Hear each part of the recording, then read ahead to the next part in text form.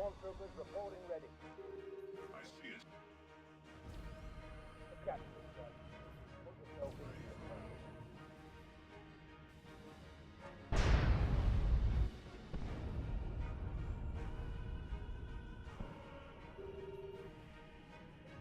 Moving out. Moving out. Moving out.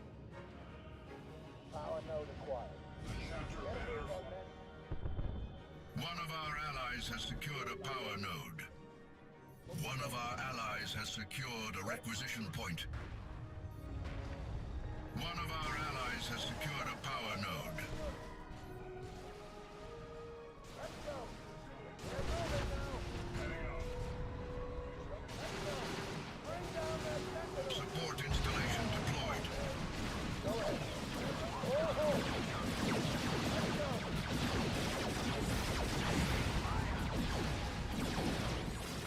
One of our allies has secured a requisition point. Our allies are taking losses to enemy fire.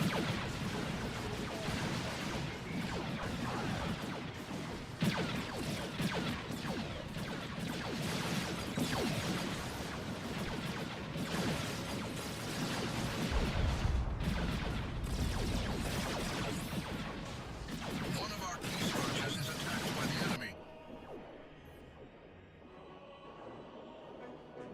Deployment sanctioned. Our enemies are capturing a victory point. Get him. Exploit this advantage. Onwards.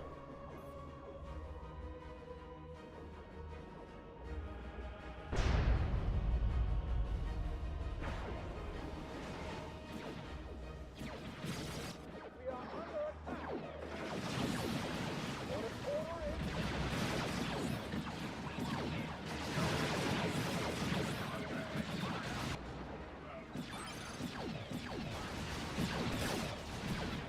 Deploy the forces of the Holy Order.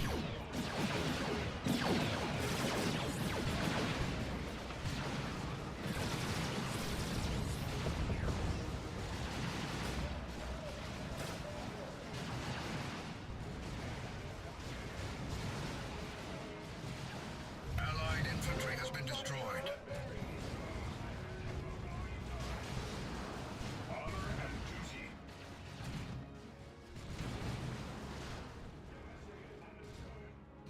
Stormtroopers reporting the building. Target. Katie and So shall it be.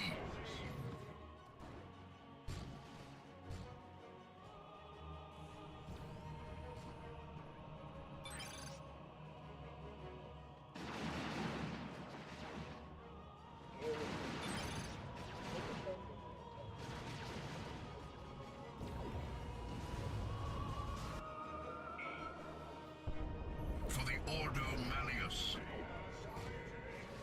Get him moving. Stormtroopers. Box open. Go ahead. Stormtroopers, take cover. Over. One of our allies has secured a power node. Ready for battle. Allied infantry are done. The Ordo Malleus shall not be humbled.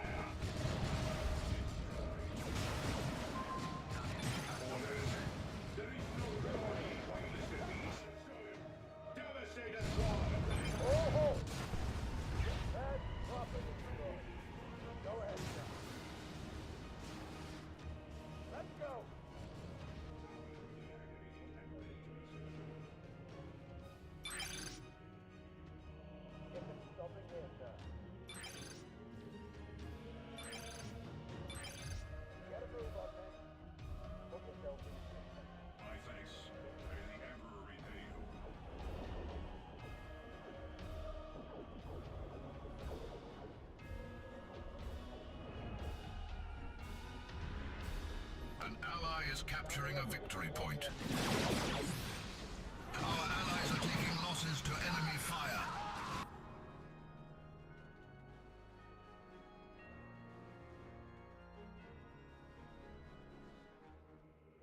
Gotta move on. Target that barrel.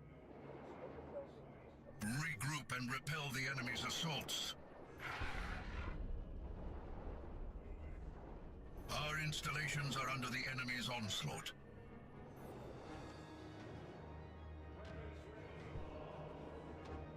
Devastator's outcome.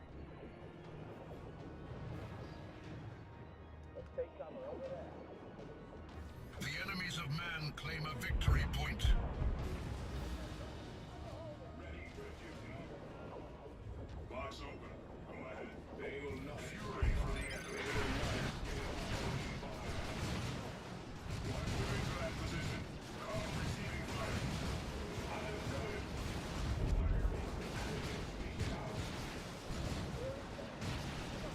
Understood.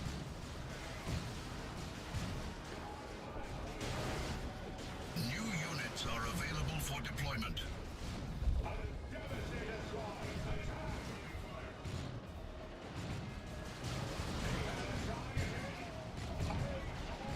Moving now. Under fire. Understood.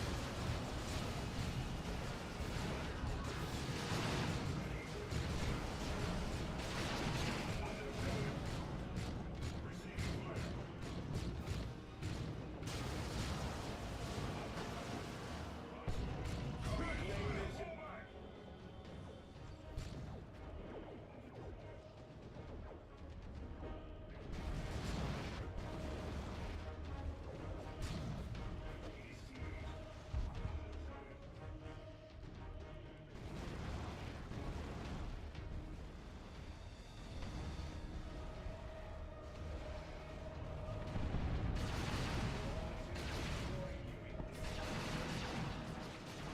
One of our allies has secured a power node.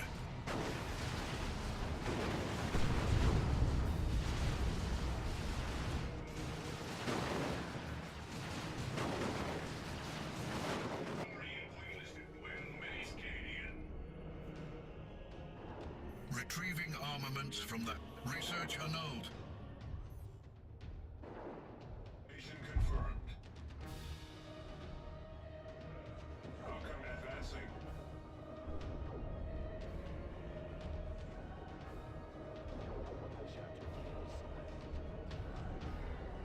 Our enemies are capturing a victory point. Destiny.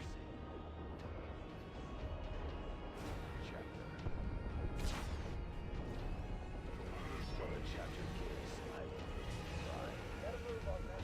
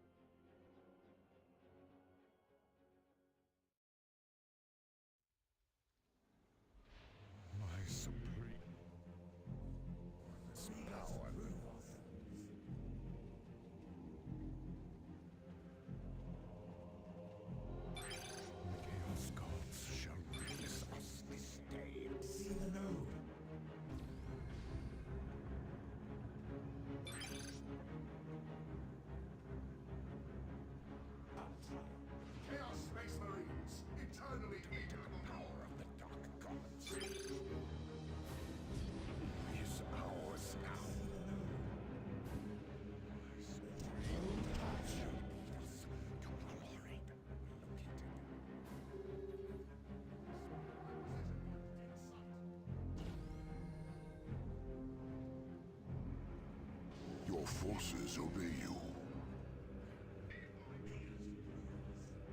Yes, I have come.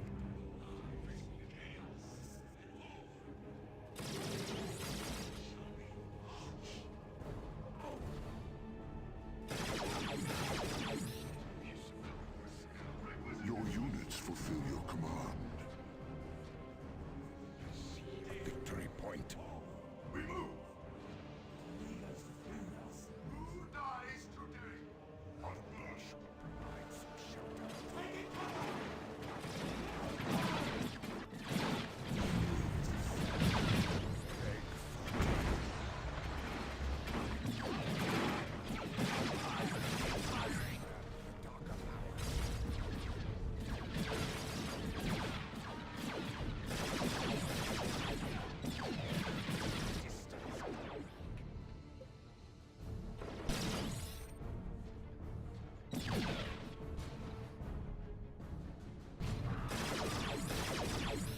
Summon the heretics. You give ground to the enemy. Fight harder. Summon the heretics. Command the darker powers. Return fire! The Iron Terror! Get to cover! I shall.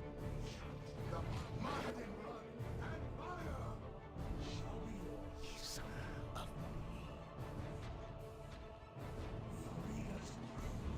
Ready? We move. What?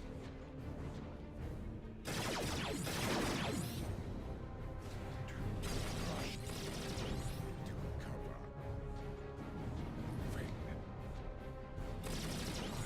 I'm tired of the delicious resistance.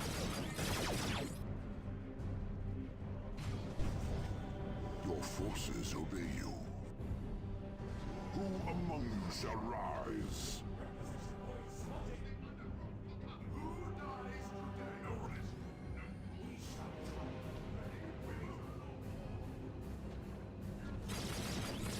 Pierce me. Your units fulfill your command. We are Legion! Forward! What? Your forces obey you. Get that gunner!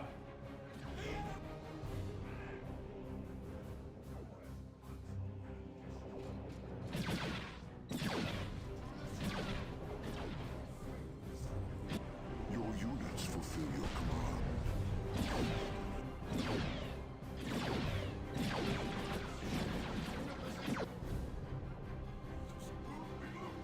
Your forces obey you. This should hold. Cover enough for our...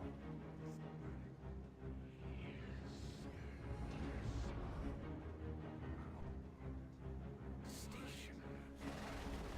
Summon the herald. Your units fulfill your command.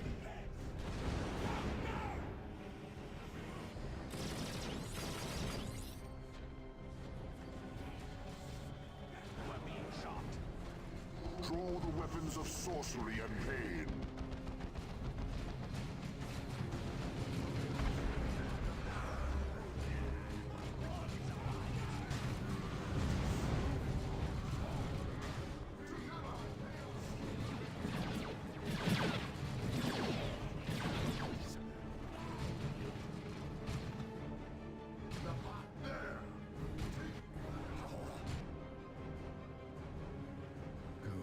Yes. Bring forth more servants of the Dark Gods. Do not lose your requisition point. The dark Weapons for the slaves of heresy.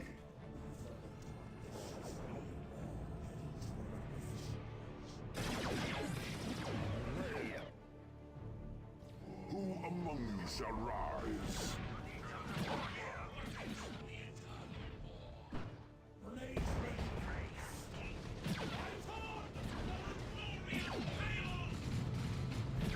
No rest.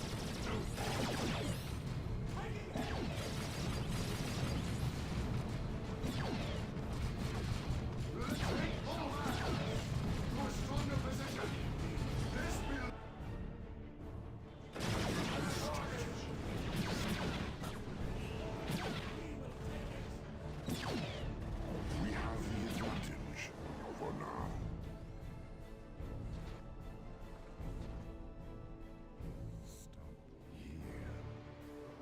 acquisition point is slipping away.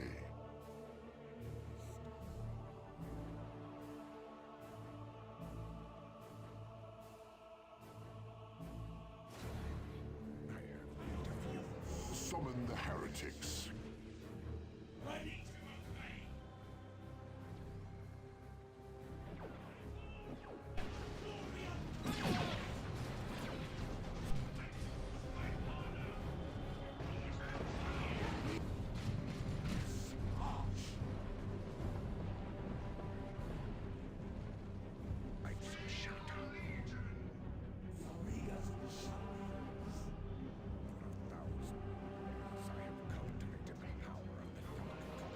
Your forces obey you.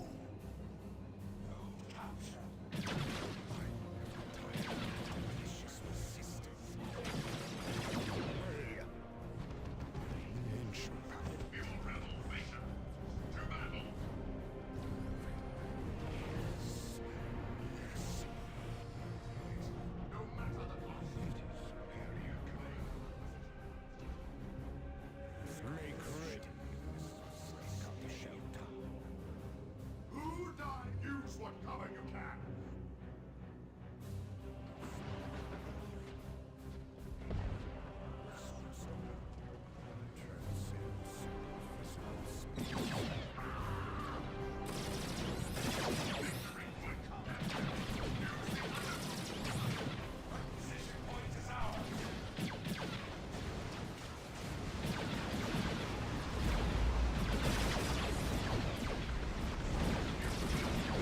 Fail us this day.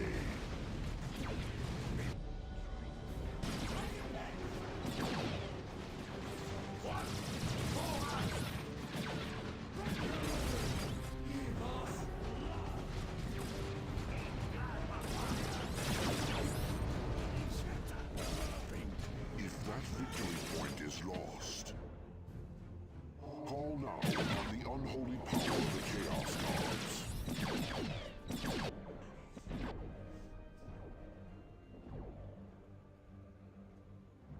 Who claims the Summon the heretics.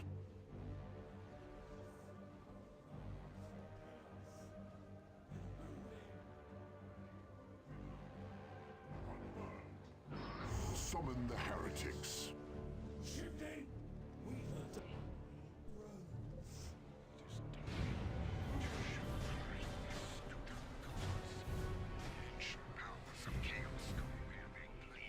Same your time, no rest. Moving over. March. We move. Moving.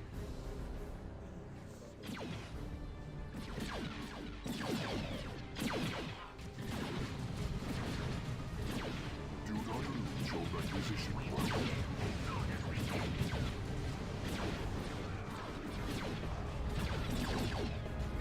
Moving. Our temple's dark majesty grows with our power.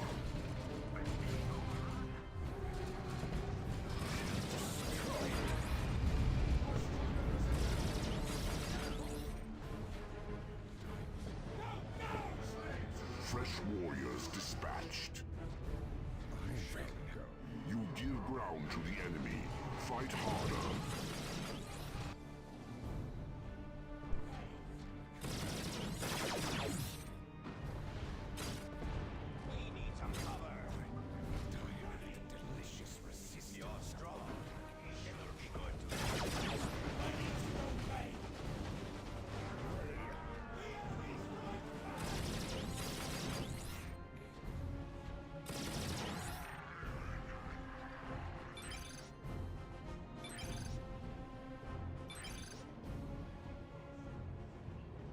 Your forces obey you.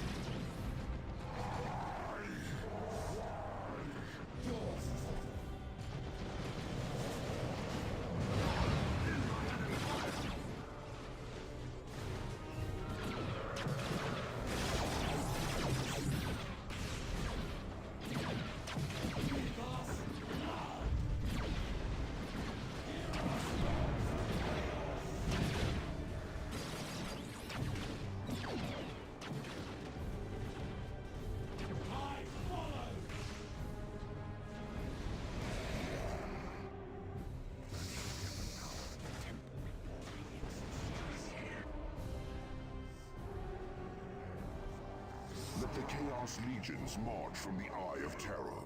You are losing us a victory point. Summon the heretics.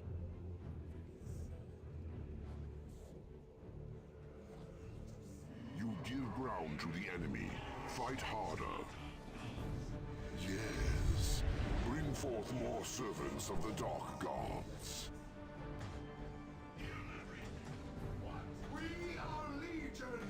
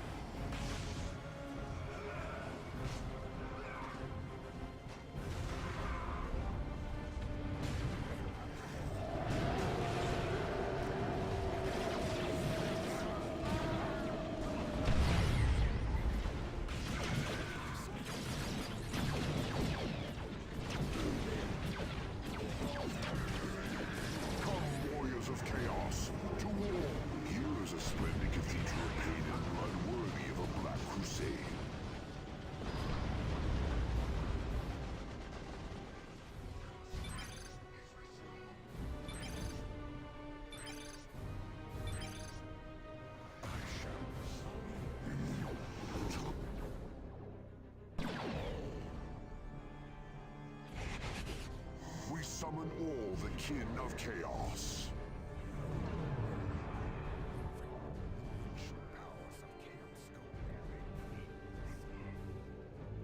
The brush will transcend simple physical space.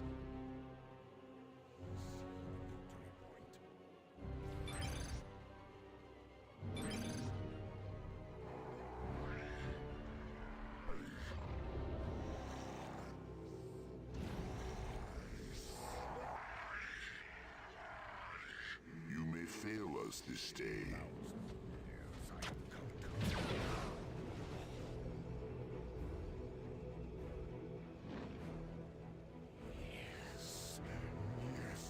No rest, no halt. No, there. Moving. I see the ruins.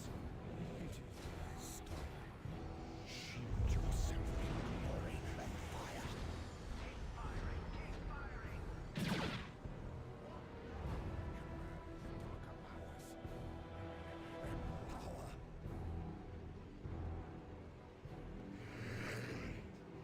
Ready for eternal war!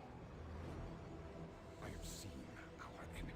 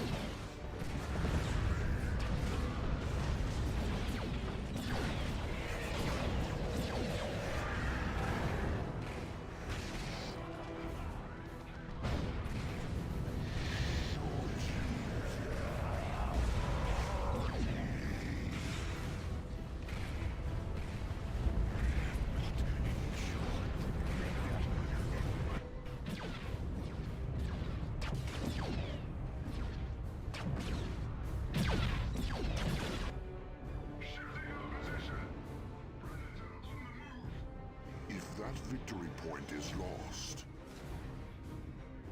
your forces obey you. You give ground to the enemy. Fight harder. Summon the heretics.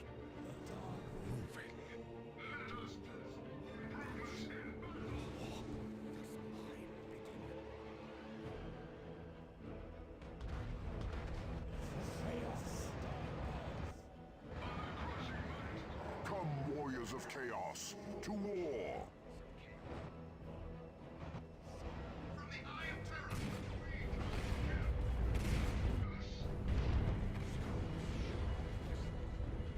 We have 200 points remaining.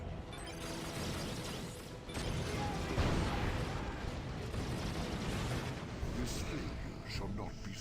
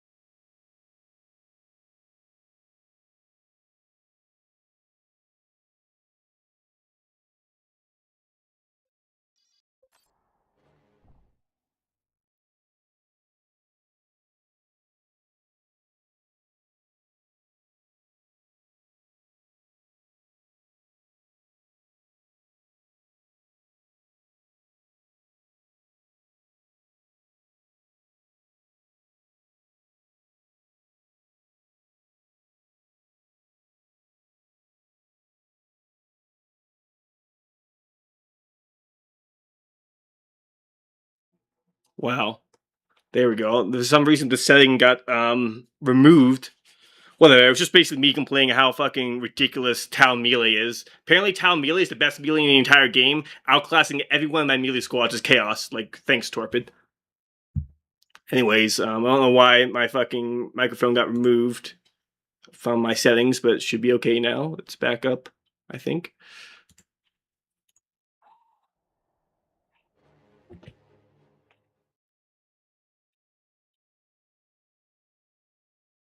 Once again, I built with Blood Crusher, and once again, the Blood Crusher did like absolutely nothing, getting countered by like one commander and one source of snare because it does like 0 damage, infinitely kiteable because it has no range attacks, and it also costs a lot and destroys my upkeep. Thanks, Torpid. I swear, like Chaos is like the worst faction in 1v1 this game now. I'm impressed they even won the last time I played with them in the tournament, like back in 2018, 2019 at this point.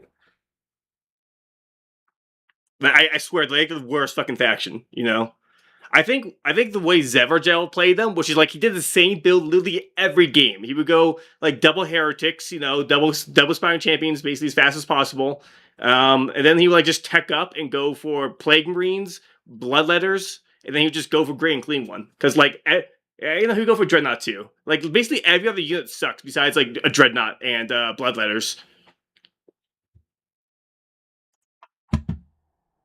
So sad. So sad. I don't know. Yeah, Pax, that's right.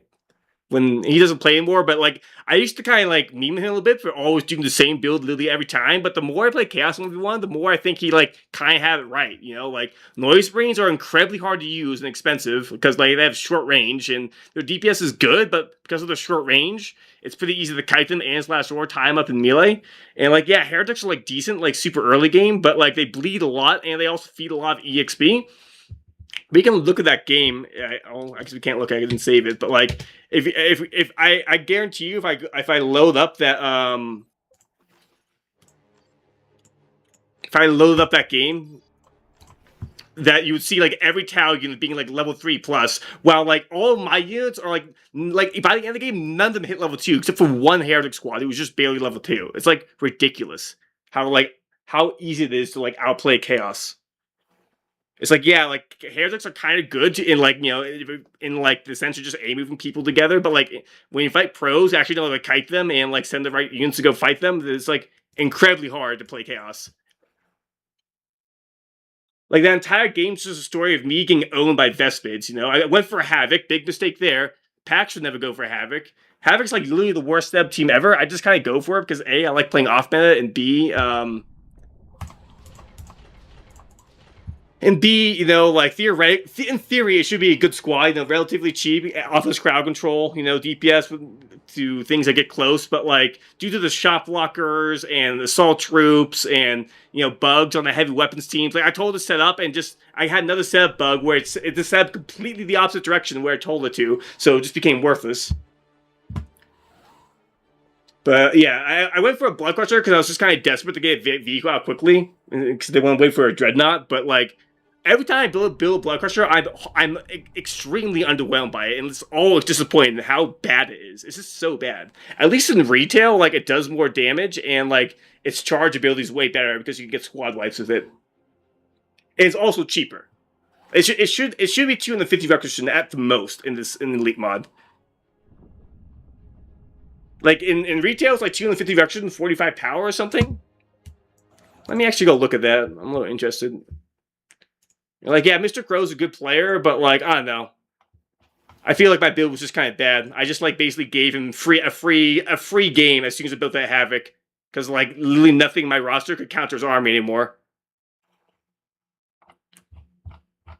Because like one Kroot squad does like as much damage as the Banshee, slows all my guys, has power melee. You know, like what's going on there? Why are Kroot so fucking powerful for a 275 requisition squad? It's like it's ridiculous, dude. It's so ridiculous how strong Kroot are. Oh, they need to be strong Vindy because that's the only way they can counter heavy infantry. Thanks, Torpid. Thank you, Torpid. Like, you know, playing them Talon 3v3, like, it's much harder to get value out of, like, Kroot and melee squads because, like, the prevalence of range firepower everywhere. But 1v1, it seems like Kroot are just, like, so... Like, they're just basically the insta-pick in every matchup, I think, you know? I don't really like playing with Kroot because I like the idea of having big gun line.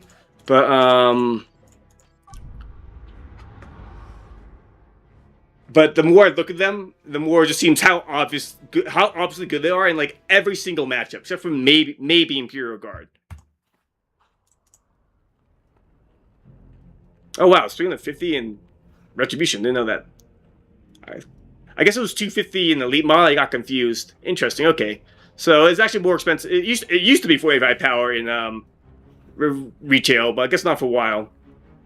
But of course, you know, it's much better in retail because it does like more damage and abilities like don't bug out and can actually like do stuff because of the ability to knock down. Whatever. All right. I don't know. I just hate the Blood Crusher so much. I just hate it. Every time I build it, it's just like does nothing. I could just like save that money into like, you know, Bloodletters or Dreadnoughts or hell, even a Plague Marine.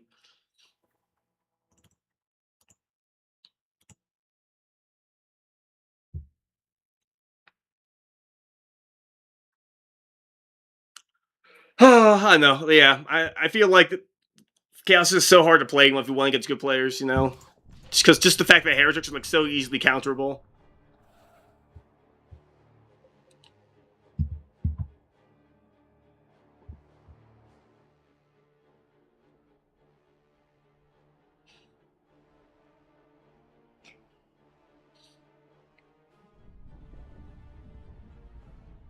And you know, Chaos are kind of designed to have low range DPS. Like the Havoc does like no damage. Chaos Space Marines, even with Eternal War, are like just barely on par with like a regular Guardian squad, or in this case, a Fire Warrior. Like one Fire War squad just ripping apart my Chaos Marines, you know. So it really boggles my mind that Torpid thinks they need power melee when like the range DPS of Tau is so high of Fire Warriors. They're literally the highest DPS squad in the entire game, tier 1. And like, you know, maybe they should be, nothing wrong with that, but they also have like pretty high HP. They're 800 HP. And they only cost 320, which is like 50 vectors more than the Guardian squad, but they're like way better than the Guardian squad when it comes out. So I just don't, you know, like I just don't know, like, you know, where Tau are supposed to be weak in tier 1, because like they're not weak in melee with the goddamn Crude squad and the commander abilities. Both of them have like anti-melee options. The Vespid are like so ridiculous. I think they have the fact they have like inbuilt flamers means they're also a garrison counter as well as being an assault troop. So they're also a weapons teams and like, you know, a counter. In addition to that, their fire on the move is like exceptionally good, as opposed to Assault Marines or Raptors or Storm Boys, who have like basically no ability to do damage on the move due to the quirks of how like they have their assault leap and low range DPS. I'm gonna post in the leaked Discord that that Vespid are broken. I think just broken.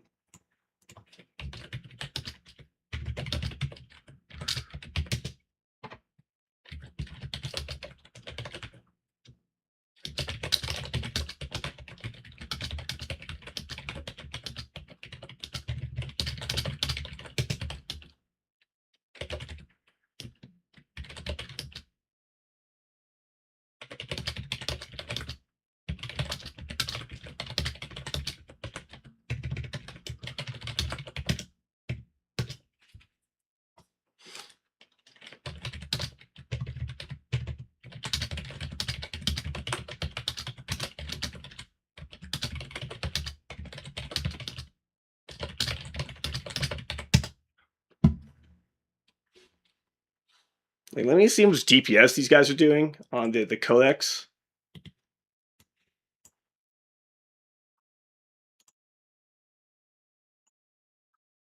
Units, Vespid, cost, 35 power, blah, blah, blah. Really not that expensive.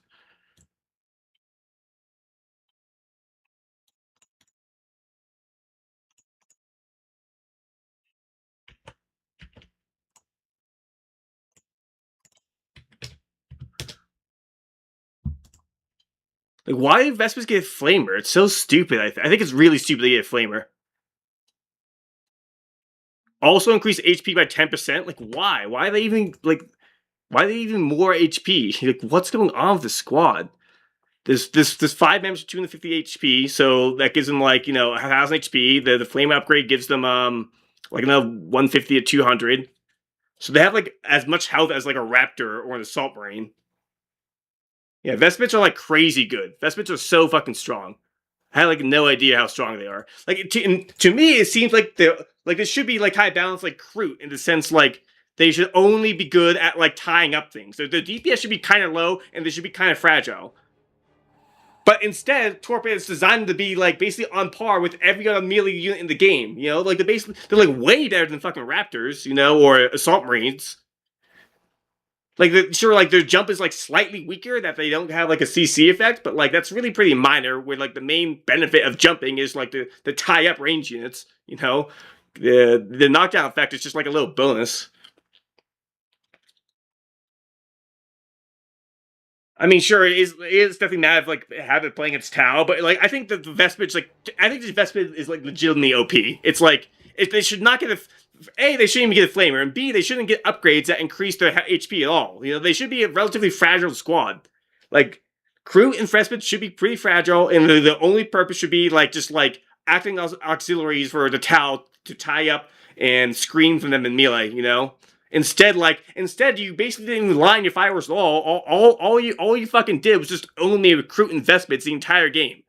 Like, great, you know? Yeah, but yeah, I know heretics are like, you know, just, you know, basically every unit in the game can counter a heretic now. And the firewars aren't even that bad, you know? Like, but it's just like Kroot and Vespid is so good, you basically can build them like every game and like do good. Like, the Flamer, the fact that you get Flamer that does on the move damage and also counters buildings is, like, insanely OP on fucking Assault Squad. Like, sure, it makes them cost, like, 50 power, I guess. Like, whoop-de-fucking-do. God, ridiculous.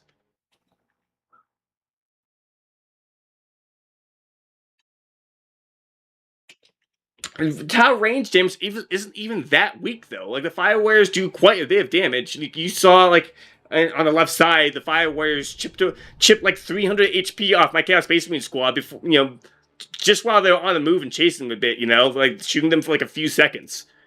And that's like heavy infantry armor that's theoretically good against piercing damage. Not that good against 50 DPS piercing damage squad that comes out right out the gate with like 50 DPS and 800 HP. I don't know. I think Crew and Vespid are pretty overtuned right now. By just by like, you know, of course I need to play more games to be like 100% sure of that, but like, but as far as I can tell, like those two squads are performing way above their you know, weight class, or like and how like Tau should be fucking balanced, because they should be like a primarily shooting faction. They shouldn't be relying on Crew and Vespid to do all the DPS. That's just, you know, that's just what I think about them, anyways. You know, so, you know, I guess it was just frustrating to see how much I'm getting owned by squads I had a feeling that wouldn't be that strong.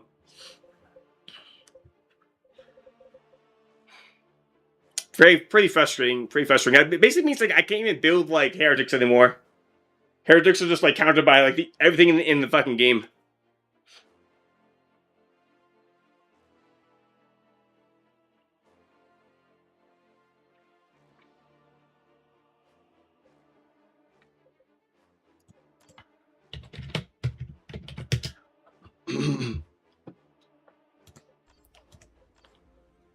Like maybe I have to go like double Chaos Space Marine or something. I don't know. It's just such a ridiculous faction to fight. I basically can't go Havoc anymore. Like Havoc's always been like kind of a bad choice. I just kind of build it because like I like playing a little off meta, you know, and like and quite frankly, everything that's not a Shogun can is like playing off meta.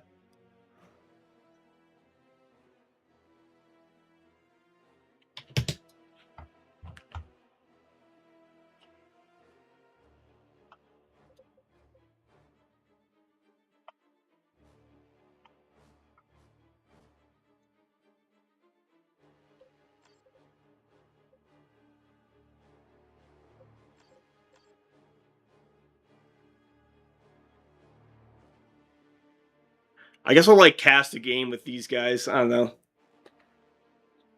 I got pretty tilted pretty hard in that last match. Like I should just build Dreadnought. You know, my build was like could have been better, sure, but like I think it's just quite ridiculous how much I was getting completely owned by like one Vespid squad. Well, and like quite frankly, Heretics should be like the counter to Vespids. You know, like because in theory, Vespids counter like literally my entire other tier 1 roster. Because like they counter every range unit being in the assault leap squad, and like Raptors, quite frankly, they're not a high DPS squad. They're like, you know, basically just for like tying up units. So it's quite crazy to me how like Vespids have like more DPS than Raptors and Assault Marines. I mean, I'm a little mad at having that Vespids are like a thing in general, because like I really wish like Tau was more asymmetric in like their roster design, but instead the Torpids like, all right, just give them an assault leap unit, give them a power melee unit, like every other fucking faction. Bam, we have a race. Like, okay, good job. Whatever. Okay, we have Scarab versus Fishy Moon. Scarab's been getting increasingly good over the recent past months because he hosts a lot of games and hosts a lot of tournaments. So surely that rubs off on him and being a good gamer. I am not familiar with Fishy Moon here, but he's playing Tau. He went for 2 Pathfinders. That's pretty interesting. I'm not sure of the utility of 2 Pathfinders. Like, yeah, they get more grenade options. And I guess like in tier 2, you get a lot more utility out of them with like the grav drones and the EMP grenade on vehicles. So there's a lot of utility out of these guys. But like, you miss out on a lot of DPS by just getting a second Fire Warrior, and second Fire Warrior is only like 50 more requisition than a Pathfinder, and like also significantly tankier, 800 health versus 480. Honestly, I think they have a little bit too much HP. It should be more like 700, closer to 700. 800, like it's pretty hard to bleed the Fire Warrior in my opinion, where they should be like kind of fragile. If you do manage to get your hands on the Fire Warrior, they shouldn't be like so resistant to like taking hits. But in my experience, like it's pretty hard to start bleeding Fire Warriors. They're like they're really resistant to bleeding. 4 models at 200 HP each is pretty good, as opposed to like the Sluggers here. They're 100 HP each on 6 models. 600 HP versus like 800 total. I don't know. It seems a little off to me. Like, it should be like, they should like reduce the damage of recruit, give them more HP so they can tank well, you know, be a little screen, be the screening unit that they're supposed to be, right? And then like reduce the health on the Fire Warriors and like maybe increase the DPS a little bit, or like give them like the setup time like in Dawn of War 1 to justify increased DPS. See, so the DPS of these squads here was able to pick off 2 models before they finish their cap, so nice little pick off there. No kills for any orcs yet, no XP at all. Moon is newer, so they just started playing Tau yesterday. Oh, okay. Yeah, I imagine just like it's sort of a newer level skill gameplay, whatever. Yeah, the skill level is like more on the new side, you know, than like being on veterans and experienced players.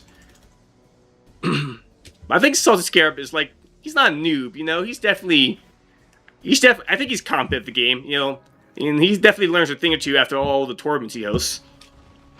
Here come the orcs. Got some big shooters.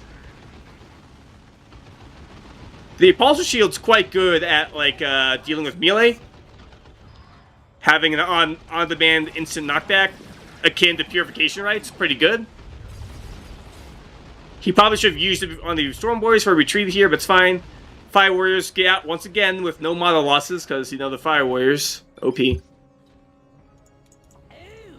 But the orcs do manage to push them off.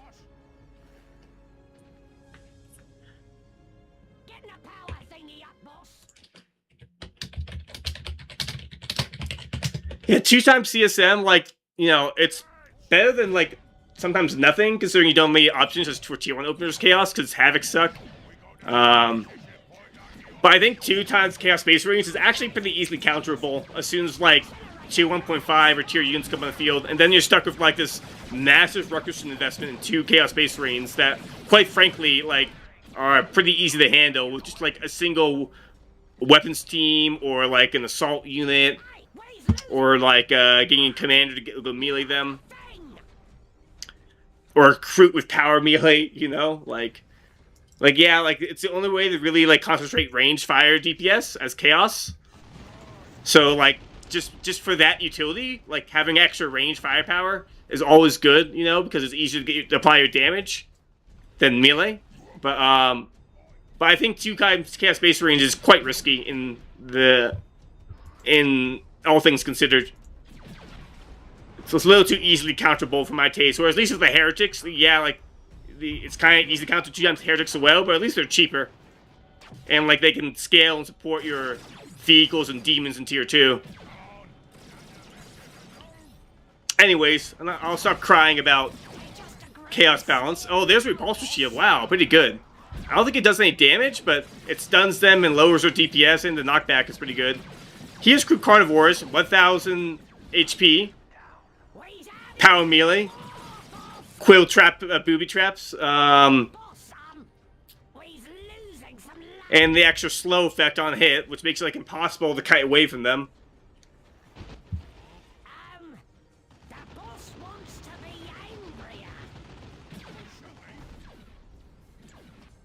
Pretty good squad. Pretty good squad.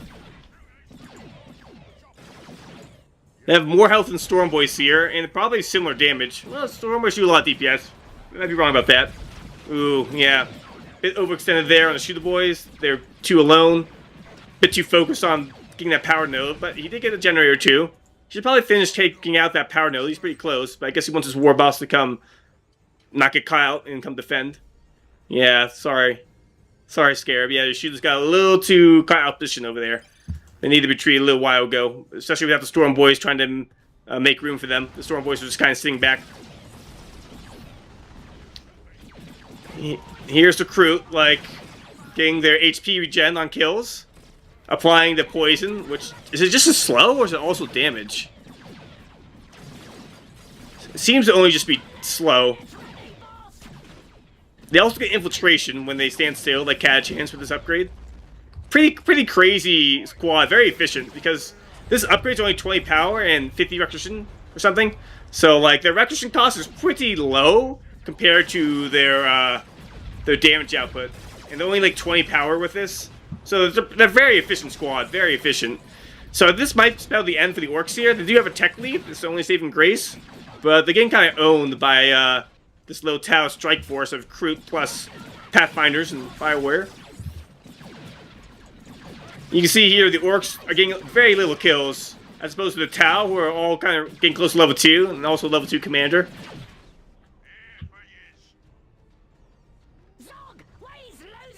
Here comes the Death Dread. Okay, so this might be able to get a bit of a turn of events here with the tier 2 advantage. Fishy Moon is a bit late in clicking up tier 2, but not that late. He should just click up now. Especially seeing the Death Dread, he kind of needs tier 2 to counter this. Healing Drone Global. I like it. But probably want to wait till you're using it in combat more. He's floating a fair amount, but not that much. Really, not that much. But it looks like he's going to run the Death Dread straight to the generator farm. Smart move. Pressing his tier 2 advantage by having the Death Dread be uncontested. Switches to the Flamers. Right, we'll get the post up. Quite a bit of damage out of it. Strong Flamer attack. On stationary and building targets.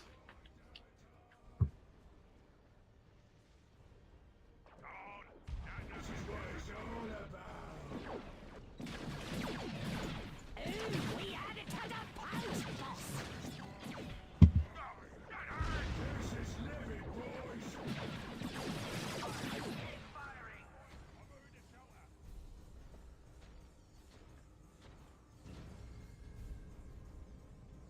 They's come for our homes.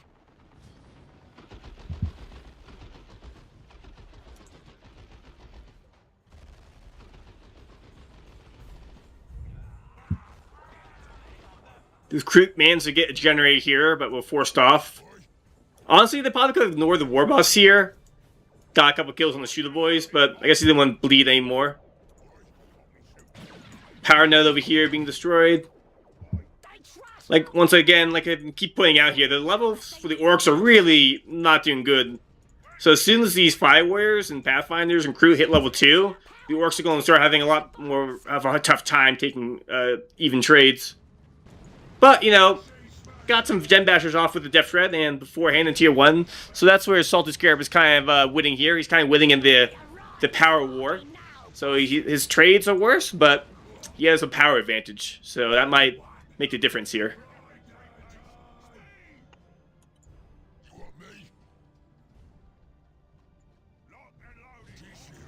To be fair, the Sluggos never got the burn upgrade, which they probably really need to get the extra 120 HP and kind of help boost their DPS a tad with the Flamer on the move damage and being able to stick longer in fights against the Kroot and the Tau.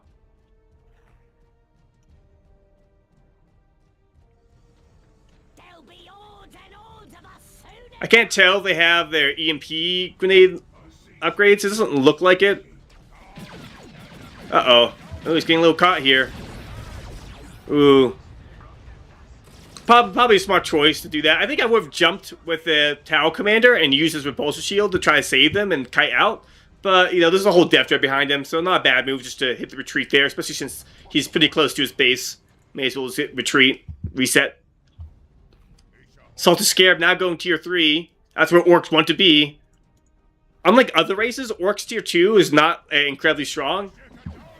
They get most of their heavy hitter, big bad units in tier 3. I mean, every race does, but particularly true for Orcs, as opposed to Chaos, who get like Blood Ladders and Plague Marines. And Dreadnoughts are, quite frankly, much better at taking big fights and scaling than the Death Dread. The Death Dread, it's a little bit on the weaker side with its HP and its lack of range firepower. Fusion Blasters for the stealth suits here. However, there's no snare and they weren't cloaked, so the Death Dread's just going to turn around and hit them. Another Master Tree here for the Tau. I think he's a little too eager to hit the X button, you know, the retreat button. Fishy Moon should do a little better job at splitting his guys up and retreating one squad at a time when he needs to. Trying to make as much use as he can, cutting out units to make use of his range DPS. But, you know, he's at least he's doing a good job, like I said, avoiding giving EXP to the orcs and avoiding bleeding models. He steals a lot of recursion. However, he keeps losing that recursion in the form of generators. Deaththread finally took a little damage. However, now that Scarab is tier 3, it's going to be pretty hard for Fishy Moon to fight him once a tier 3 unit comes out, which will be in about 2 minutes.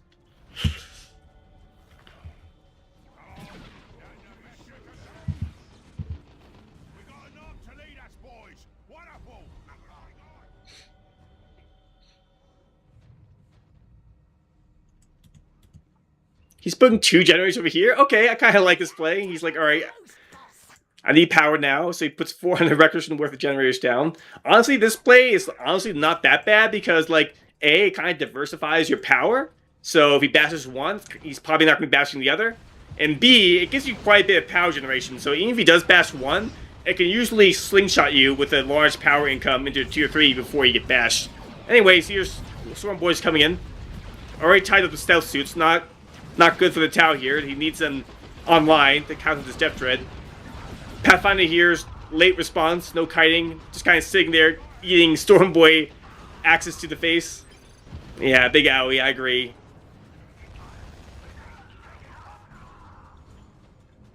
Against melee focused armies, especially as a Tau, you probably want to stagger your units much more, particularly when you don't have your recruit next to you to peel for you.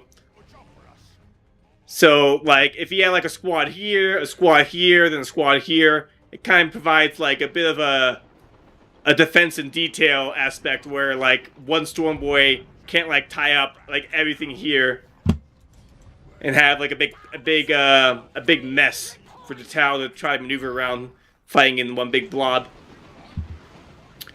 Looted Tank now coming out. Okay. I mean, I like the knobs because, you know, knobs are cool, but Looted Tank is also pretty deadly. 100 power, and it's going to combine the vehicle armor with the Death Dread here, and really punish Fishy Moon here for not having a proper amount of anti-vehicle out. I haven't seen any EMP grenades out of the Pathfinders, and quite frankly, since he has 2 of them, it actually would have been a good counter to kill the Death Dread in combination with the Fusion Blaster here and here with the stealth suits.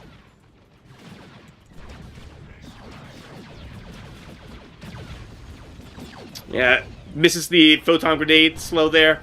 Landing on the war boss while he's angry bitsing to him would be good because it will slow his charge. But pretty hard to land on a fast moving target. Uh-oh, here comes Pathfinders are now dead. Yeah, now it's just way too much vehicle armor for the likes of one stealth suit to handle. They did pretty decent damage to him, to the Looted Tank there, all things considered, though. That slow there is quite impressive.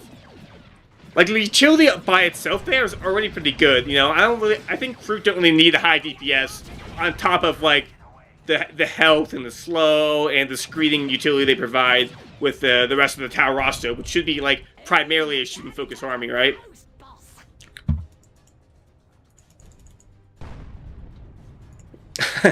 He drives a tank up right into the middle. So close that its side sponsons can't shoot, but the Death Dread finished off the generator.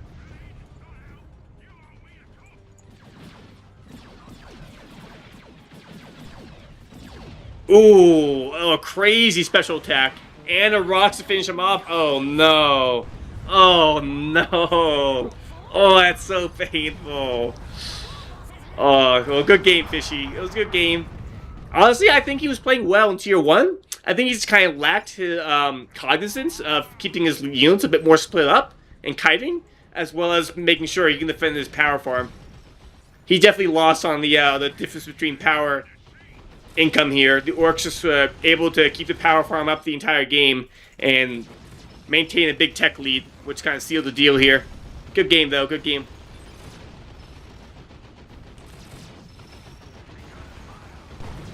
Yeah, he builds a Pathfinder squad. He doesn't only have. He does have power for something else, but it doesn't really matter what he builds. Any one thing will just get overwhelmed by the Death Dread and Blue Tank. But honestly, you should have just built like a another stealth suit or a broadside. He'd need like something else in tier 2 to help counter.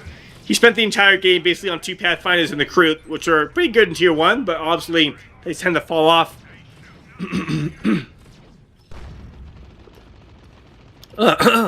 Jeez, I'm not used to talking this much. My voice already going hoarse.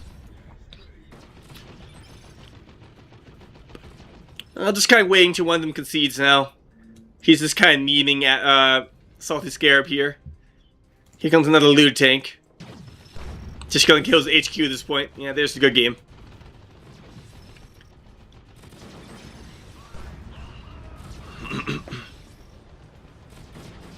I like the animation there on the.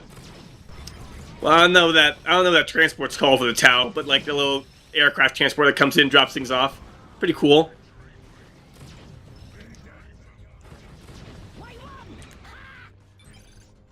Honestly, the Tau seem pretty strong overall.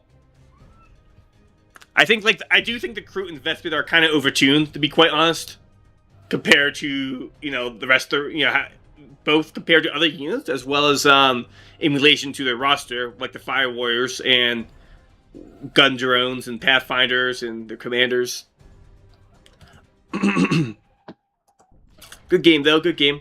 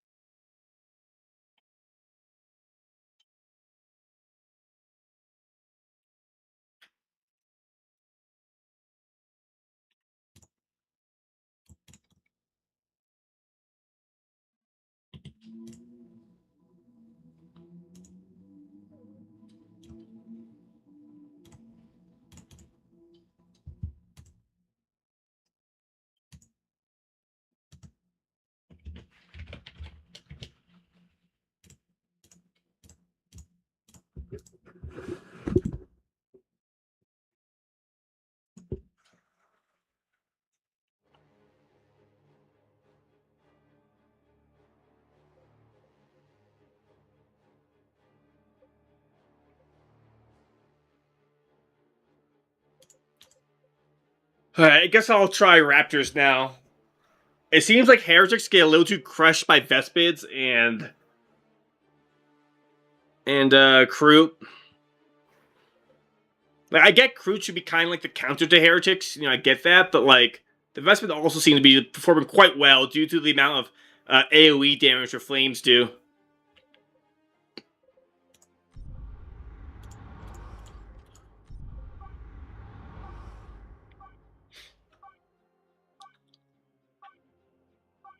Like, the more I play Chaos in 1v1, the more I think going like Heretics is like just like a trap. Like they're sure the Doom Blast is quite good, and like they do decent DPS when they finally get their hands on something, but they just bleed so hard and give so much XP away.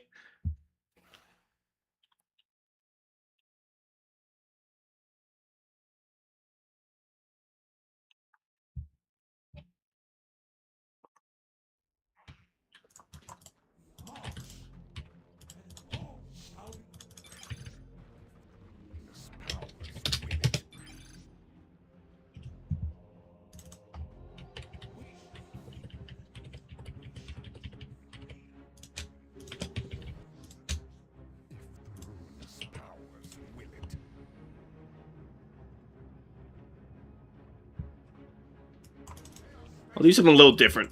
Skull lock tier 1.5.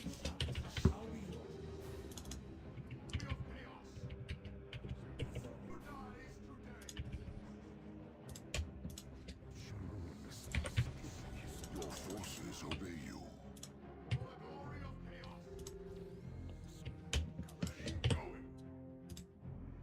Ancient powers of chaos go where they please. Well, he has to get around the shop blocker, I see. I'll take that. Units fulfill your command.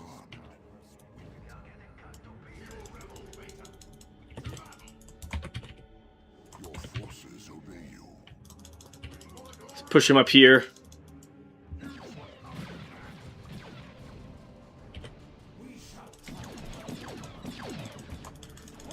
He's ethereal, okay. Let's try to stall a little bit. Wait for maybe the Aspiring Champion. Oh, yeah, I see ya. He's blobbed up here. I'm not going to win this fight. Maybe I can back him up with this, though.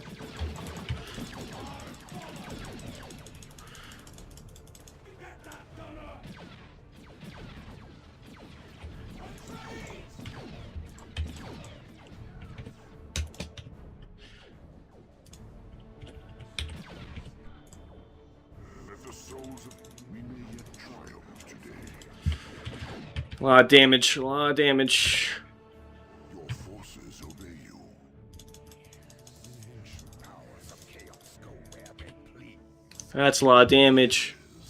Bring forth more servants of the dark gods.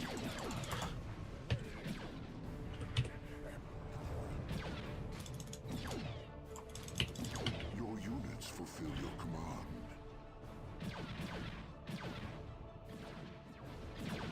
Yeah, look at this range firepower. It's like this one squad's hitting me, and he's just doing so much damage. Quite crazy. Quite crazy.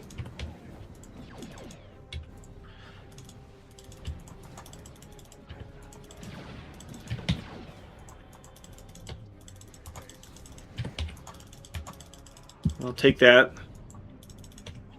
Okay, he has Kroot, so I'm not going to get Raptors right now. I'll try to get Noise Marines, I think.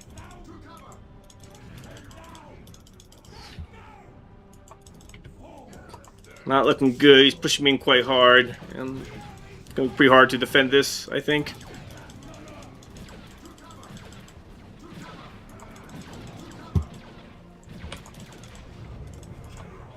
Try to force off this ethereal here. Yeah.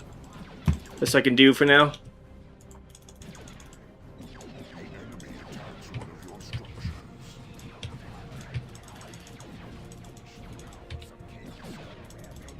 It's a lot of damage. Fresh warriors dispatched.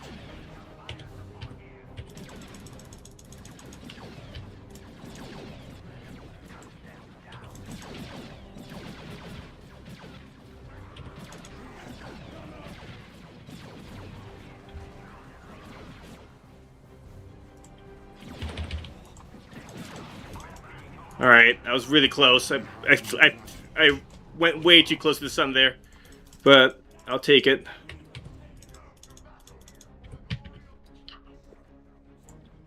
Let's get a sword. Winds of sorcery and pain. Oh, really?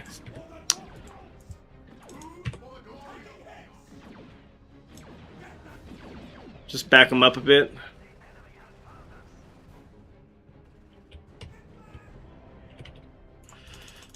Get some upgrades, and let's go for Raptors next.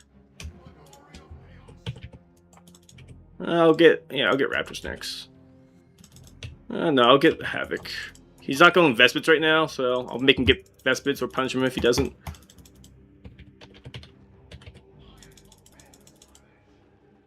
Heal up. Okay, I'm not going to capture this. Shame.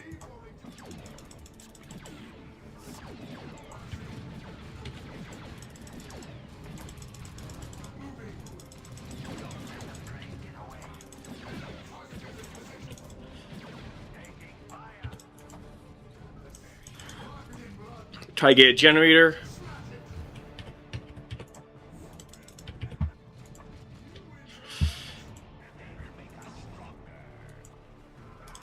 Hostile forces assail the power node. Oh my god, so much damage.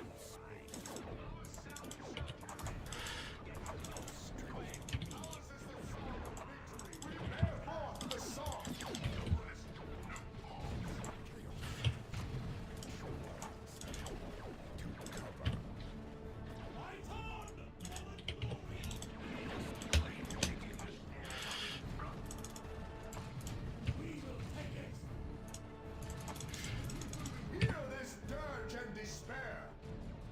You give ground to the enemy. Fight harder. Not going to capture that. It's a shame.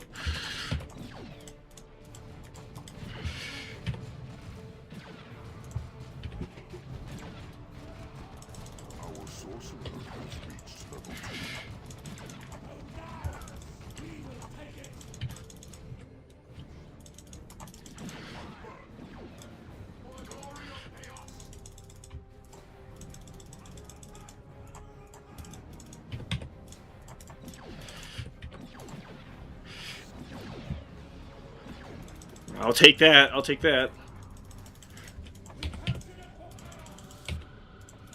No, you don't.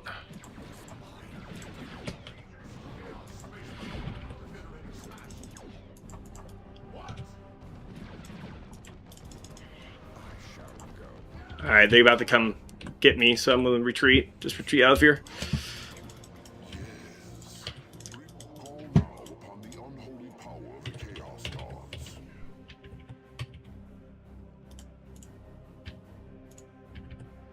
Save a little upkeep by not reinforcing him fully until he's good and ready.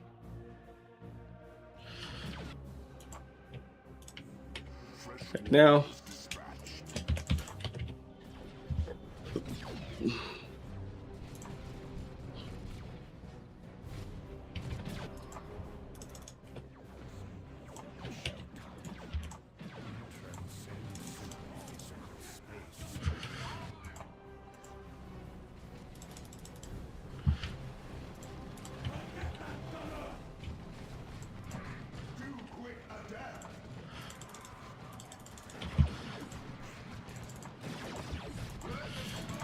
Come on, get some more model kills. Come on. There we go. Got one at least. I'll take it. Gotta back up and get something to kill a vehicle. Does he have power over here too? No.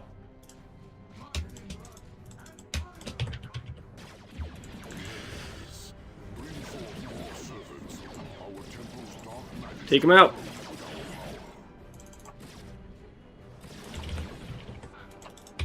Good job, heretics.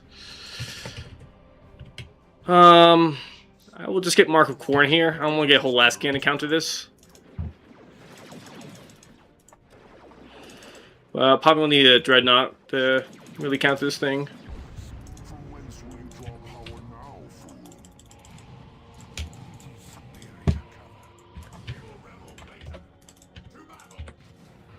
Our sorcerer has reached level 3.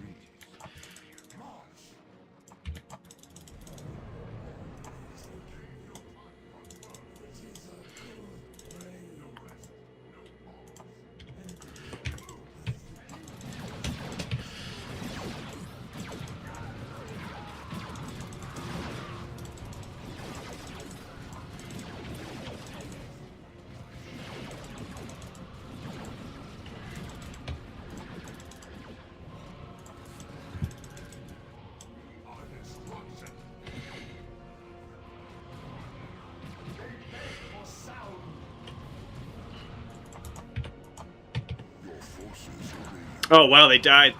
Looked away for a second. That's bad. Some good Tau firepower, that's for sure.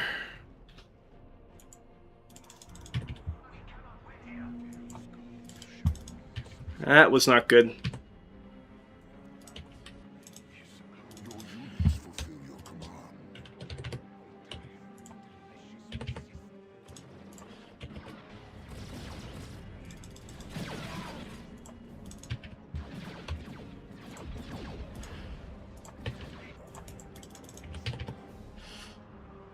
Get one more kill. I'll take it. I got a decent amount of XP for a Pathfinder kill.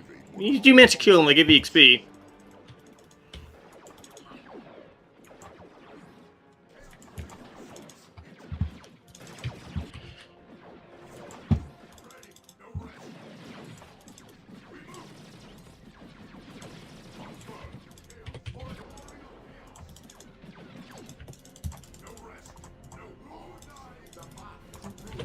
Yeah, I'm not going to be able to push into that. I'll just lose. As soon as I get to cover, I'll just lose someone. How does he even see me? I guess the Pathfinders can see me. Alright, we'll just take that. Loading missile launchers. Let's just get Core Marines right now. Before I get the upgrade on the Dreadnought.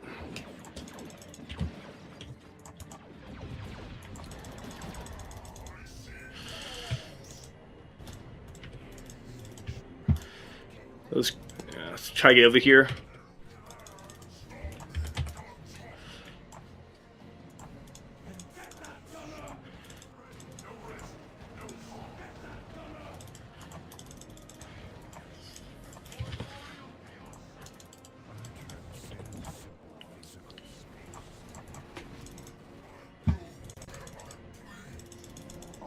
sorcerer has reached level 4. You have the advantage for now.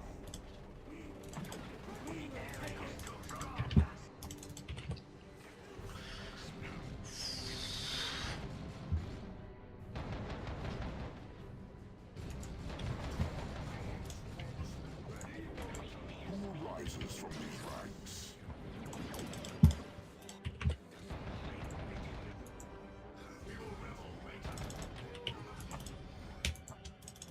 No generator here, so let's back up.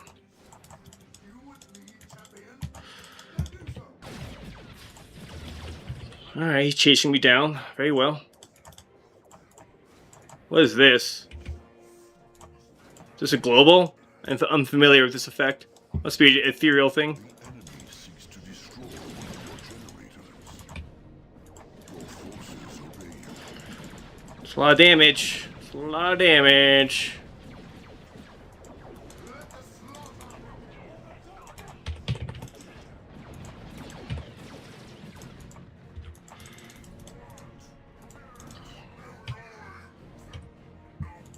Your units fulfill your command. At least I kind of stopped his power, which is good.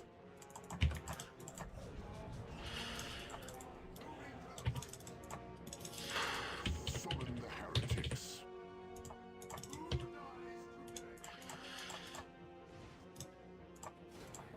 Your units fulfill your command.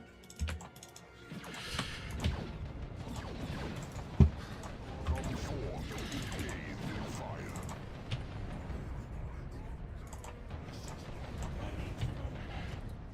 Oh, what's killing him? What? This is fireworks? He's still in vision. Very cool. Holy shit! Still like what? All right, all right.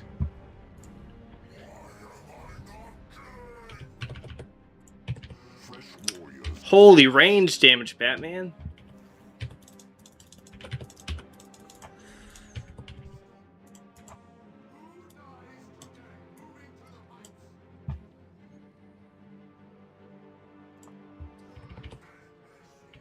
The enemy has 200 points remaining.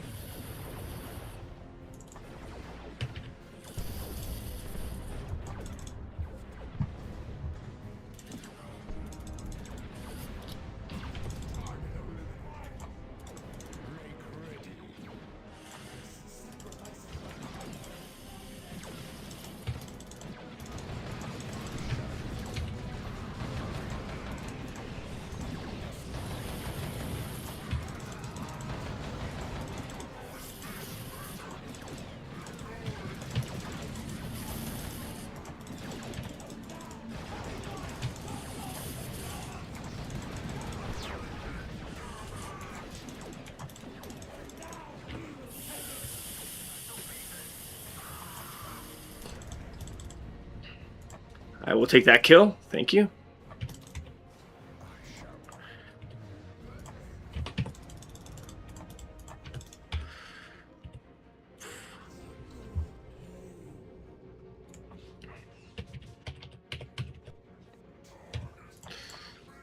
Let the Chaos Legions march. I have enough power to go tier 3. Our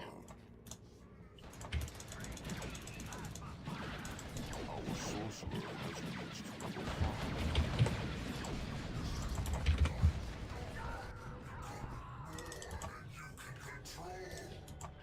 Let's back up from the heal.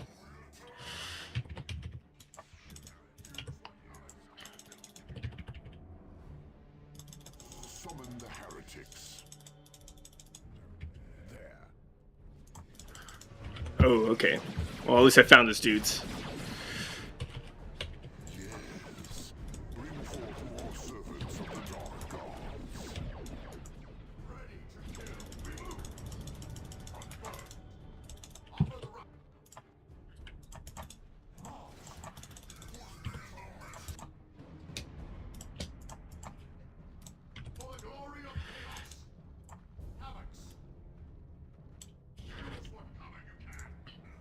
Can you please repair?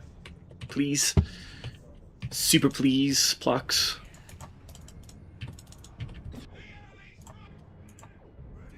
Here's a splendid cathedral of pain and blood worthy of a black crusade. Ooh, a bit of a trap here for you. Ooh, melt the pistol. Didn't see that one coming.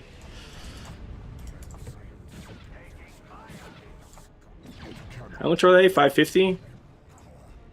125 power.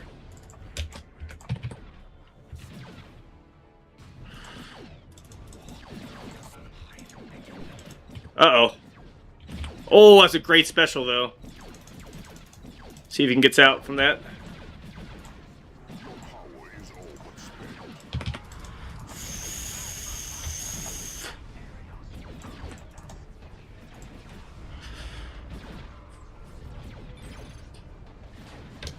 Yeah, the Terminators here are gonna finish him off.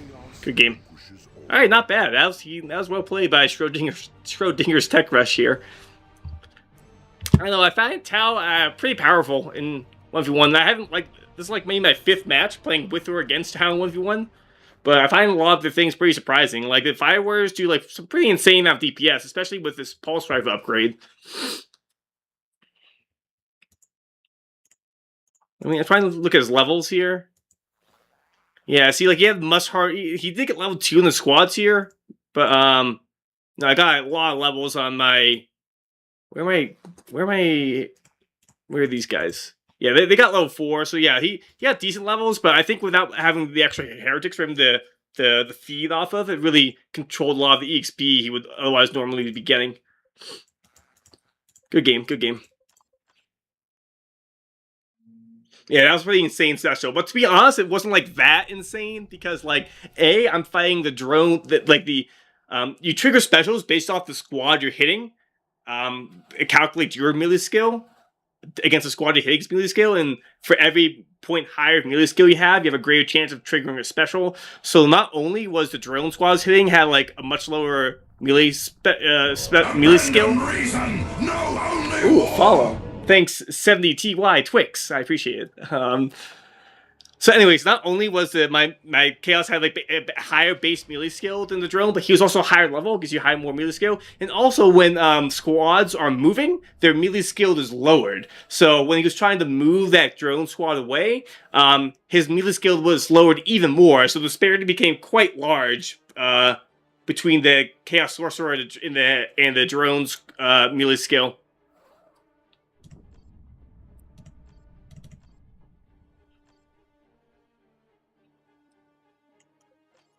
Which allowed me like to quickly trigger a special. That was a pretty lucky special there. Not gonna lie, like it was a little lucky to trigger it that quickly. But within the course of a few more hits, I probably would have gotten it. But that was a pretty good move. Otherwise, that he was like basically waiting for my sorcerer to come in. I gotta be more cognizant of that because the crew can stealth. I didn't see him. So that was a good game. That was well played by Schrodinger's Tech Rush there. He didn't get OP Vespids. Honestly, I feel Vespids are a pretty bonkers unit. Especially, they're already just innately kind of the weapons teams and like range units, but their Flamer is really powerful against high model squads like Heretics, despite Heretics having Flamer resistance. And like really, like it says the squads are Flame resistant, but like in reality, they just have that Flame resistant tag just so they're not completely one-shotted by Flamer weapons. Instead, it acts more like it's just like, alright, give the squad a fighting chance versus Flamer weapons, rather than actually being like truly resistant to it. Ooh, and that another follow? Norseland, hell yeah! Welcome to the fucking Twitch chat, my man. Good to see you here. I like your stuff in the Dawn of 4 Discord. Hopefully we'll have many years to come to converse in the Discord.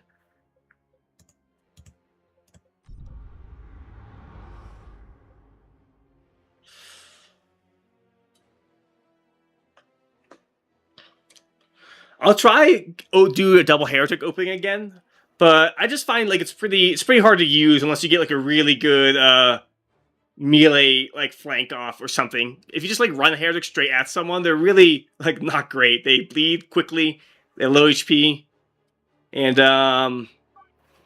They really need an aspiring champion to really do much of anything without like heavy support. Kappa Pride. I'll call.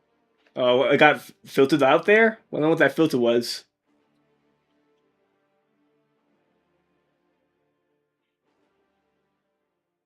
I'll have to check my auto mod settings, unless you purposely did the stars. But I don't know why. I don't know why. I don't know what got filtered there.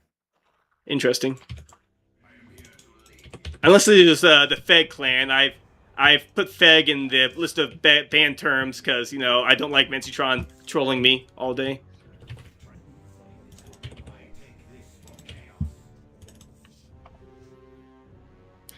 No, I just mean not automated, but like you have like star Ralazov. I don't know. Oh, I see. I was wondering like if the Twitch basically like had on max filter settings, which is why half the name got starred out there. But yeah, I'll look into that later, I guess.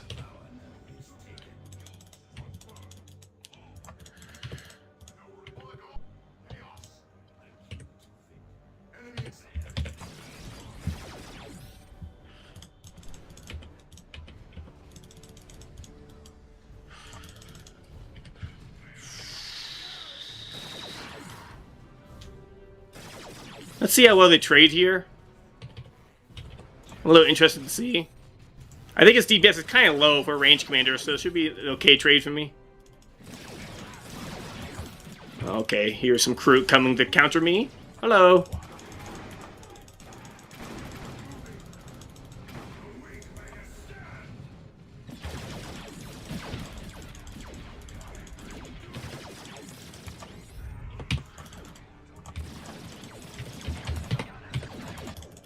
I worshipped the wrong squad. That's a mistake, to be sure.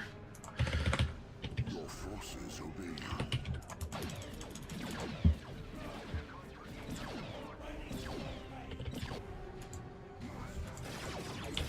Let's not bleed the squad here. Just back up. Hooray!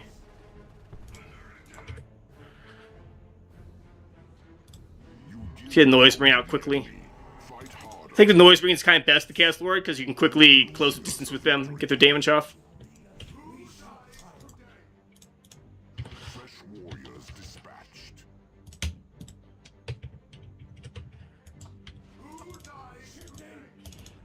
In fact, let's push him this way. Oh, see you later.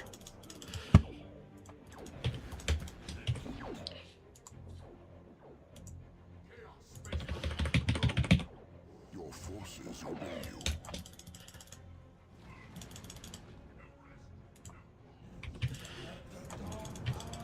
Get over there.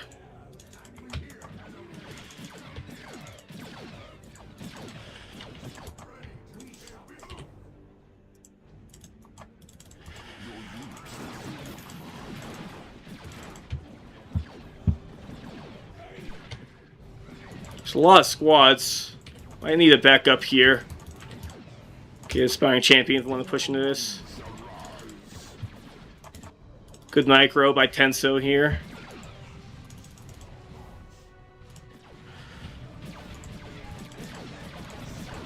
Like, can you guys close in the melee? Like, holy shit, bro.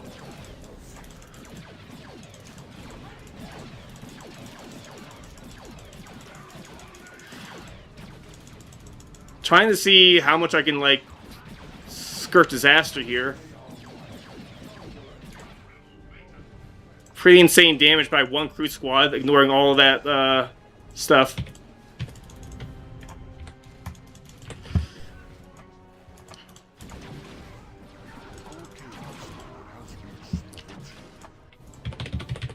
Your forces obey you. You may fail us this day. I probably should have Doom Blasted, but I want to, like, try to not lose models. Just retreat.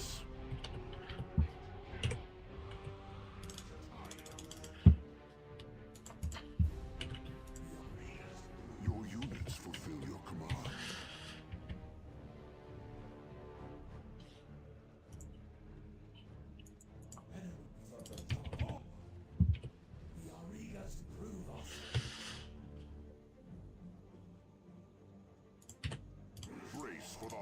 furnace of rage.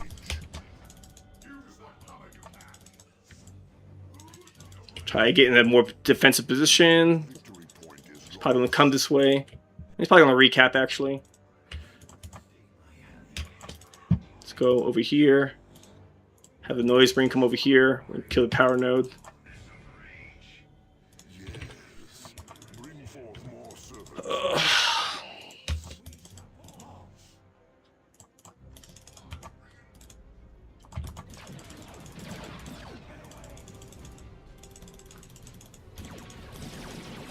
It's a lot of dudes. A lot of dudes. Gonna need everyone here.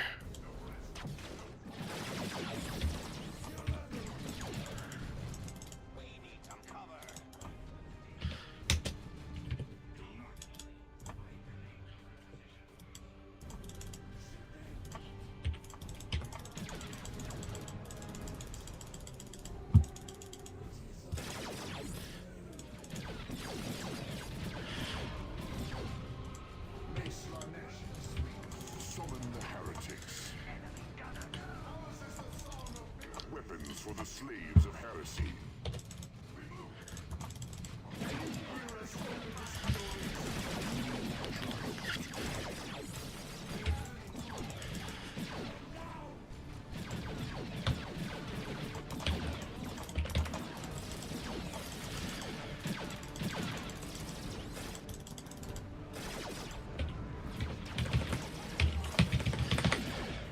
It's a lot of damage. A lot of damage. Hostile forces assail our precision world. Who among you shall rise?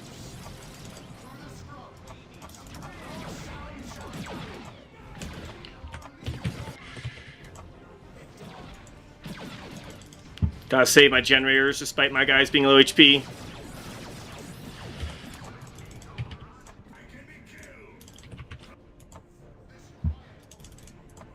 A requisition point is slipping away. Muster your faculties first. Powering the Dark Halo.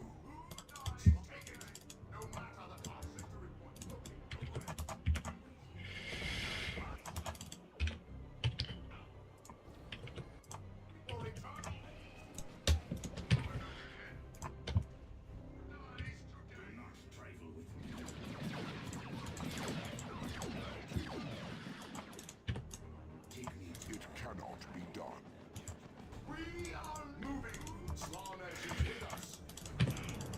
Okay, he's already over here. Okay. Alright, I see you, I see you, I see you. Ready, flamers.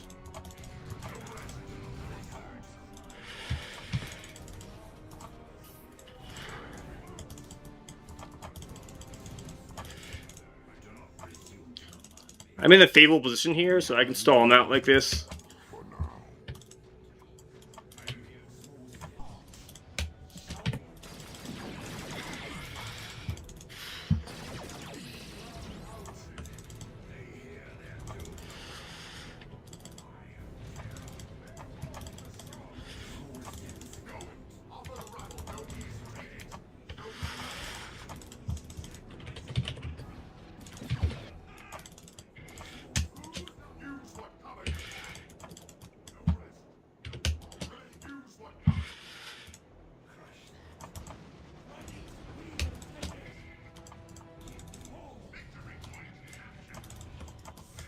I set wrong way again because, you know, this game's cool.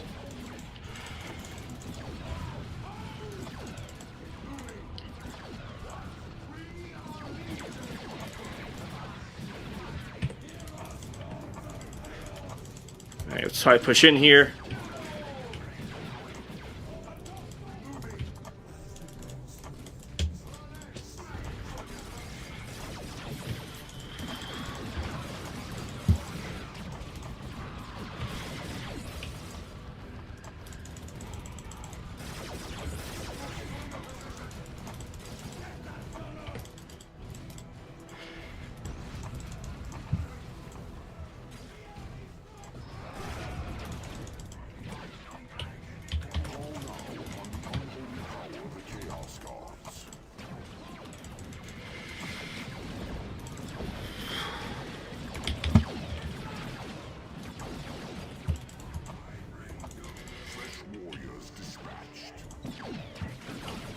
Got to tier 2.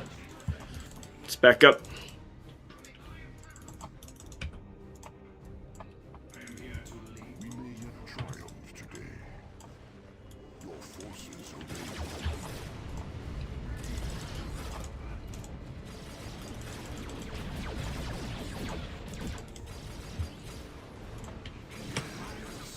Bring forth more servants of the Dark Gods.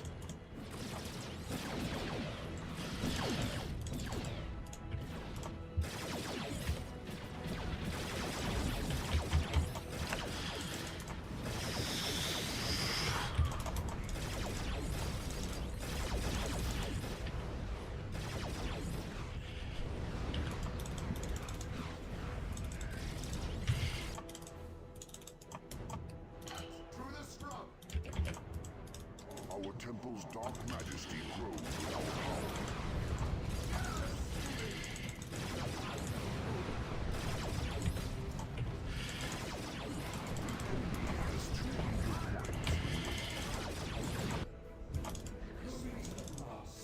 I just got back up.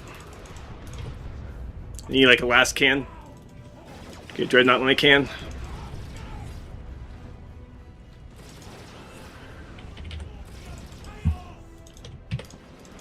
Do not lose your requisition point.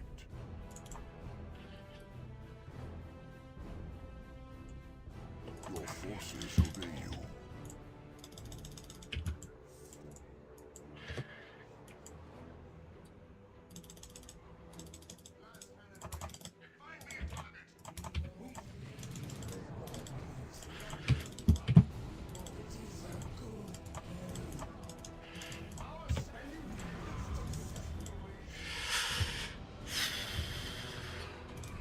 Luckily, the crew are pretty actually weak to flame weapons. Despite being flame resist, fire resistant armor, they take a lot of damage with noise marines. Ow! Alright, I see ya. I see ya. Good job. You got me again.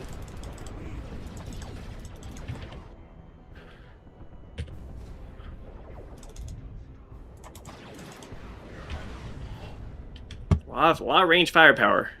Fresh warriors A dispatched. lot of pew pew. Let's let you heal a little bit. Your forces obey you.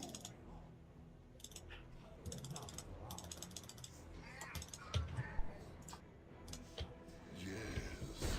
Bring forth more servants of the Dark Gods.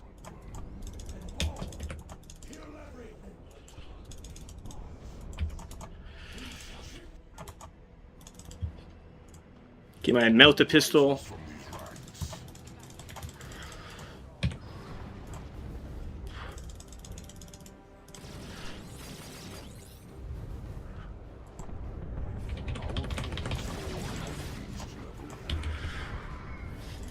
Oh no, my heretic.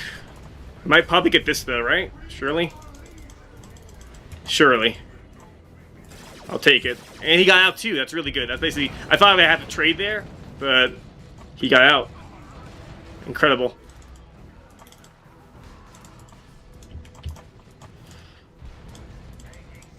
Fresh warriors dispatched.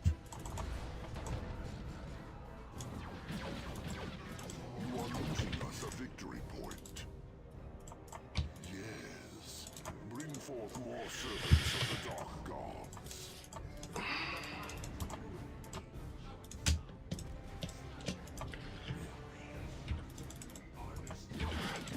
Probably doesn't have a anti-vehicle, so let's come in here.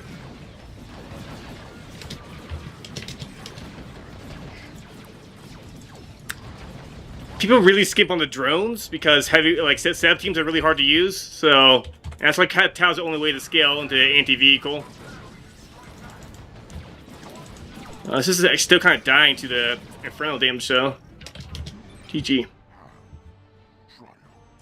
Useless chicken? I don't know. Is the Narlock that bad? Maybe. Haven't used enough. I think he just needs a Vespid there, you know, like Mr. Crow. Like I got Vespid, so just counter like almost your entire tier 1. I guess like you know you have to like really be around like combo Doom Blast with like your commander abilities to help counter Vespid and Kroot. Because if you just send Kroot against or Vespid against Heretics. I feel like the Heretics almost always lose that matchup. Good game though. Good game.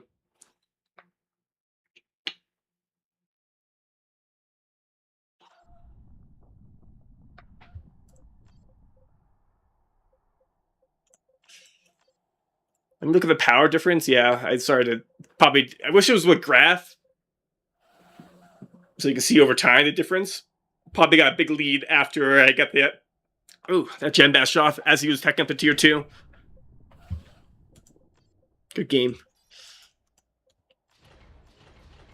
Game's a little more fun when I'm not getting crushed by Mr. Crow's Vespid. That's for sure.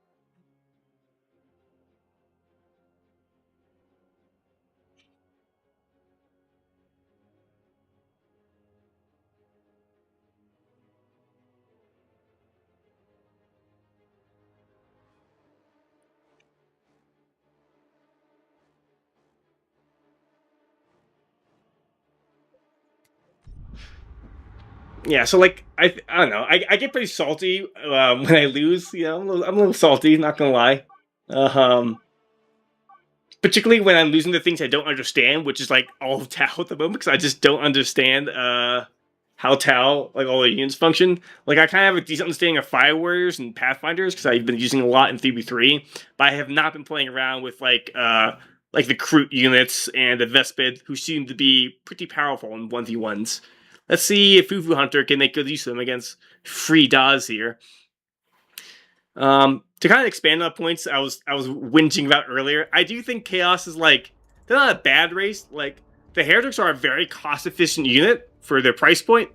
Doom Blast is an amazing ability, and they have high melee DPS if they can, all these models can get onto something. However, I feel like they're quite easy to handle in melee. Once you start getting like things that knock down units or commanders that have high HP regen or anti-melee things like the Repulsor Shield, because Heretics, due to their high model count, they can't all hit like one commander, right? Only like 4 or 5 at most can hit a commander at once, and most good players will also kind of hug some cover terrain to further reduce the surface area that a Heretic can melee them, which makes Heretics quite hard to use against like most commanders. So most commanders kind of like naturally counter the Heretics. So then becomes a game of like, okay, you do X, I do Y, and then he sees me do Y, he does Z, so I have to do A, you know. So it becomes this big like sort of chess match between what units are coming into the map and waiting for an ability to go out to use your ability to finally have a good ability for your good time for your Heretics to come in. It gets kind of crazy and hectic, the sort of mind games you have to play with Heretics in higher level matches, because like in your average game, in your average match, yes, it's kind of easy just to move Heretics and watch them like wreck face, because they have pretty high melee DPS, and if you're not on top of staying away from them, they'll just kind of run over you. But so which is to say, Heretics are kind of easy to pilot, but kind of harder to use in higher level games. You saw right there that, you know, these 2 rain squads here just kind of really put the hurt on them. They lost 6 members.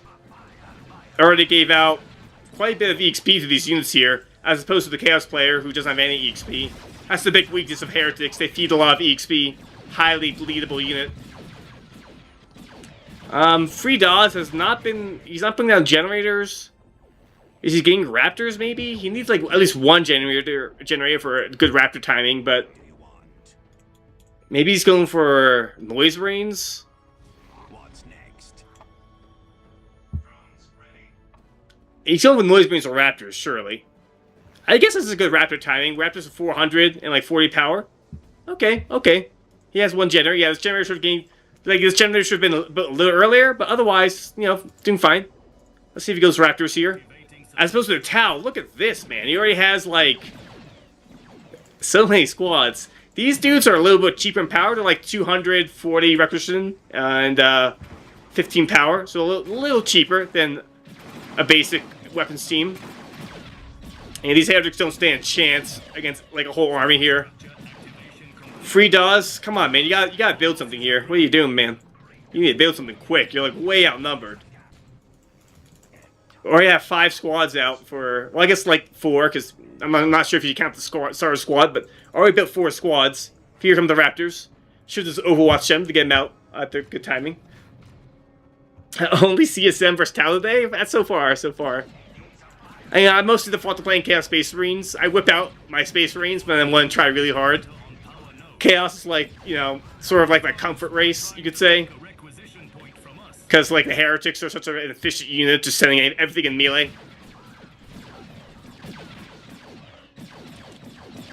So the Raptors are out now. Got some nice World Eater Raptors. Yeah, so Free Dawes, his units are kind of going in piecemeal. He's going to get the... Yeah, they're going to try to jump in here to help, but... These 5 warriors are going to put on some damage here. Already took off 100. Raptors do decent melee damage, though. A little higher than Assault Marines, I think. Honestly, looking at them more closely, they do more melee damage than I first thought. But they do struggle a little bit at keeping pace with kind of units due to their quirk of their charge mechanic, having an assault leap instead of like a constant movement speed bonus.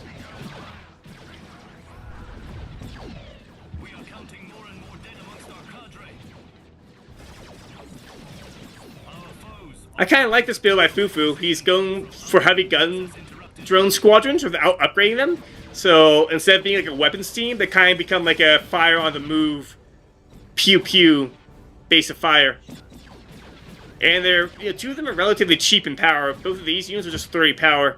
So he has quite a lot of firepower out without having to spend that much tier 1 power. Like, he's only spent 30 power out in tier 1 so far.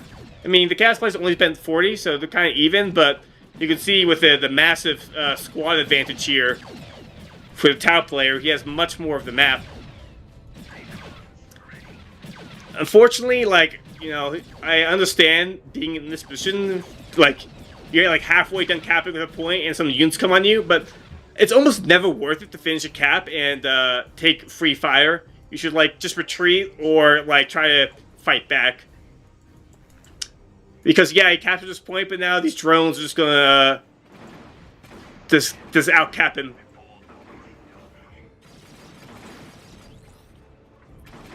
The crew don't even need upgrades here, because Fufu, he kind of recognizes he has such a big map advantage that he can just go to tier 2 without much threat of him losing map control or getting his generators pushed. The Chaos Space Marines, unfortunately, have to heal for ages now. Same thing with the Raptors. These Heretics really need an Aspiring Champion. Like, they're okay as a backline support unit, worshipping and doom blasting units that come back onto your range units and supporting demons, but that's just not the case here. He doesn't have like double Chaos Space Marines or Havoc to support, and so these Heretics are doing a lot of frontline work, and to be a good frontline unit, they really need an Aspiring Champion to get the extra health.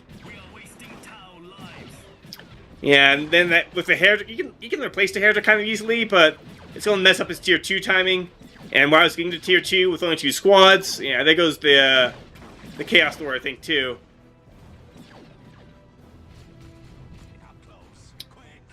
Free Dawes here really needs to go a little heavier in tier 1, you know? It's just getting 1 Chaos Space Marine and 1 Raptor, quite frankly, is not enough, especially against Tau, who really haven't.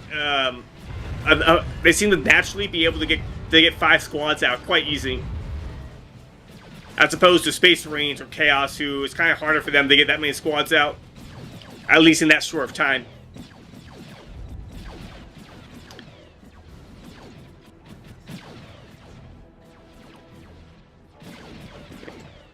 They're tanking it kind of well considering there's 2 squads firing them, but these guys can fire on the move, which is cool. I like that effect, you know.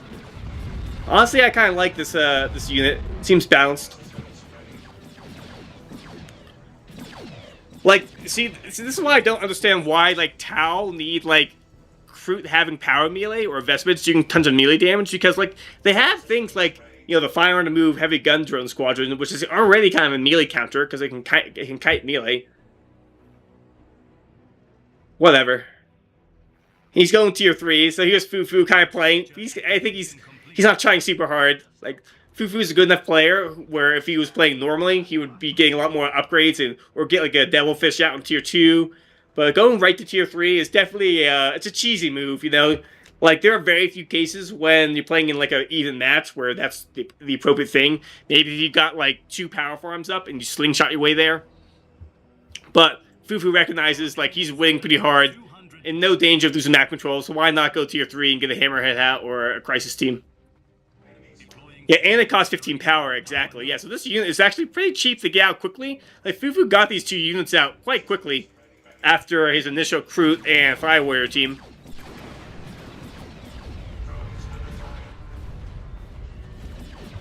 And, like, their DPS isn't, like, super good, nor should it be, because, you know, that can find hard to move, but it's definitely enough to whittle away at even Raptors. Never mind if they're fighting Orcs or Eldar, who are just, like, regular infantry armor. Pew pew, pew pew.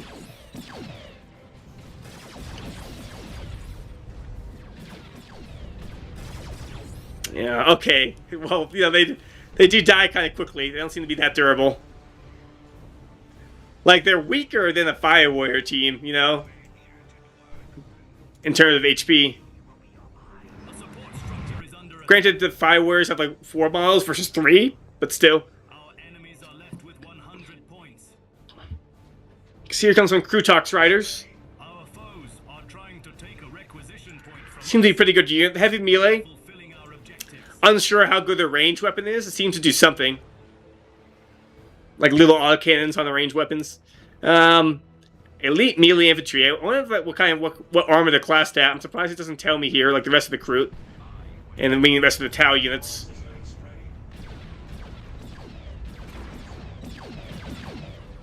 But they have pretty high DPS, being a tier 3 unit.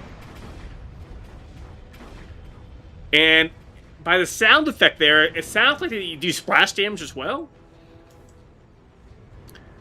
Pretty crazy unit. I think the splash damage should honestly be reserved to, like, the Walker unit, not the Krutox Riders, but, you know, what do I know?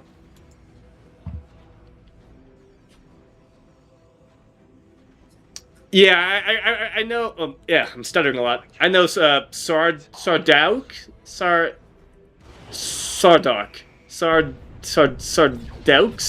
I can't. I'm having a really hard time pronouncing the second half of your name. Sardaux. Sorry, man. I'm butchering your name. But yeah, I recognize that, like, they're like a transition before you get their weapons teams out. But they're honestly not bad, just being their naked form. Wow, these Krutox Riders just went to town on that blood pressure.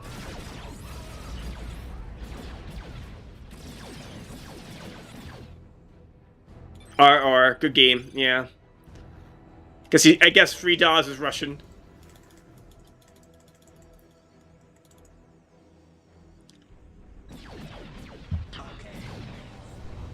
I just think his Michael wasn't terrible. He just needed, like, to have more, just basically more units on the field, so he has more units supporting one another, as opposed to, you know, he's just basically constantly going into Fufu Hunter there, like in, like, 1 squad versus 4 every time, so yeah.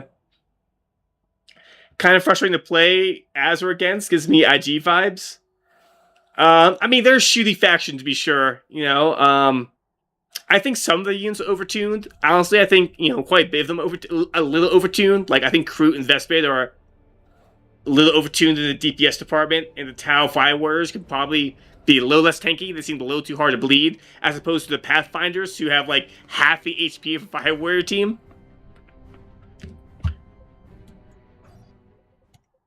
So I hear you. They do feel kind of frustrating to play because, like, just kind of like the IG, they can bleed you real fast from range without you having too much counterplay to be able to run in and engage them without like losing half your army by the time you reach them, or being able to counter them at range yourself. Because of course they're gonna have marker lights and stuff, which literally counters you while you're in cover. That's why I think like Fire Warriors should be a little weaker, because they're already so dominant at range. You know, these should be rewarded for getting your hands on them a little bit more. They seem a little too hard to bleed. Like, yeah, they're 320 requisition.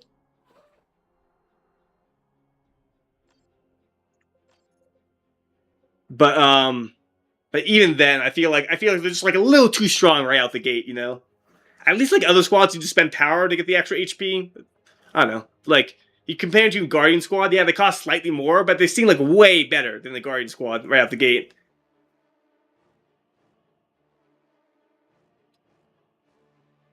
They definitely seem like the strongest squad just coming right out the gate for the price point. I'll play Space Marines this time.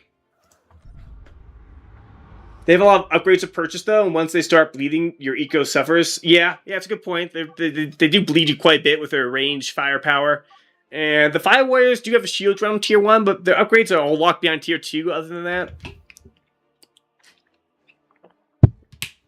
But they are pretty frustrating to play against. I know what you mean. They can be...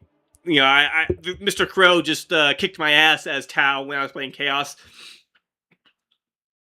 It was kind of hard for me to, you know, find avenues to get good fights.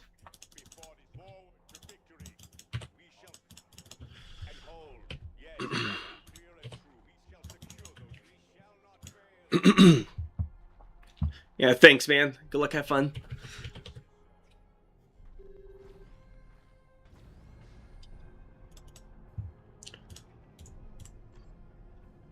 I don't know if it wants scouts in this matchup because they'll bleed quite a bit to Fire Warriors.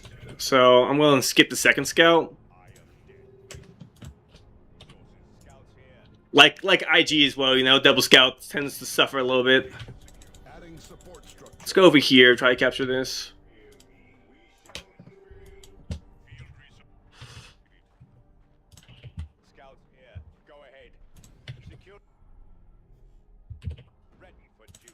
Because I have a feeling I'm going to meet Fire Warriors or Pathfinders over here, which the scouts can't do anything, so let's send them with my Force Commander.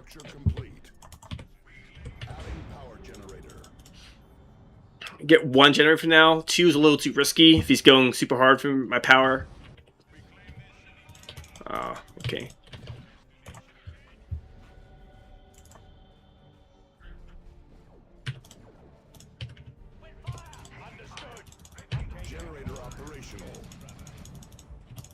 Let's chase them.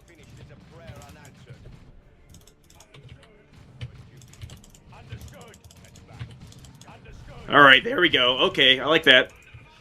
Got two models there. Kite this ethereal back. I'll just shoot him here. If I go too far around, let's just waste time. He'll melee me anyways, so I'll just take this fight. He'll stall me like this, but better than nothing.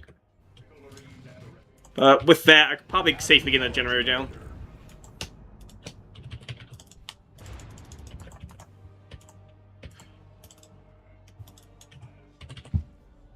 I'll try to send my scouts over here. Oh.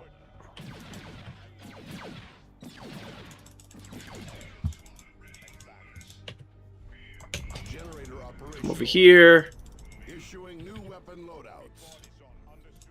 I'm going to upgrade my scouts now so they can actually take some fights out of heavy cover.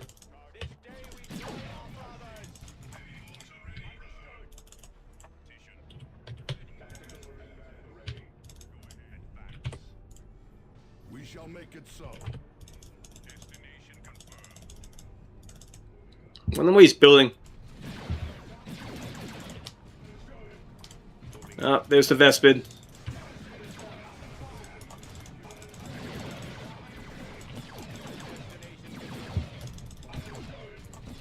Okay, without the Flamers, they don't really do too much fire on the move damage, as they should. Our brothers die at enemy hands.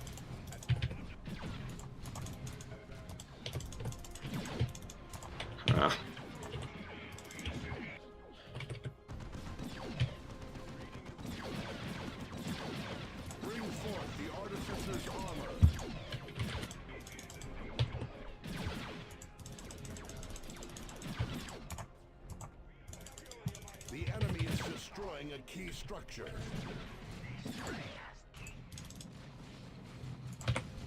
Adding power generator.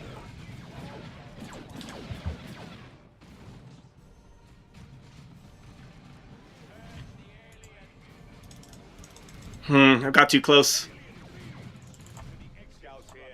We shall make it so.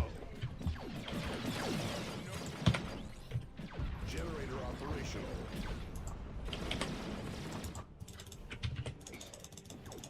Going some shotguns to help control the Vespids. The tide of battle turns toward the righteous.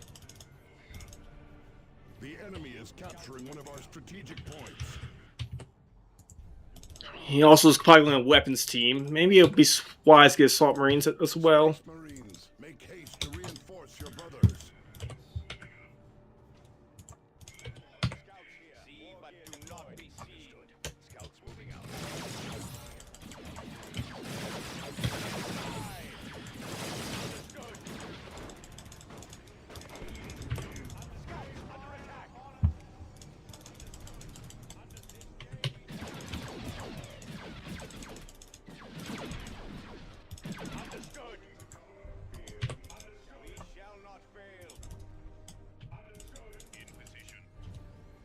He has 2 weapons teams, so probably won't get an Assault Marine to help him deal with them.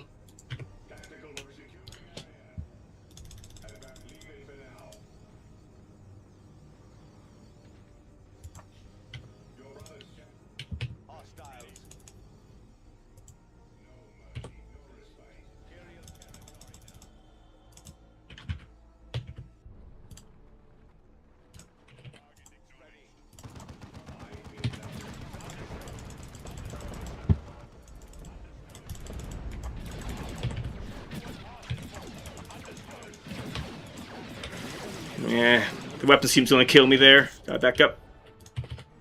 Wait for Assault Marines to...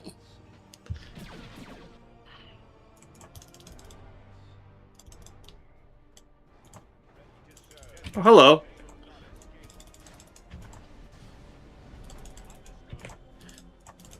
Alright, you gotta turn around.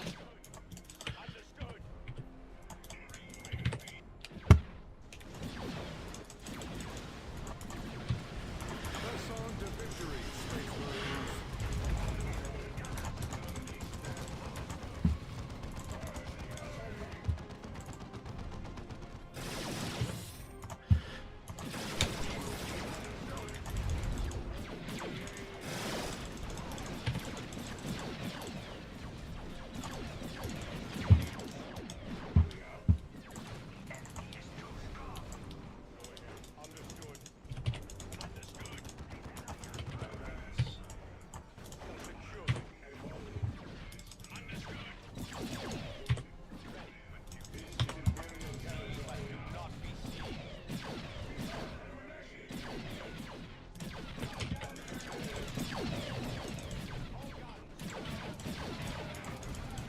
Not heavy infantry, but I'll just use cracking bolts anyways. Why not?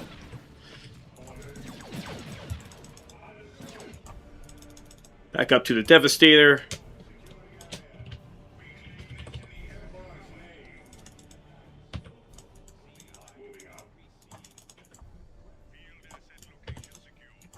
Can you guys cloak, please?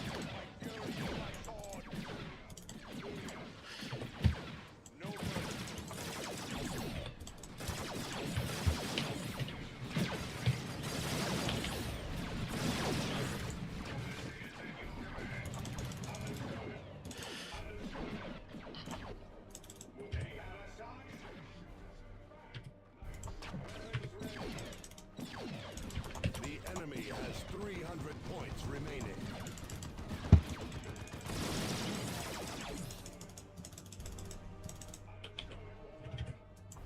Ready for duty.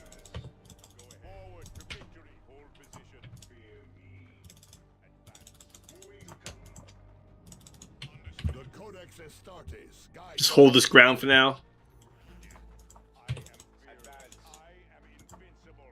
Scout destination confirmed. Additional units have become available, Commander. In position. No.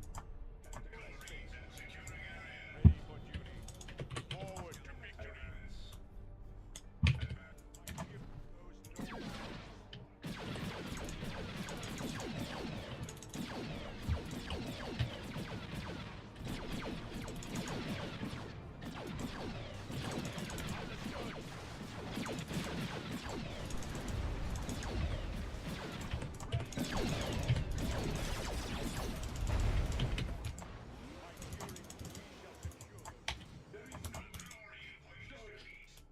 Move back this way.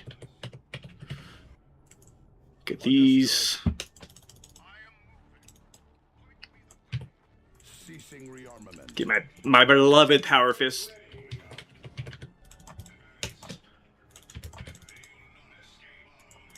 See if I can set him up here. Be a little cheeky.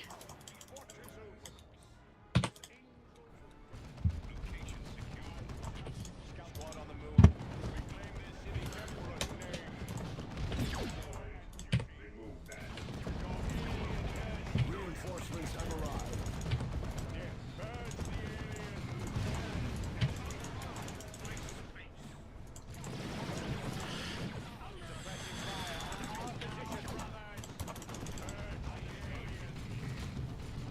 I'll take it. I'll take it. The enemy is capturing one of our strategic points.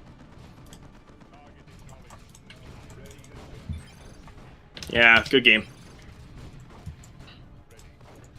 Let our enemies beware. Yeah, For victory. the most vulnerable point of my build is like protecting the power farm until like my Devastator comes out. But even then, the Devastator can be like, if it's not like well microed and well positioned, it can be like just like flanked or a grenade thrown onto it or something. I guess Talon only had those type of grenades, but a quick Vespit. If Vespit comes out almost the same time as the Devastator, so it could be a little iffy. Usually, that's why you want like 2 scouts or even double tacticals before you start investing heavily in generators, because you know, losing your generators, especially at Space Marines, is particularly painful because, you know, your requisition only units kind of suck.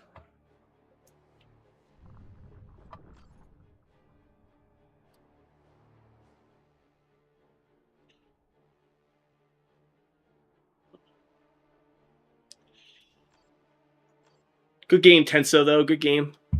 I'll just keep playing with my boys Fufu and Arthur Cloud here. Give them some games. You know, give me, you know, help warm myself up for when I fight Mr. Crow again. Mr. Crow and Zero Cry, currently the best 1v1 players, I think. They play this game a lot more than me. I've been playing more recently, but I think they've had much more recent experience than me.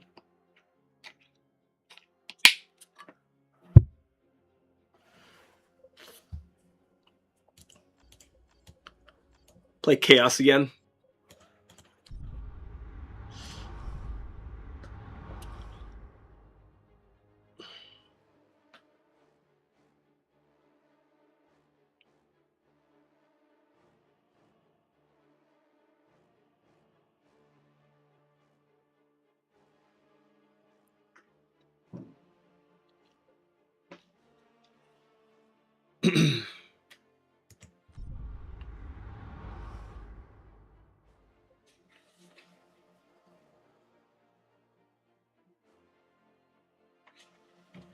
Wish I have. I don't know why timestamps don't work in this view of my chat here. They work over there.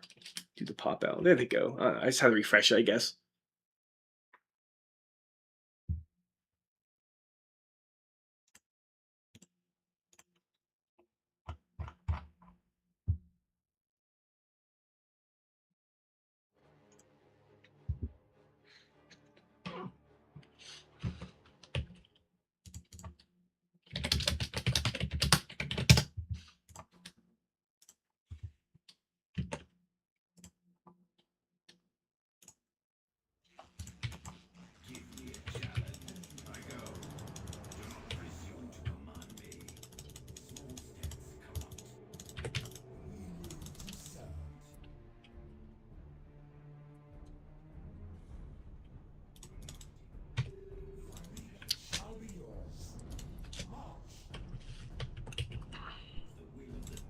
I will go double Heretic opening. That's kind of like the meta, so I'll try it out against Fufu. See how it feels. But the more I play Chaos, the more I feel like going 2 Heretics is not that great. You know, they bleed so much. It gives so much EXP to your enemy. But Orcs also kind of do the same, so maybe it'll even out. Bam, bam, bam. One of our commander is. I've heard any war bosses stomping around. Your forces obey you. There he is.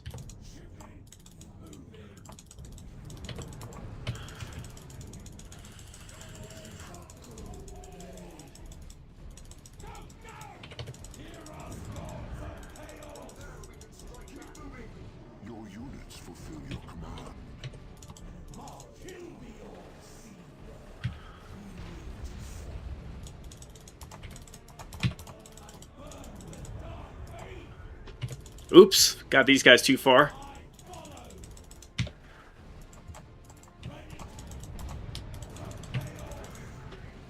Your units fulfill your command.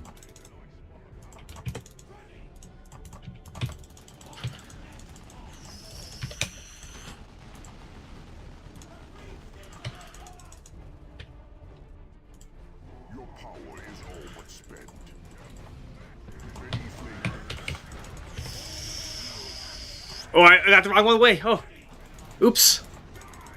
I misclicked and retrieved the wrong squad. Whatever. Give ground to the enemy. Fight harder.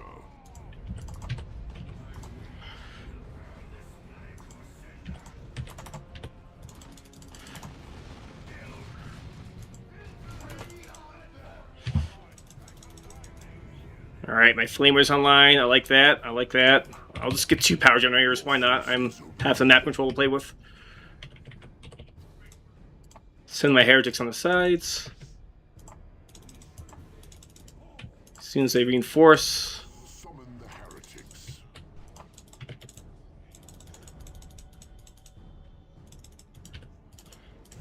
Your units fulfill your command.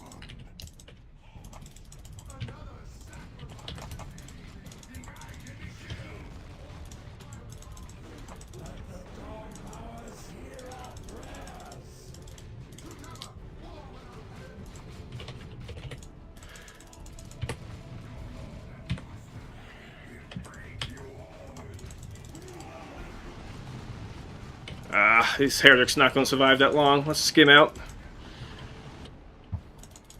Get some more decaps. Victory point. Try to defend my power generator over here.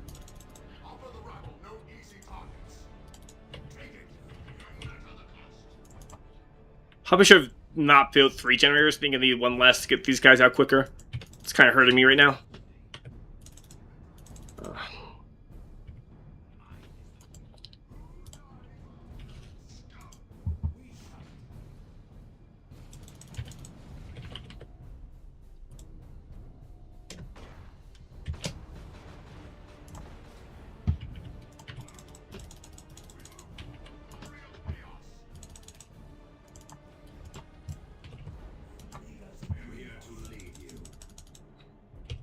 You may fail us this day. Get Aspiring Champion so I can take a fight with the Noise Brains well.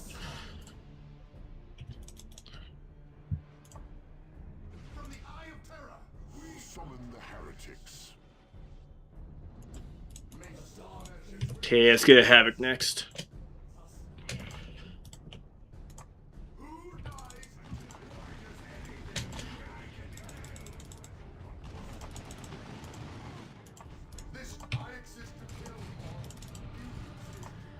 Your forces obey you.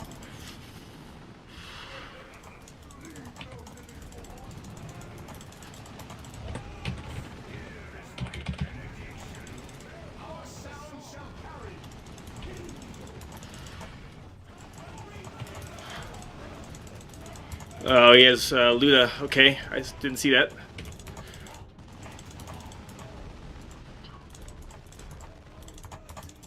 Does he have spiking armor? No. Hostile forces assail the power node. Alright, I'm gonna need some grenade launchers. Help dislodge him in this position.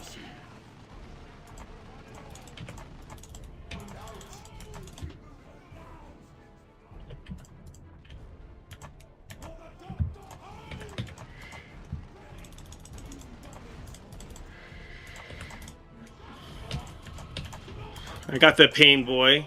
I'll take it.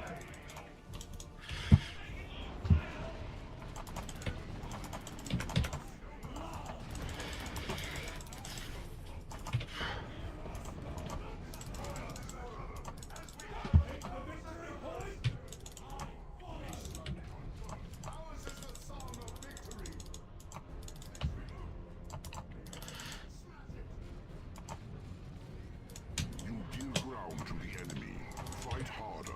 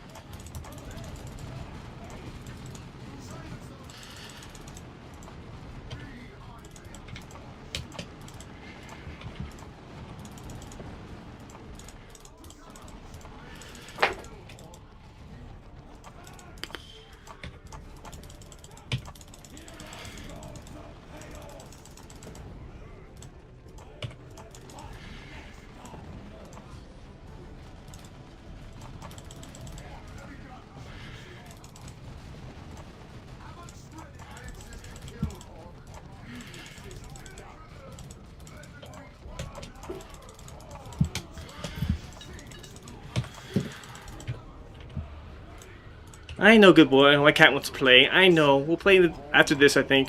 Take a little cat break. The Chaos Guards.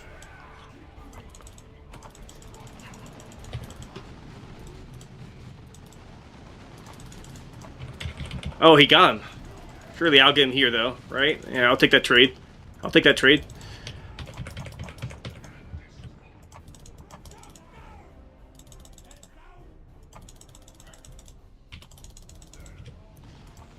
Take that trade all day.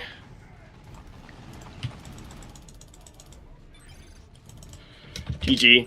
To be fair, this map is Chaos favored. It's like Chaos and Space being favored because the A, it's small, right? So like, due to its size, I can just kind of sit around here and cover like my power. I have access to the victory points and some requisition points, and I can push easily to his power generators once I take a fight. And B, there's actually quite a few shot blockers, which tends to favor the Chaos Lord in particular, being like melee oriented. He had decent micro on his war boss. He clearly knew how to, like, you know, push into my heretics.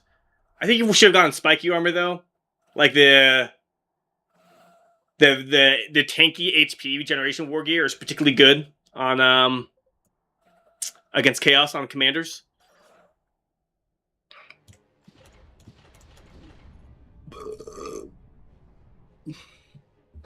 Oh, I know, good boy. I know you're good. Do you want to play? Is it playtime? Oh, I know. Yeah, I've been ignoring him too long. I think I gotta play with him for like 10 minutes. I'll take a 10-minute break here. I'll try to join a game to spectate something, I guess, in the meantime. I'll come in and out as I play with him, try to do some multitasking.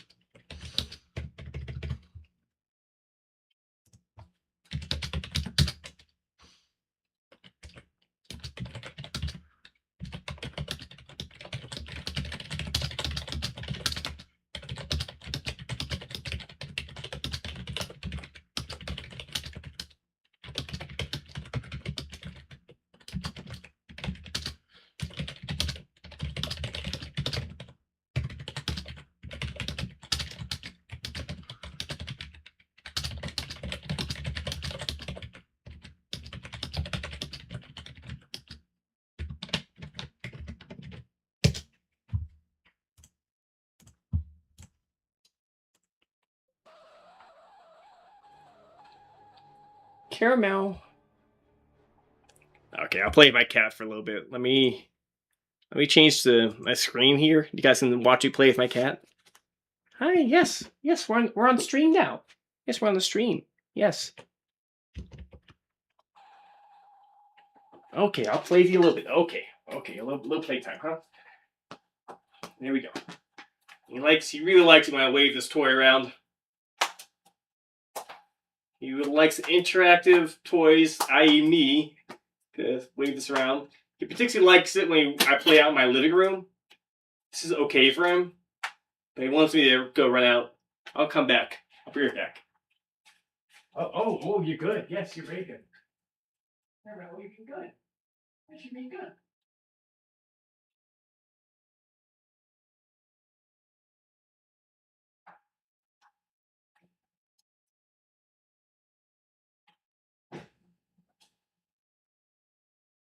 Boy, that's good. You've been very good.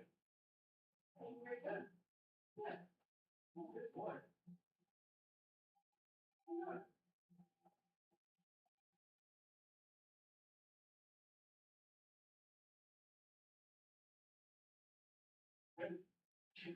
Where's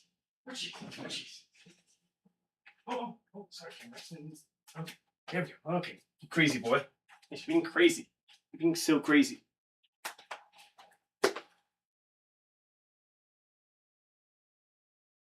Oh, you crazy cat. Yes, very crazy of you.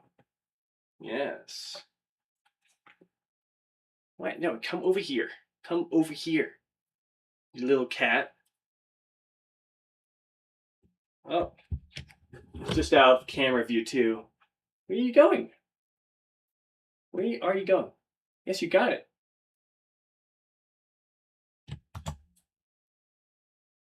Getting your cat hair all over my keyboard?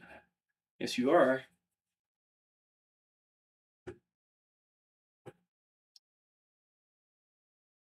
What? Yes, you're being good. Yeah. You're being a good boy. You being good? Caramel? Good boy. Good boy.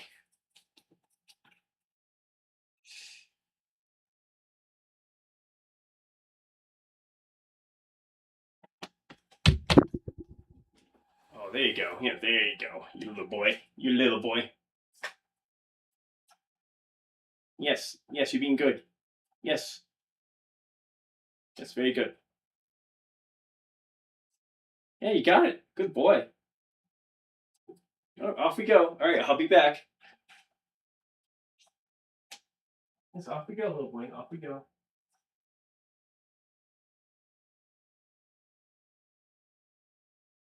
Good boy.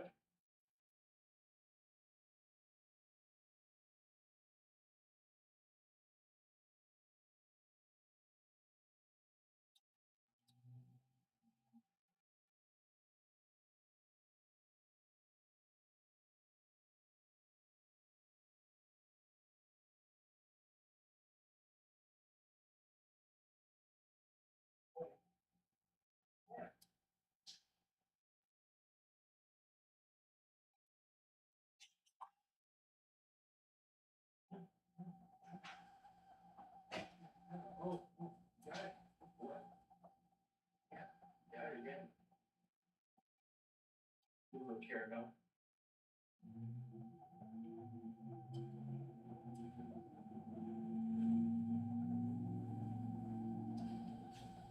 Yes, you're a good cat.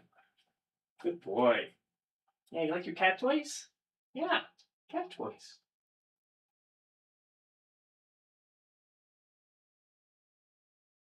That's good of you. That's very good of you.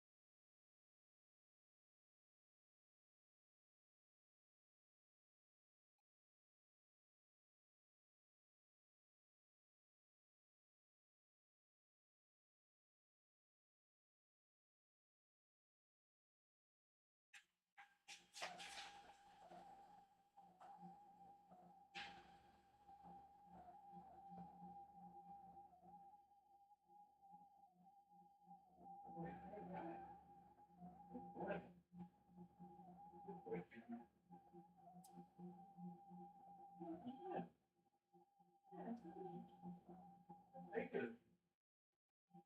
Very good. Good boy. All right, come back in here. Yep, that's good of you. You are a good boy. You done? Come on. Chase the thing. Got a little tangled.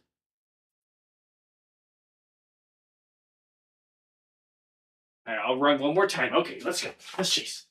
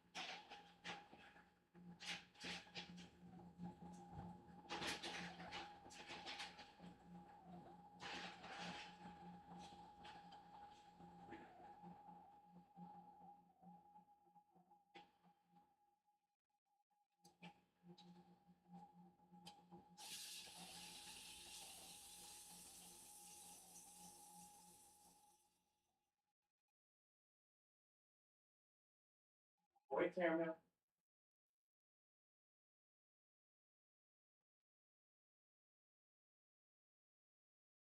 Yes, you're very good. Good boy.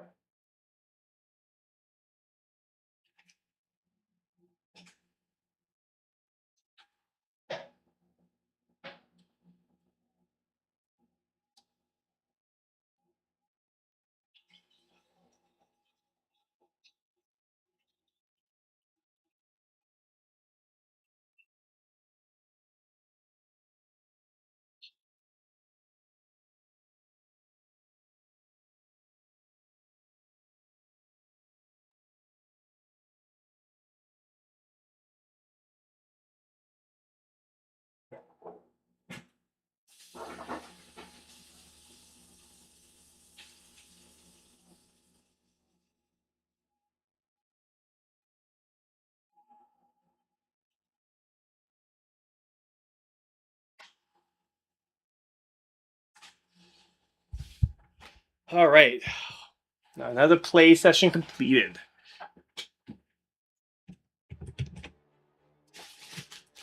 Let me eat some bread. Fuel my body for Dawn of War with sourdough.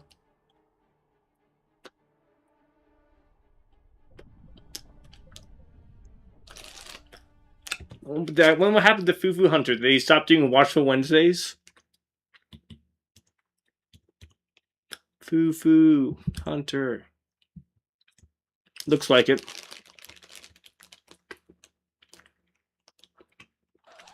Hi, good boy. Hi. Are you good? Are you good? Are you good?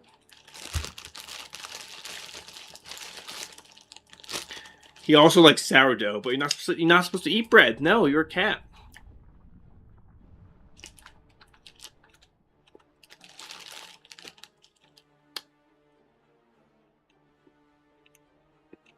You are a cat.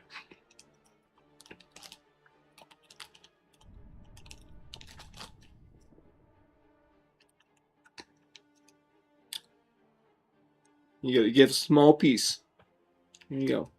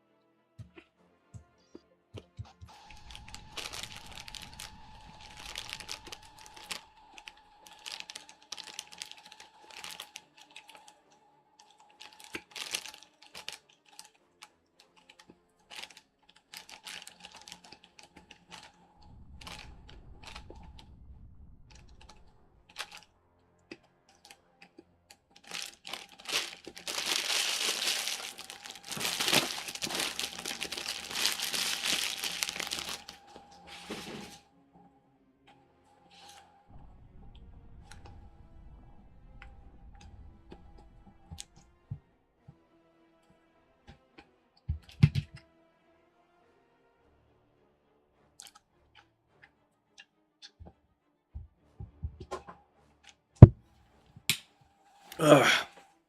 That's good sourdough. Mm-hmm. Of course, my cat leaves as soon as he sees we put the bread away.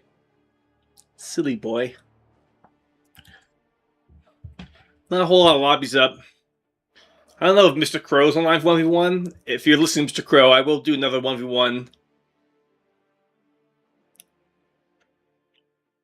after getting some more casual matches versus Fufu and Tenso.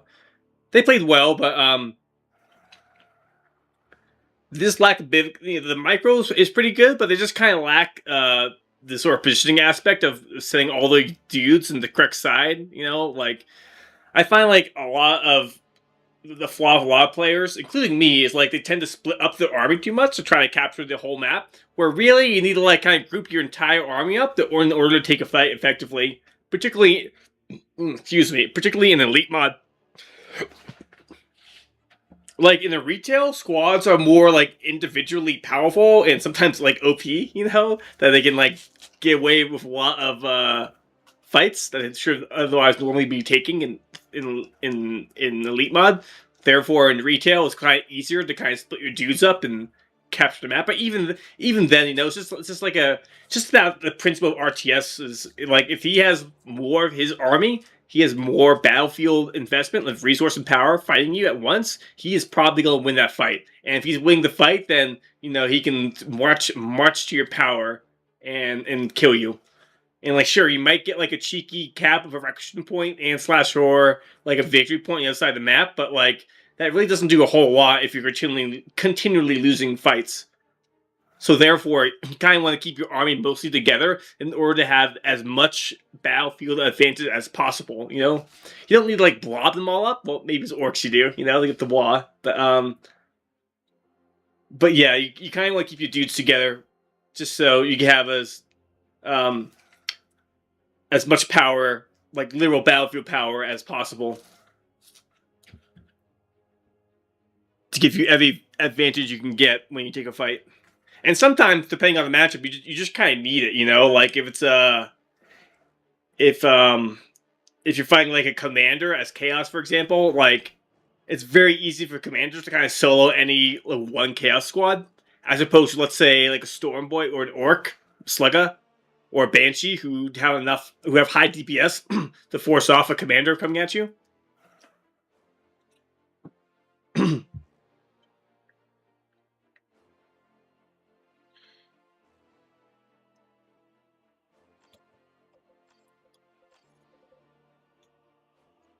Maybe I'll also play Eldar here. Yeah, I'll play Eldar with Deny Procs. Eldar are kind of fun.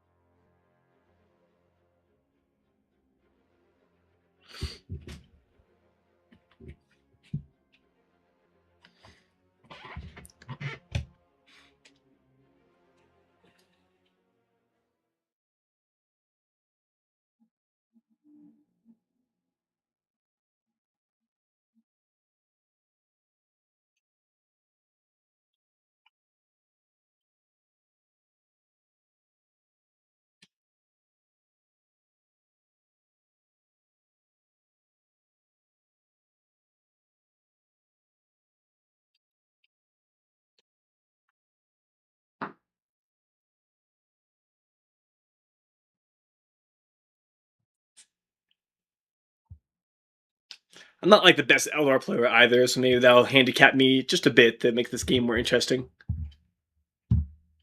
Outside of Chaos and Space Marines, I'm really not like the best Diablo 2 player, you know?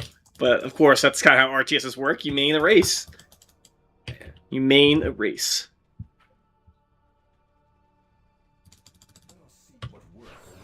Let's just go ahead and start harassing immediately.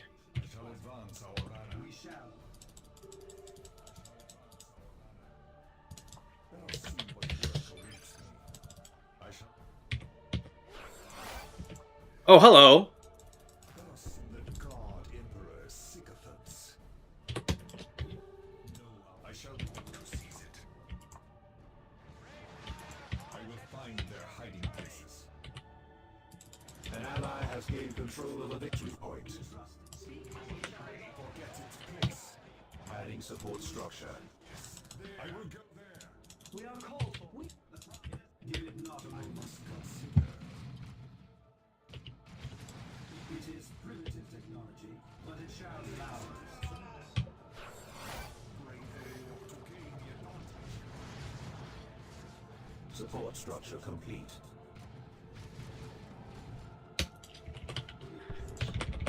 Adding warp generator. They can try to catch me. Stall enough to get this power node up. I want a Shuriken Cannon immediately. Full as you go, my brothers. Let's push up. Cold elsewhere. No need my skill of war. Generator operational. You saw there, they stopped for a second because I told them to attack instead of move.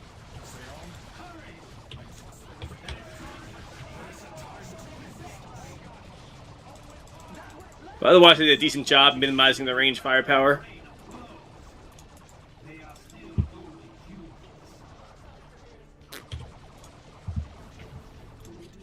God, the soundtrack in this game is so good. It's really just like peak Dawn of War soundtrack.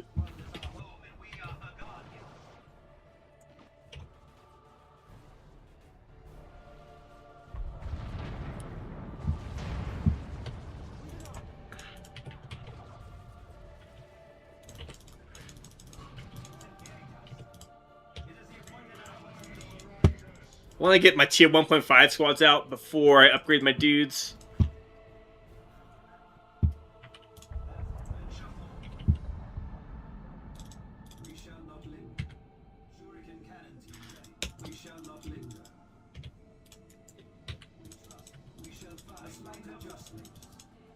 shall not linger. We shall find the appointed place. We shall find the appointed place. We must save the lost. Venture forth. As ever. Let us give it. We shall not linger. Salvos. Weapons seem under attack. Our forces shall have tools for the task. Let us give it something.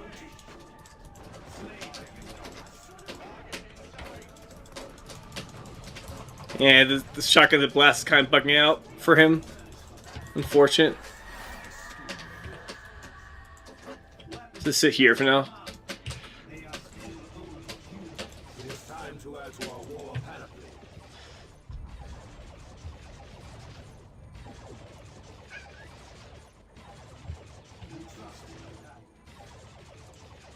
I have paused the arms delivery.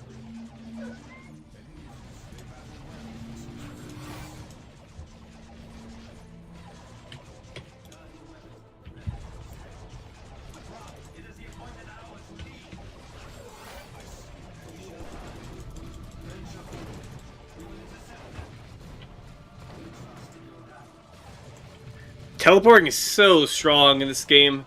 Teleporting to cover and out of melee or into melee to tie up dangerous squads.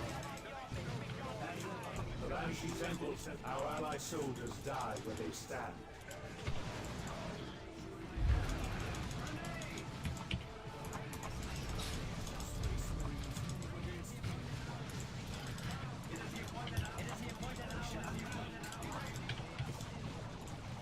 We must arm for even cooler warfare.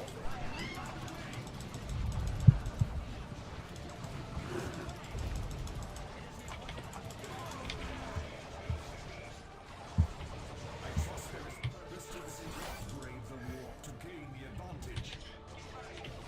Weapons team at your command. Give me a webway gate. Eminently possible. I like to build a bit off center because it can kind of screw up the pathing if it's like built right here. We are called for. Commence the march.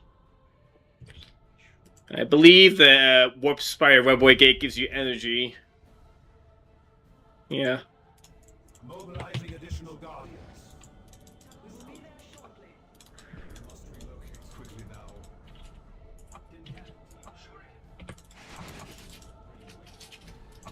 Beware the banshee. We shall not linger. Oh, hello. Our allies' infantry perishes. We know our destination.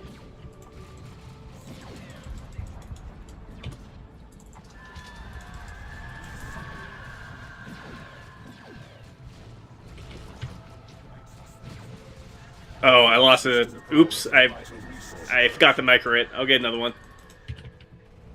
Is that 2 Assault Space Marines? We will stand. We shall find. It is. No wonder it died immediately. We shall find the appointed place. A slight adjustment. Ever alert. We will stand. We shall find the appointed place. A slight adjustment.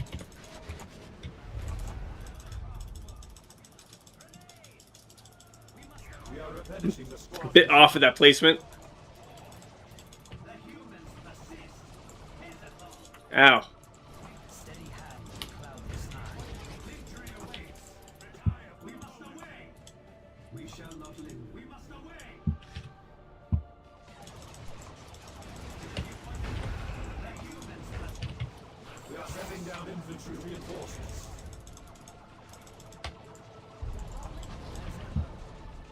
The circumstances are unfavorable. An ally has gained control of a victory point. Okay. They don't get the rejuvenation field when they enter it afterwards. Oh, okay. Precious Eldar lifeblood has been spilled. We know our destination. We have prevailed. GG. A bit of a lopsided match, I think. Just a bit.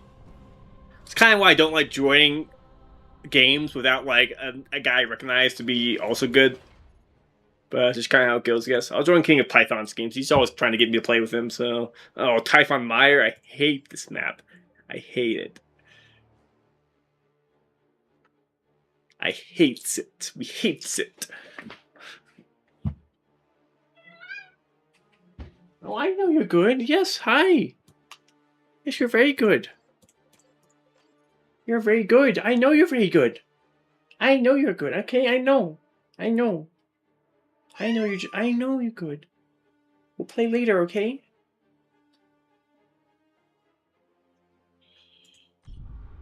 Yes, we'll play later. We'll play later. You little boy. You little boy.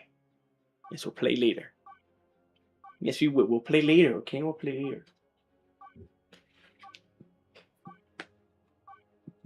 I think I'm going to go double blast master this game. This is a very choke pointy kind of map, you know.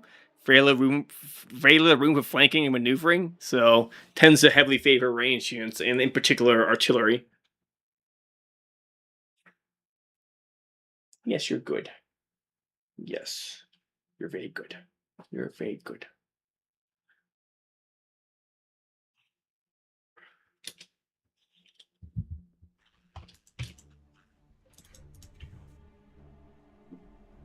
Power node. The ancient powers of Chaos Ghost.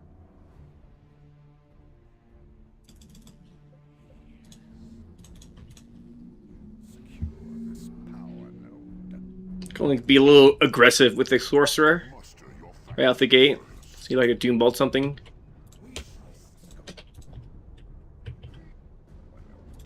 located. Your allies have claimed a requisition point. Your allies have won a victory point. Your allies have captured a power node. A new requisition point claimed by your allies. Gotcha.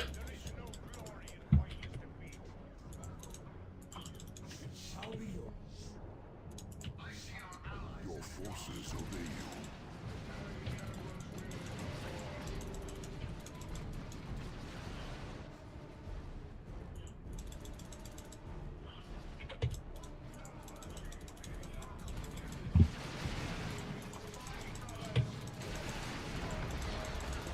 Your units fulfill your command. Your allies have claimed a requisition point.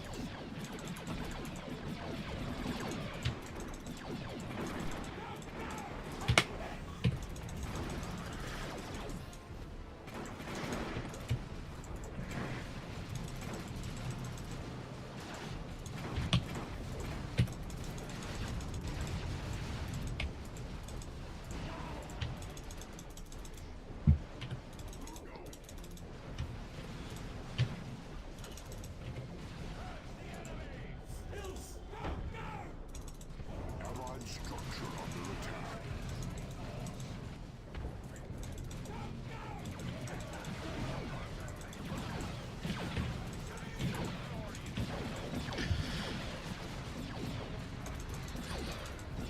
Bit off center, but good enough.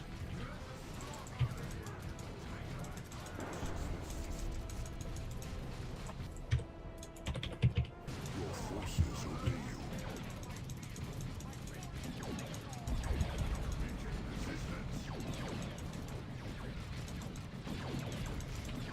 Let me eat one of these dudes. Thank you. Getting clipped on terrain. I don't like that. Your units fulfill your command. Your allies may lose a structure.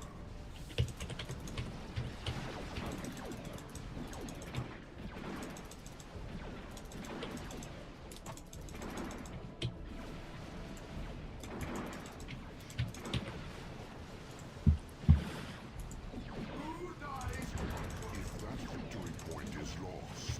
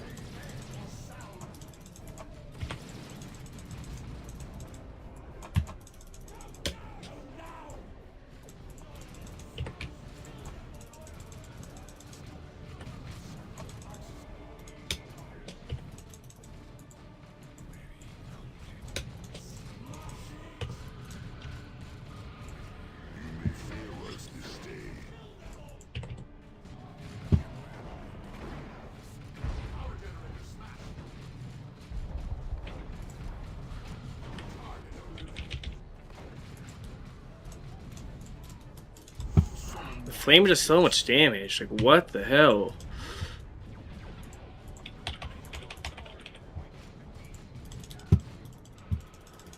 Summon the heretic.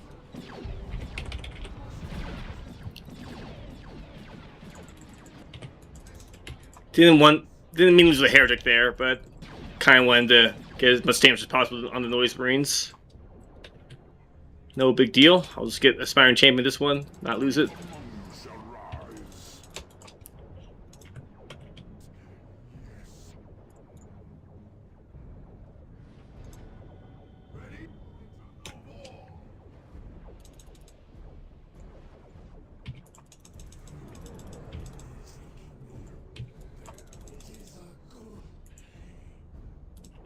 Come, warriors of chaos, to war.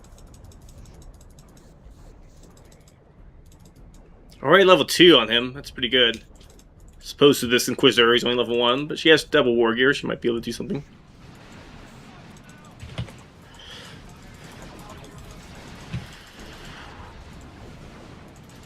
Allies' generator is under attack.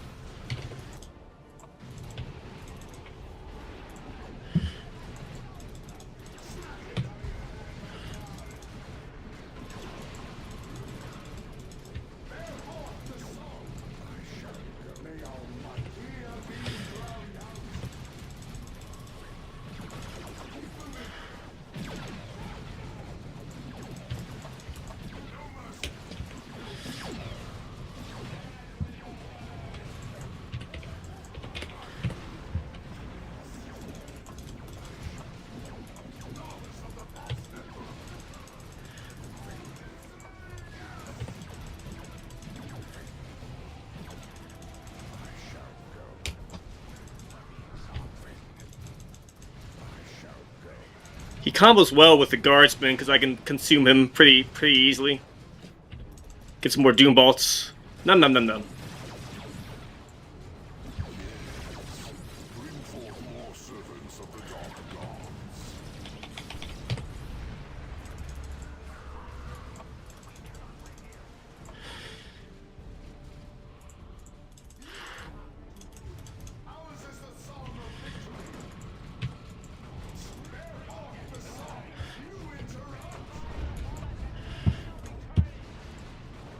Call now upon the unholy He's a Devastator now. gods.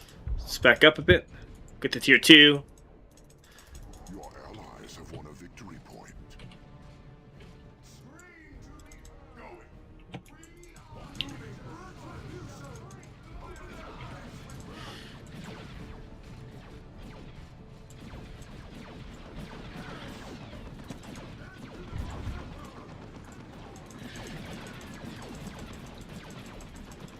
A new requisition point claimed by your allies.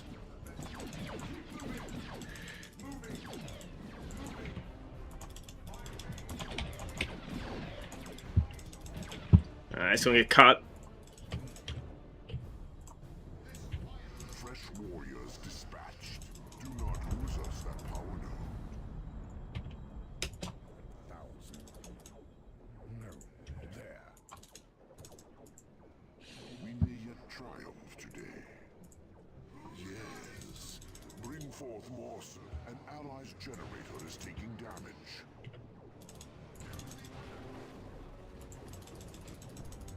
Our temple's dark majesty grows with our power.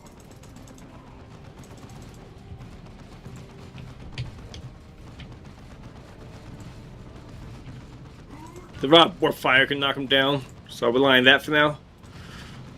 Let's just retreat. Go back and heal while I'm close to base. Dispatched.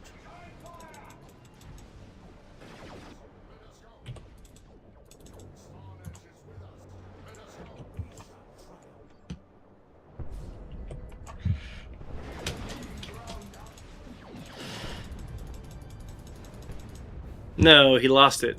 Sad.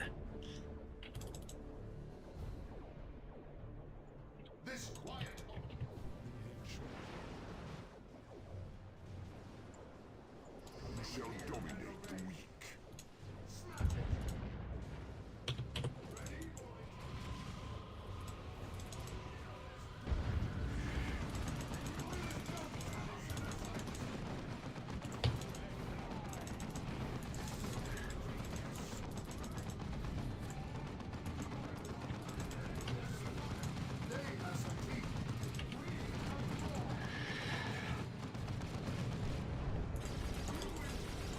Our sorcerer has reached level 3.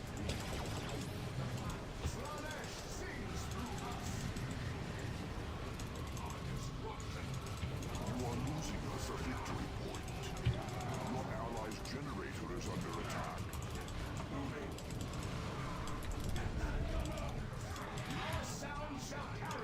We have the advantage for now.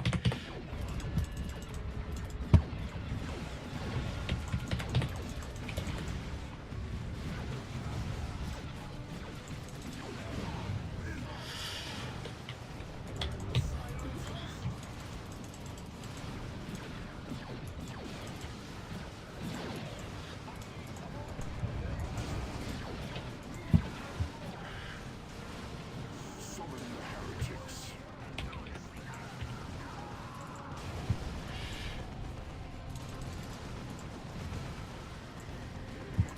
Summon the heretics. I keep him a Blastmaster. Keep this guy. Since he's a high level, I'll keep him non-Blastmastered right now. I can't push him that Librarian.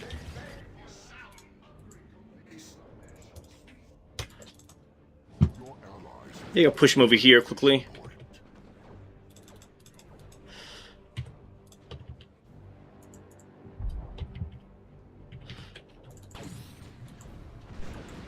You let allies conquer victory points for you.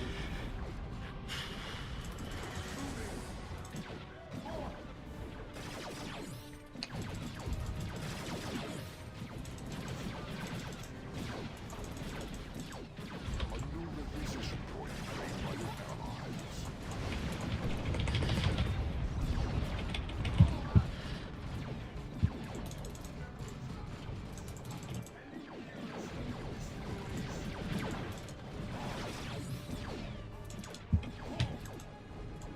Get Ropes of Torment. He doesn't have that much melee. I'm gonna get the Demon Shield.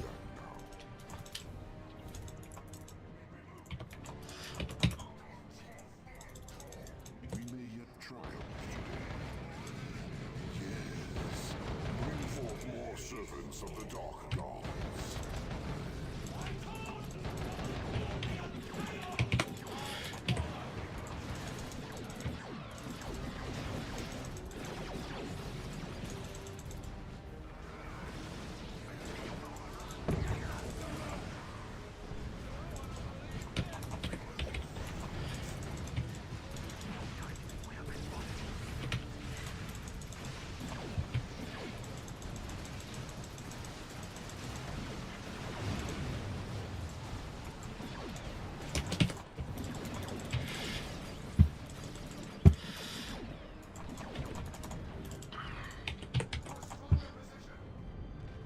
Summon the heretics.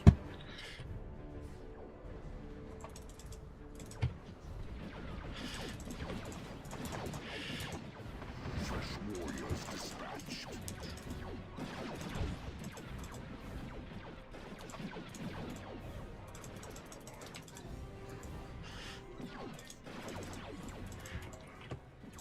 Our power node is in jeopardy.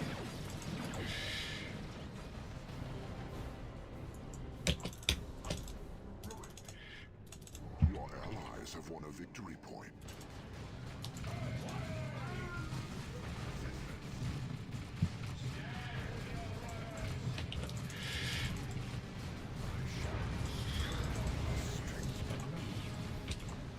Lost the Noise Marine. That's not good.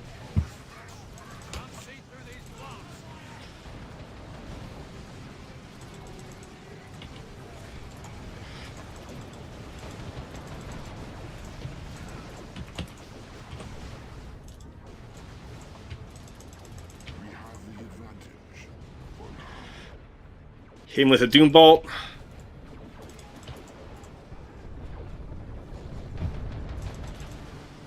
Just tech up because we're kind of winning, I think. We'll see. We're gonna help over here.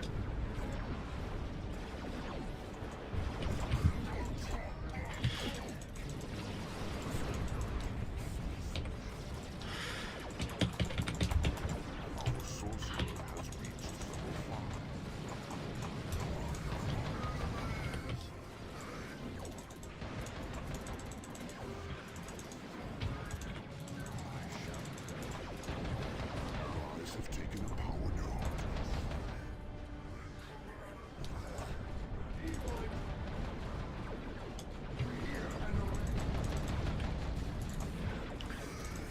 Ooh, Rod of Warp Fire. Pretty good. Pretty good weapon.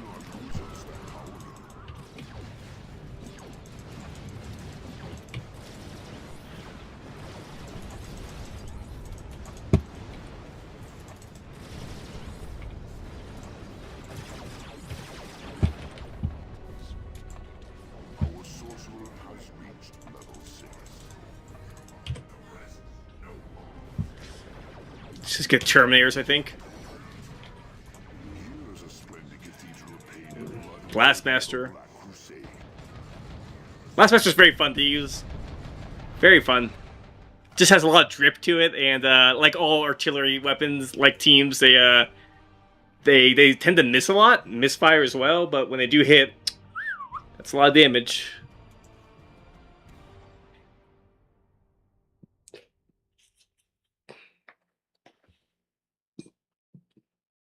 Yes, you're a good boy. I know you're good. We'll play later, okay? I know you're good. Yes, I know you're good. You're a very good boy. You're very good.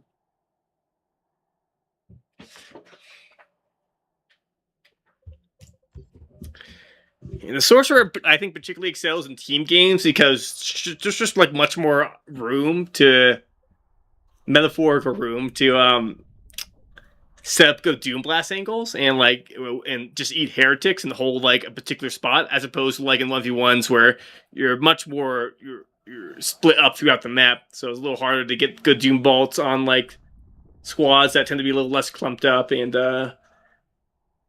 heretics usually need to be a little bit more combat oriented rather than support oriented.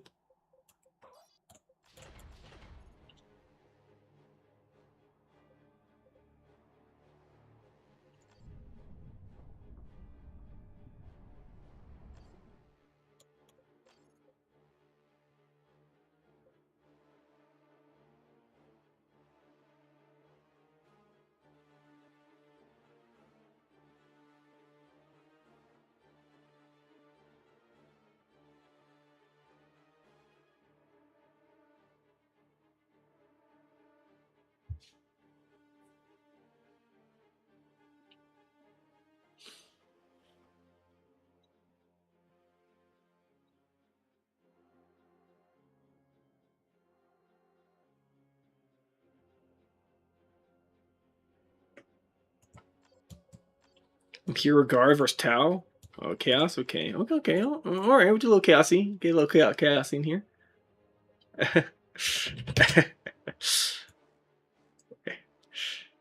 He's trying to match up with me, but I fooled him.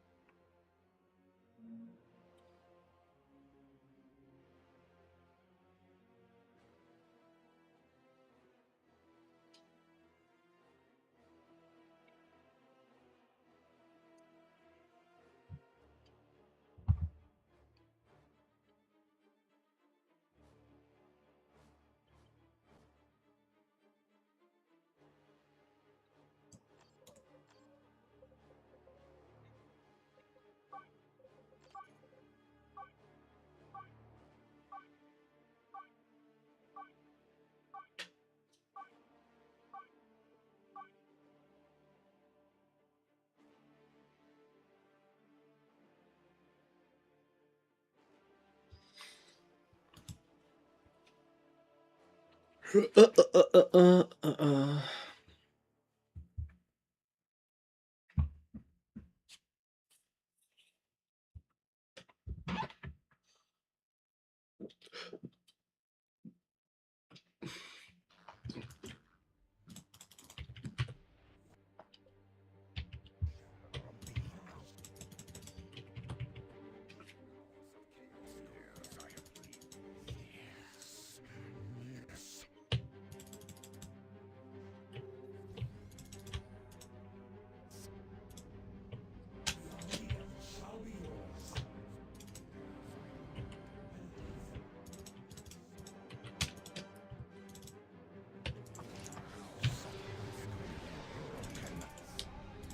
Good dodge.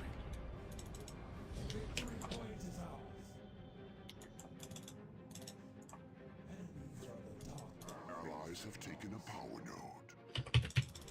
Your allies have claimed a requisition point.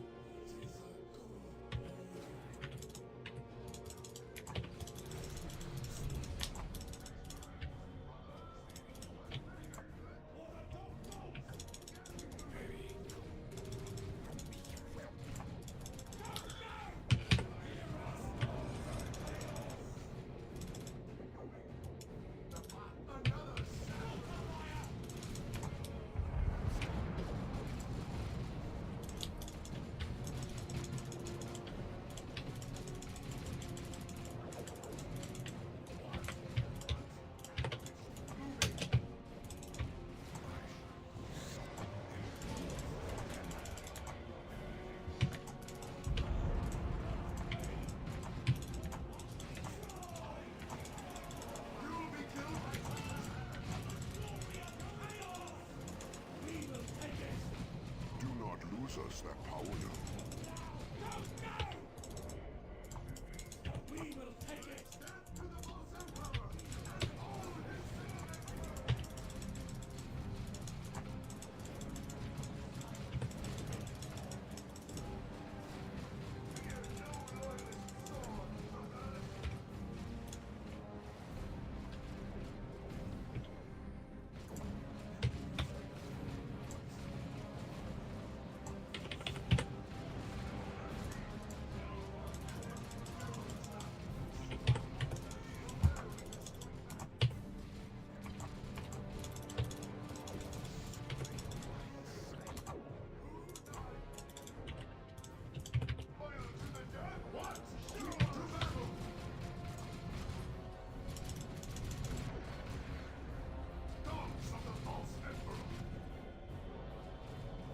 Summon the heretics.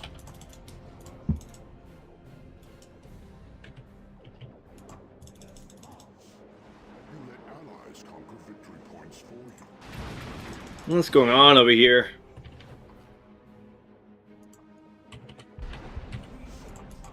Who among you shall rise?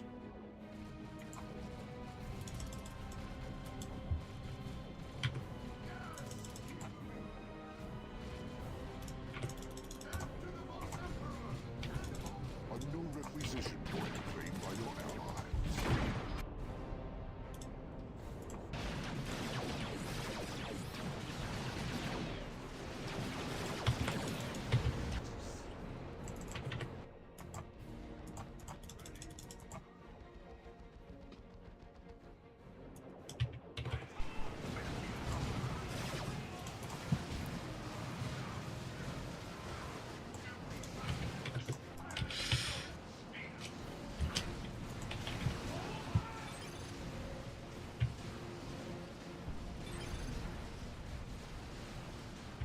We have the advantage for now.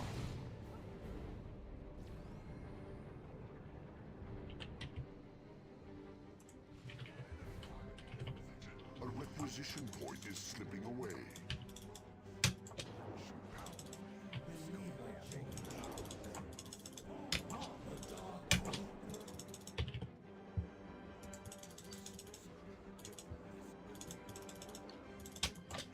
Your allies have captured a power node.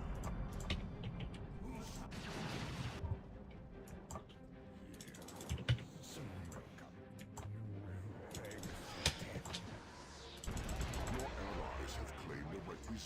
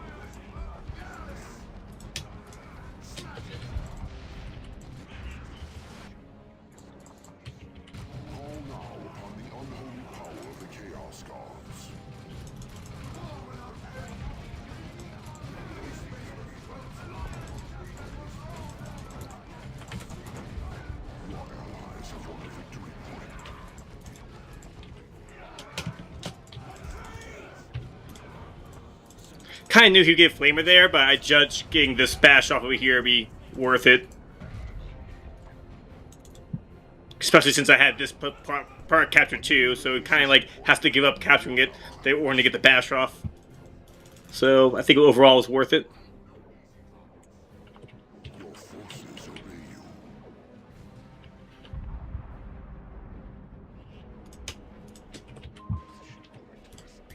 If that victory point is lost, Alright, they're done. have claimed a requisition. It's just too much bullshit.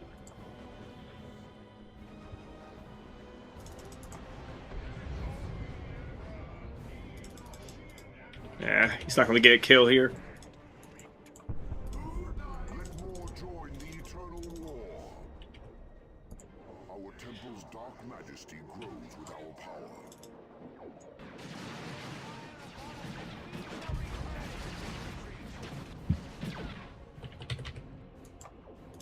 Your allies may lose a structure.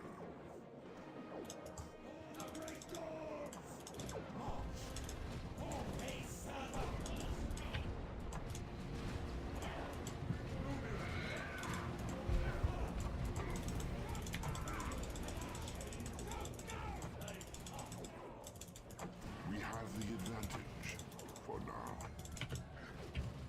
Do not lose your requisition. See how they stop there? He stops there because like he's waiting for this extra squad member to catch up to him. Quite annoying. Await your staff. Okay, I want a Dreadnought first before I get upgrades.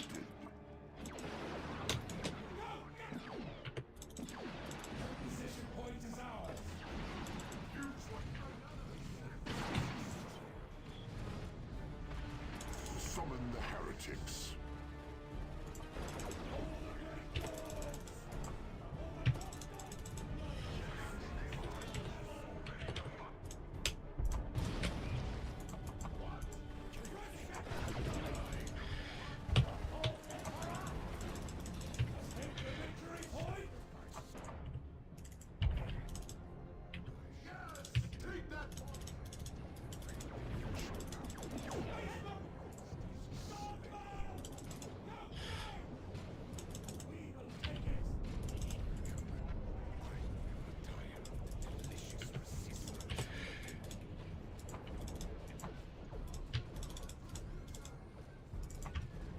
Await your staff, sorcerer.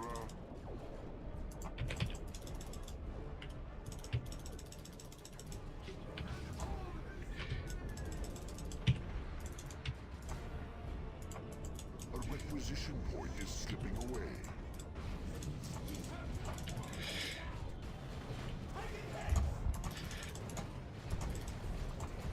Our sorcerer has reached level 2.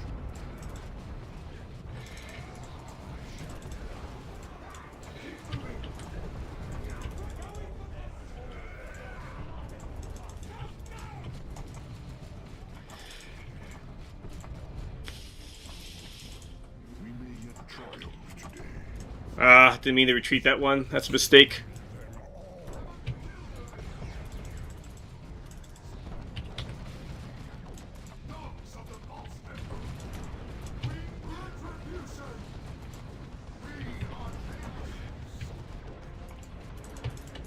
You let allies conquer victory points for you.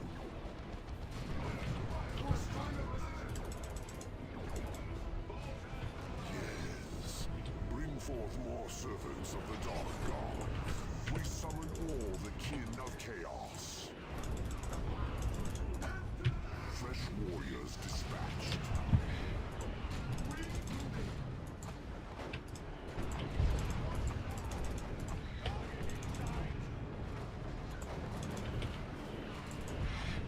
Yes.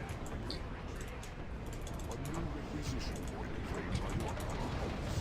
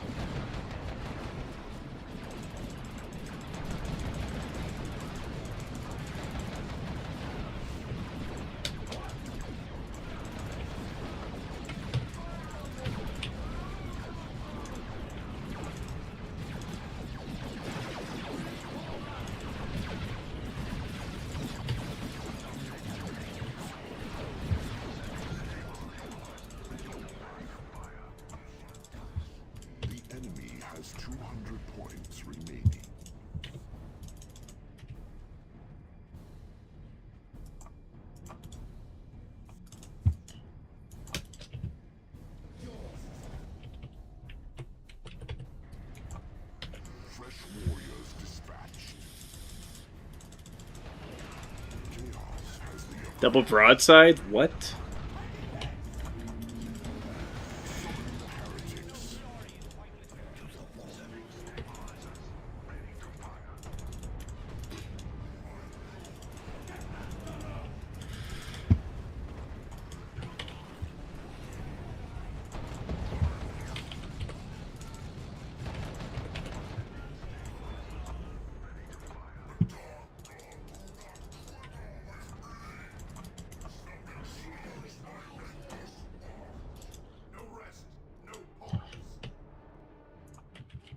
Let the Chaos Legions march from the Eye of Terror.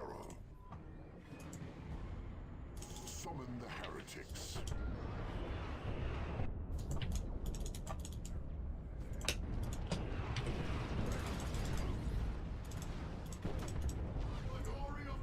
Who rises from these ranks?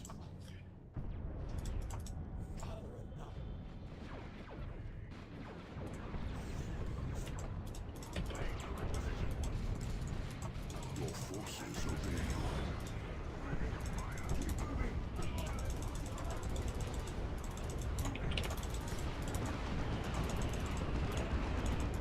Uh-huh.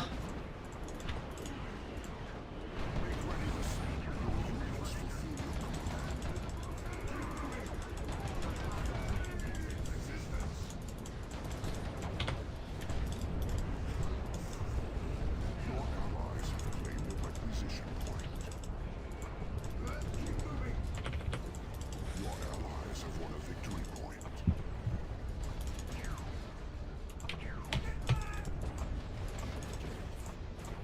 Here is a splendid cathedral of pain and blood worthy of a black crusade.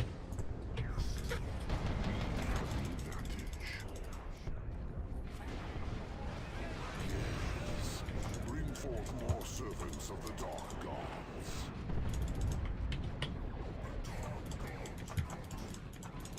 You are losing us a victory point.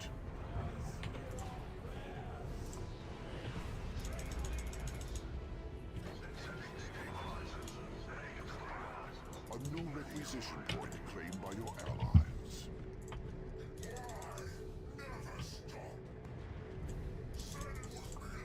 Hostile forces assail the power node.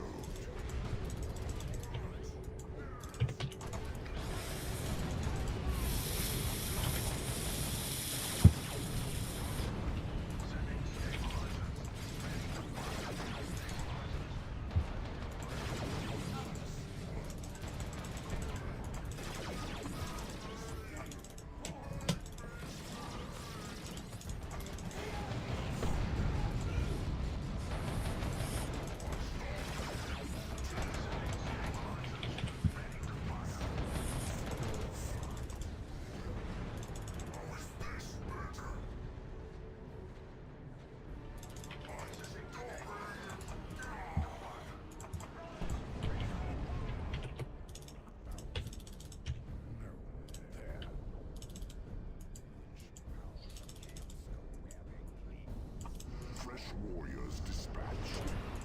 Your allies have claimed the requisition point. Not sure good. I'm not sure how good a Predator would be. I'll get it. It's a lot of broadsides, so I kind of counter it, but I'll try it. It's a little risky, but I'll do it.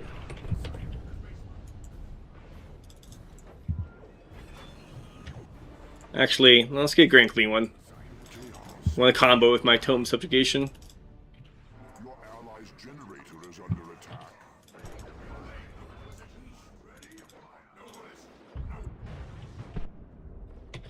Ready to kill.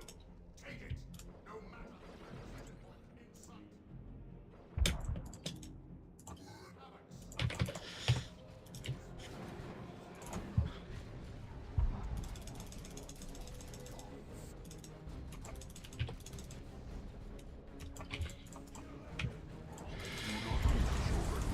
Ow!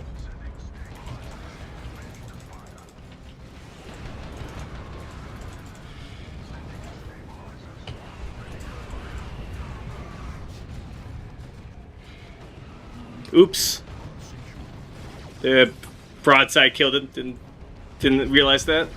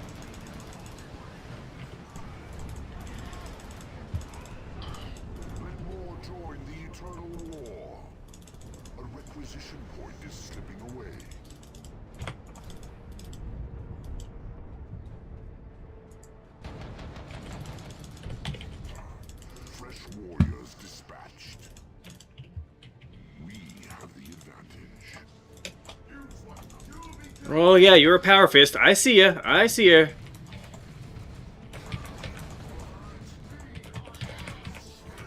let allies conquer victory points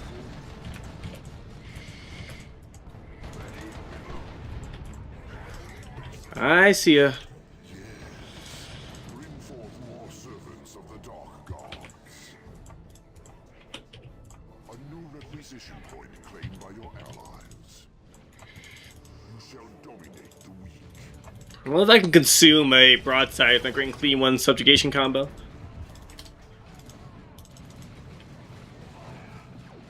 Is it possible decent low APM in Dawn of War 4? Probably less than Dawn of War 4. There's a lot seems to be a lot of squads to control. It's more possible in this game, because this game's more about just good timing of abilities.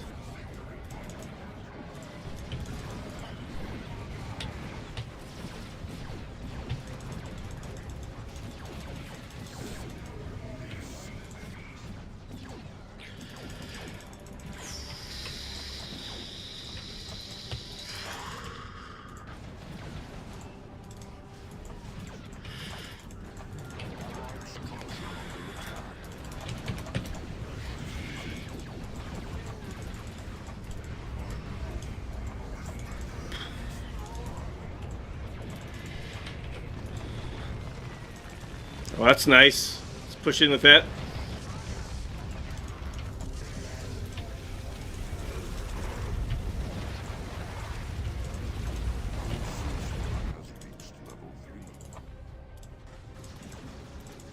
Push these guys back.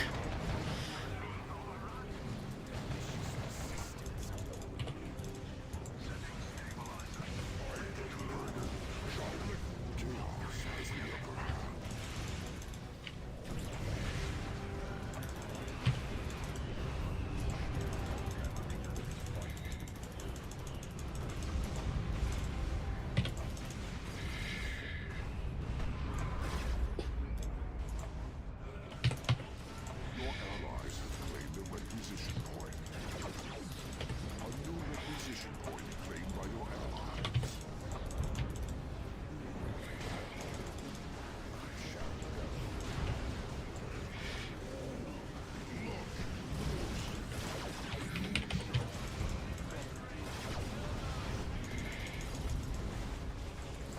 Fresh warriors dispatched. Waddle back to base, sir. Yes. Bring forth more servants of the Dark Gods.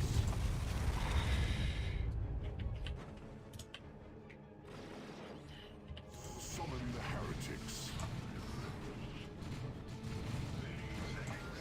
Open wide the abyss of chaos.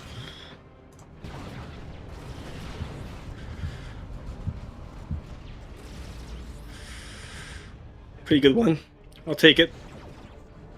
Your allies have won a victory point.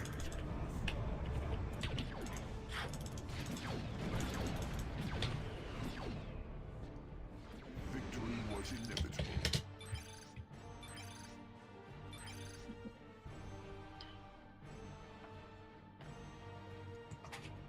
GG.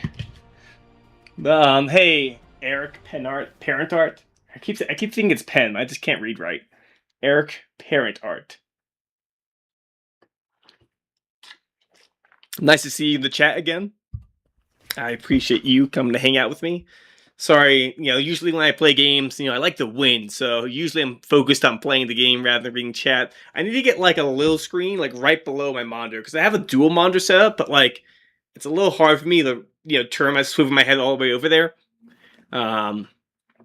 Where if I had something like right below my other main monitor here, it'd be a little easier just to kind of flick my eyes to it. Maybe you can put like our phone there, like a phone stand or something. That could be a way to go.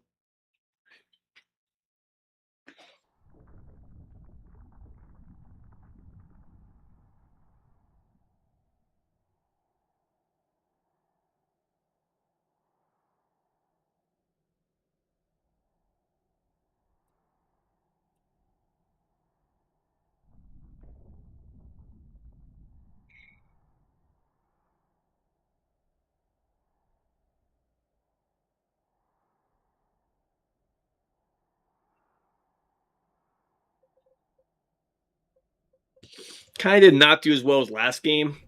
I mean, my KD is atrocious because I'm fighting Space Marines, and Heretics just like die all the time.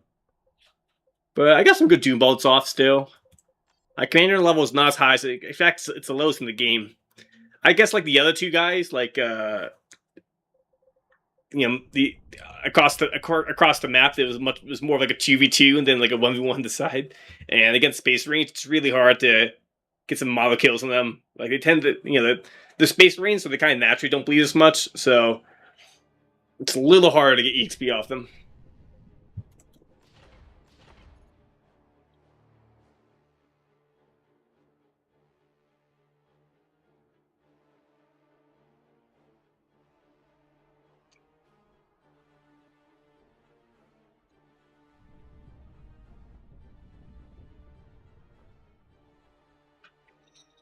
But if you're listening, Eric Parent.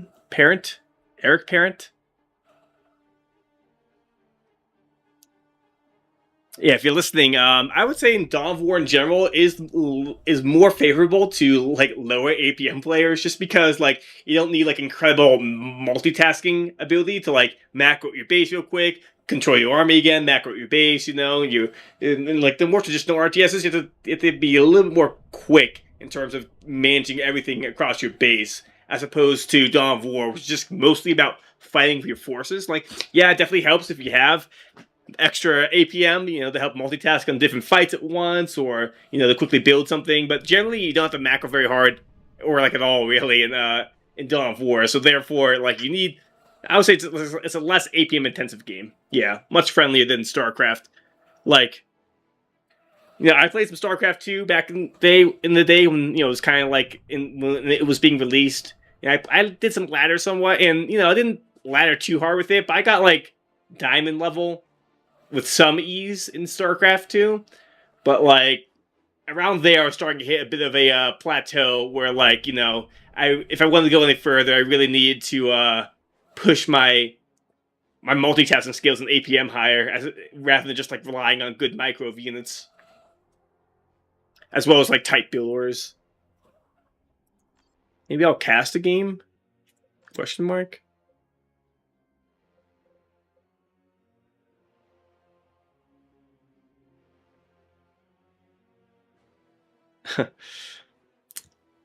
Well, a couple guys throw this at they throw like this term black at the end of whoever they're meeting to. I never was really quite sure about what it meant, Does it mean that I'm owning, or I'm getting owned, or what? I don't know. I hope Dawn of War's gameplay gets more new players into the franchise. Me too, and I'm betting it will, because I think, Warhammer 40,000 has never been more popular. Like this is truly like the golden age of 40k at the moment, So that, combined with the fact that it's going to be like a new game, is definitely going to bring in a big, fresh influx of like some new players into the franchise. Yeah, Warhammer 40k hype is real. So, I don't expect it will be like a huge game. Like I don't think it will reach like Age of Empires 2 levels. But if it reached like, let's say 5,000 concurrent players on Steam, I think that's very respectable. And a sizable player base in which to support the game. And be able to like justify making long-term commitments to DLC, because they can get their money back with enough players buying it. Like Company of Heroes 2 kind of, when it was in its heyday, kind of was around that level, probably a little higher. So, like, I think 5,000 concurrent players is, like, a good place to aim. I mean, a lot of Tau.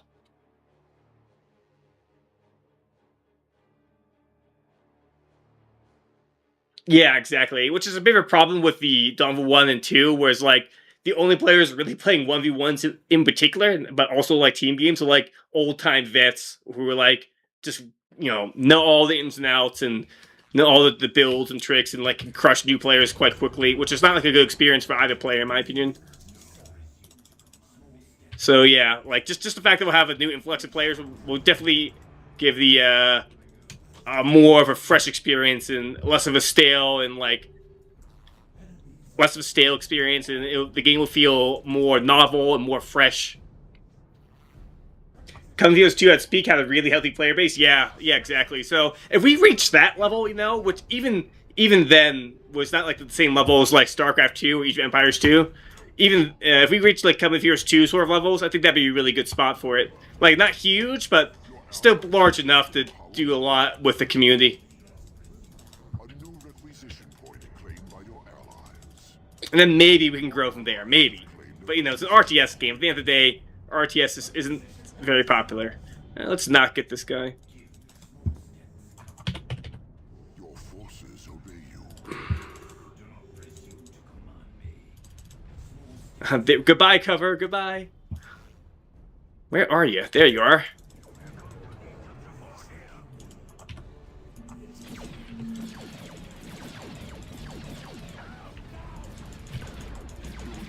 Really wish I got killed there. He attacked the barrel instead of moving. Poor motherfucker.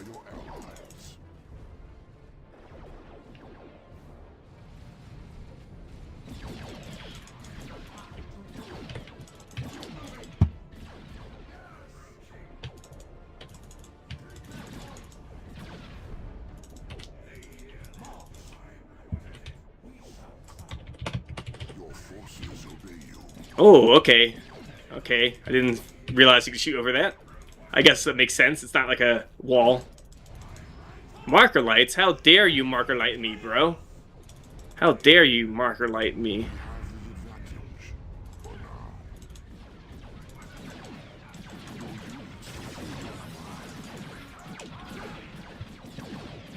Ah, they're done.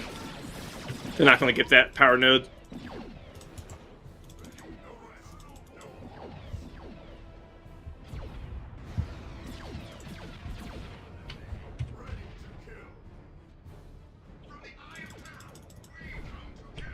Do not lose your requisition point. Your allies have won a victory point.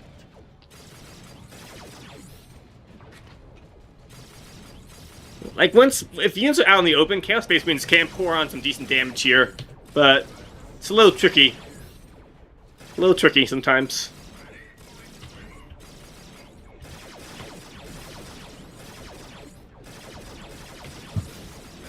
Allies have taken a power node. Alright, I'll take it. Sorry, Mowgli. Got a little crushed there.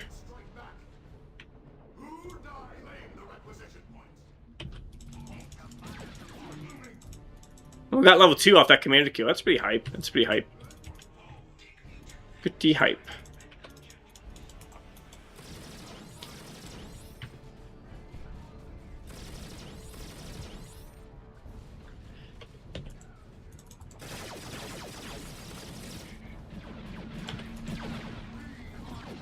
Ah, they're done. They're being flanked. Bit unfortunate.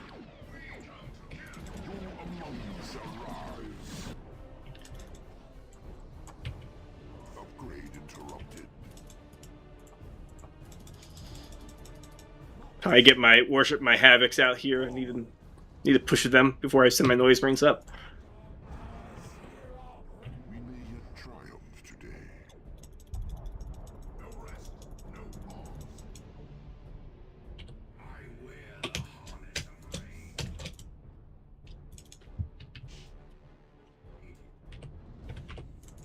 You are not prepared. Who among Let's get a Raptor too.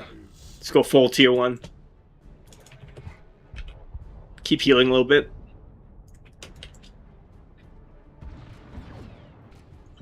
Alright, that's good enough. We can heal up a little more on the way. I am here ready. You cannot trifle with me.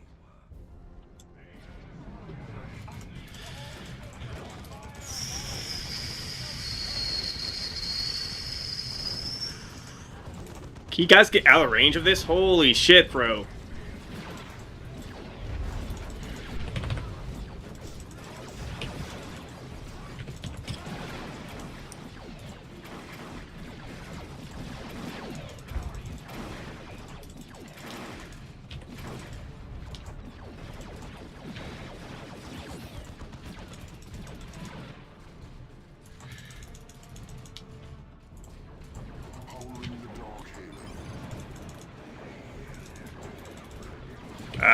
Just back off.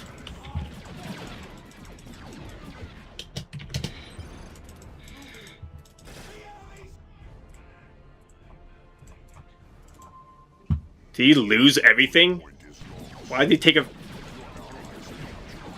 He lost everything, bro? Like, come on. Whatever. Okay, I guess I have to really put on my carry pants now.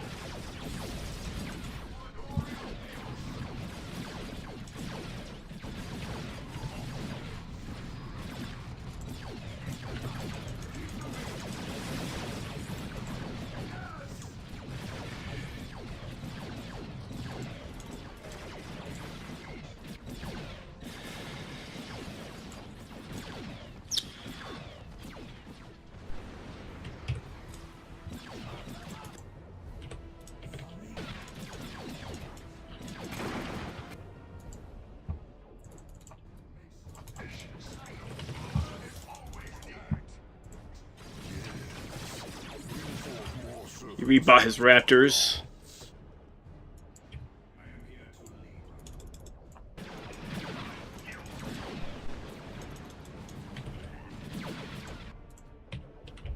Your forces are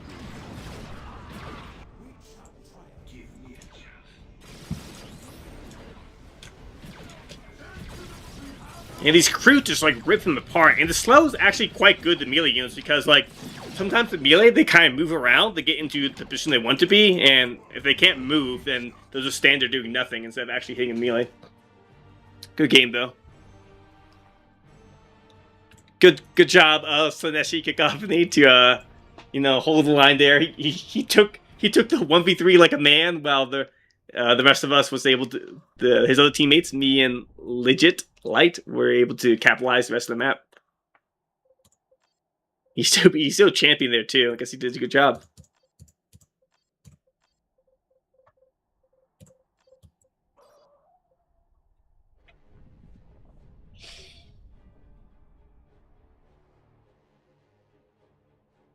Yeah, the new factions will definitely be, you know, like people like playing their favorite factions of Warhammer 40k more than most games, you know? Like, I'll say games like Warcraft 3 and StarCraft, like, yeah, the different races are cool, but particularly in 40k, due to the plethora in races and having an army of your dudes, it's definitely more of a draw to have more races in 40k games. But yeah, it probably will be a balancing nightmare, as usual. Yeah. I mean, like, basically, hell, even, like, games like StarCraft with this 3 races are already pretty tough to balance. Like, StarCraft 2 has, like, basically never stopped having balance cycles. It kind of, like, slowed down after Blizzard kind of sort of took off the gas from the pedal and, like, kind of left the balance council to do things. And they just did like a very controversial latest update, but you know, even still, like it's still like some sort of balance update. But and also even games that are like less asymmetrical, like Age of Empires, you know, those you know, Age of Empires 2 and 4 have gone through very long balance cycles, like years to get to like a point where they feel like fine and fair.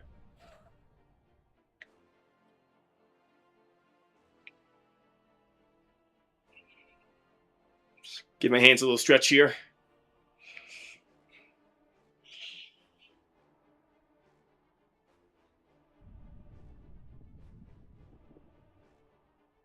Oh, yeah.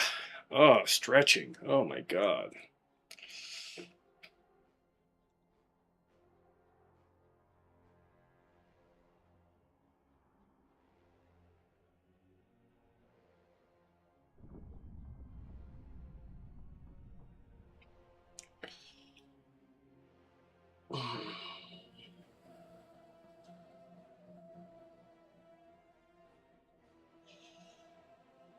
I am like, every time I think about it, I just get excited to play Dawn of War 4, you know? Like, just like a new gameplay, brand new, like, territories, like, literal and metaphorical to explore, you know? Like I get to talk about balance again.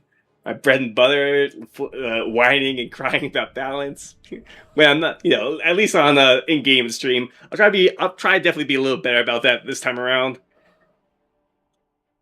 But in my high school days, when I was in my back in Dawn of War 2 retail, I was definitely a little bit more apt to lash out in chat about balance and abuse and whatnot. But I'm like 30 plus now, so I'm chill. I'm chill. At least for the most part. At least for the most part.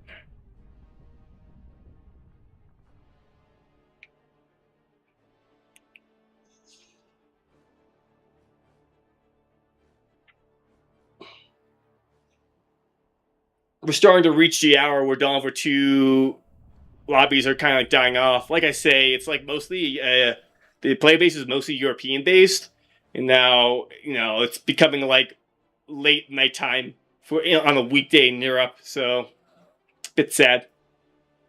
Dawn of War 2 dead? Yeah, it's a low dead. Low dead.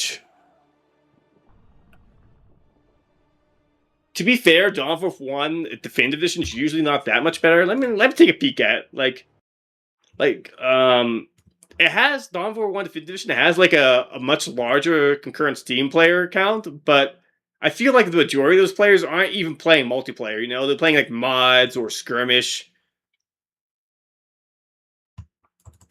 Play Company of Hero 1. Maybe is the remaster out yet for Company of Heroes 1? Okay, yeah, there's a fair bit more lobbies, but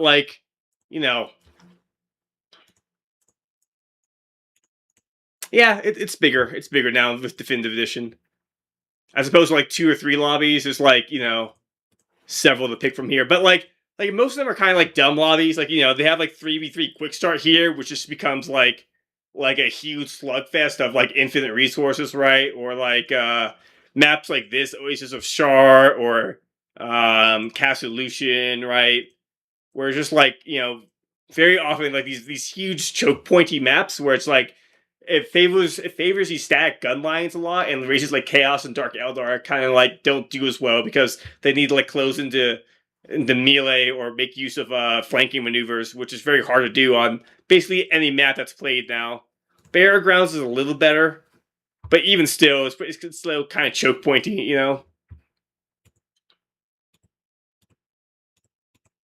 But it's actually doing better than I thought in terms of player counts here in Definitive Edition.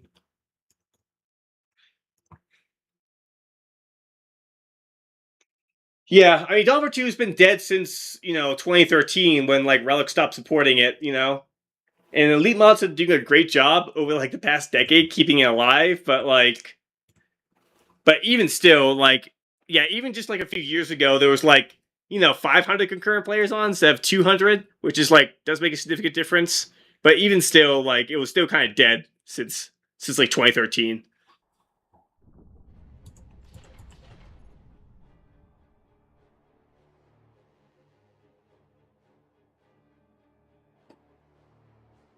Which is sad. I feel like Dawn of War 2 is really, really like a hidden gem.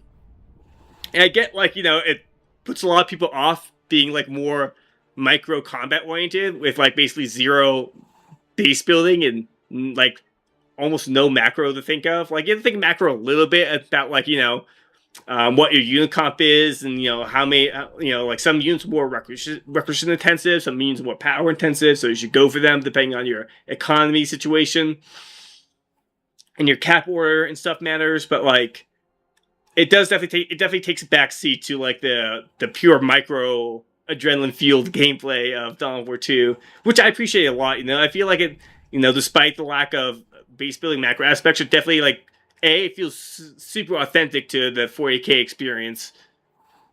And B, Dawn of War 2, I lost my train of thought. Oh shit. I was looking at my stream over there and I got distracted. Whatever. I was going to say that, it's, despite the lack of macro aspects, I feel like the moment-to-moment gameplay in Dawn of War 2 is just really good, even if your unit compositions are similar each time, it really feels like no 2 fights play out the same due to how you're using your abilities and your positioning and your cover usage, So it really does feel I really feel like the PvP has it's a lot more dynamic, and therefore keeps me engaged in a way that Dawn of War 1 does not in PvP.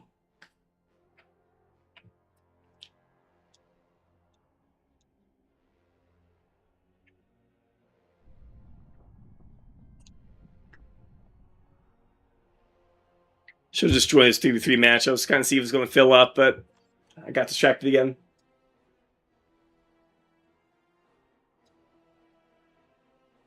Both Dawn of War 1 and 2 are like fantastic 40k experiences. I like prefer Dawn of War 2 because I definitely enjoy microing my dudes around more. And to be quite honest, I feel like the soundtrack and the sound engineering in Dawn of War 2 is like really good. In fact, it's so good, like it's, you know, the modded games for Dawn of War 1, like Ultimate Apocalypse, Unification, they use the sound assets from Dawn of War 2, you know, put them in Dawn of War 1 because it's just kind of better. Retreat is BS. You know, it's like I think it's like necessary for like a tactics oriented game. Not necessary, but like, you know, I'm used to it and I kind of enjoy it. You know, like it feels a little bit more like I say personally, I think it's less dumb than Dawn of War 1, where you're just like constantly pathing back and forth between like one listening post or another, and like the endless circle kiting. You know. So I appreciate retreat mechanic, you know, I understand, like, you know, it feels a little jarring if you're, like, used to more traditional RTSs where, like, you know, oh, like, it takes control out away from my units, you know, and, you know, I can't kill the enemy squad if they're retreating, you know, like, which is true, but, and Dawn of War 2 is a little less true because, melee does extra damage, so you can set up good melee flanks and kill retreating units.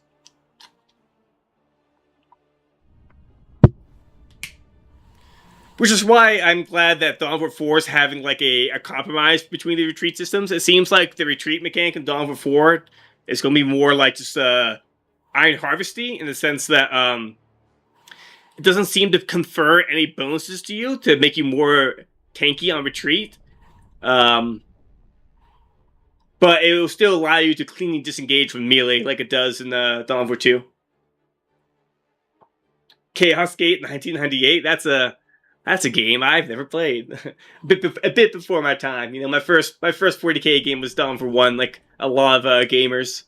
But there's like a one generation previous to me who, like, you know, played games in the 90s or before then that probably have fond memories of games like that.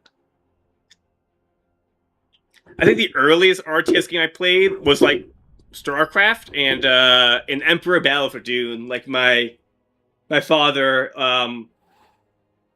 was a bit of a small time gamer, you know, and he got Emperor Battle for Dune, and so I played that a lot when I was young. That was a really good game, and also like Westwood Studios had like insane like single player production value with like the live action, you know, with Michael Dorn playing Duke Leto Atreides, classic. Yeah, Dawn of War 2 campaign is really good. Like, it's obviously extremely different from Dawn of War 1, more like an ARPG. But, like, like, the storytelling and the narrative experience is, like, really good. It's, like, way better than any of the other campaigns, you know, in my opinion. And, you know, and the gameplay, I like the gameplay a lot, but, like I said, I can see how, like, people who sort of prefer the more traditional RTS experience, like, will shy away from that sort of gameplay.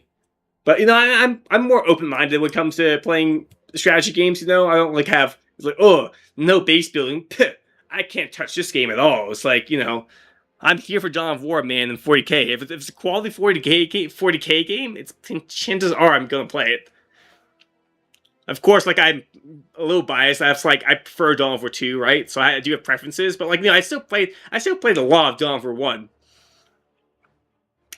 And Dawn of War 3, for that matter, until, you know, Relic abandoned it.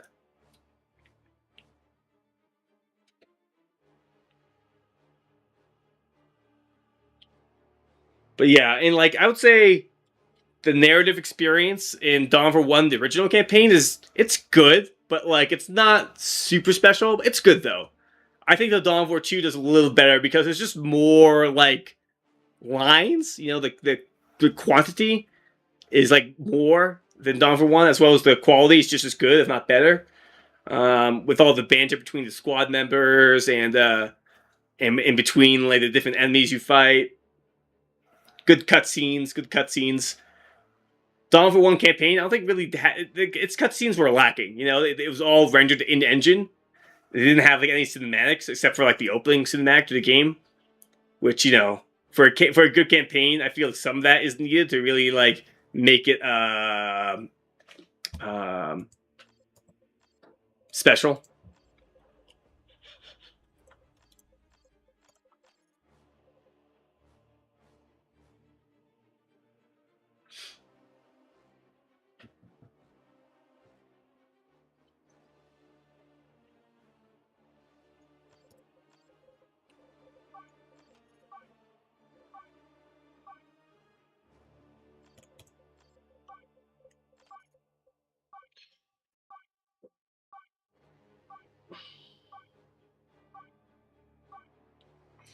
I'll play a few more games, I think, of Dawn of War 2 before I call it, but we'll see. The main problem with Dawn of War 2 for me is that it is too much Company of Heroes. Sure, I can see how it is definitely has the Company of Heroes formula like baked into it, like no doubt about it. I mean, personally, I kind of like Company of Heroes, especially Company of Heroes 2. It's like the very tactics micro-oriented gameplay. Eschews base building. But like I said, I can see how people like don't jive that style when it comes to RTS. But it's a proven formula, so I don't think it's it doesn't make it bad. It just makes it like different. Different strokes for different folks and all that.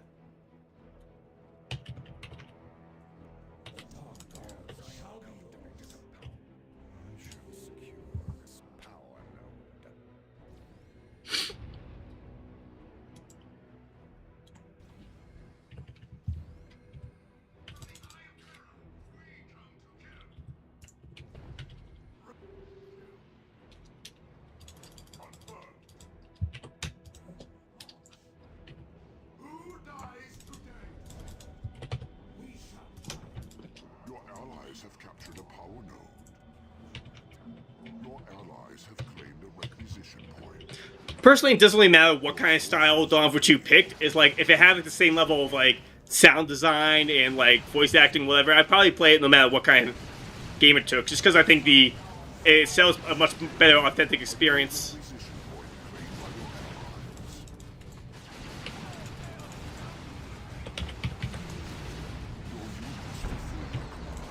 Ooh, get Doom bolted.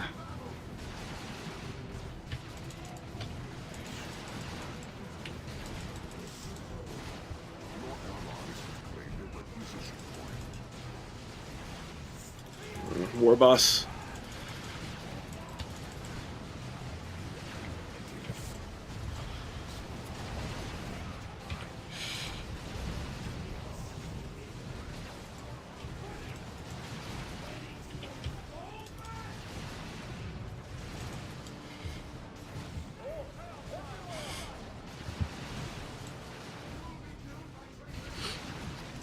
Oh, maybe I should have hit the war boss. We might be able to kill him. You may fail us this day. Allies have taken a power node.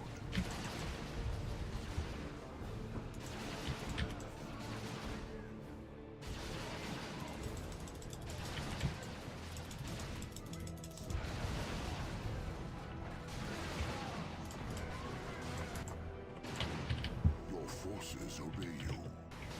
All right, time to run.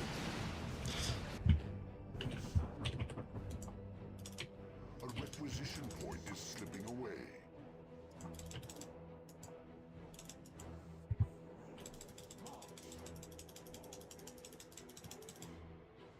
Your units fulfill your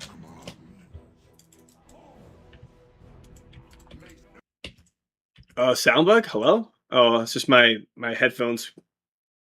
What happened to my headphones? I'm using wireless headphones. They're kind of bugged out. Try to reset them.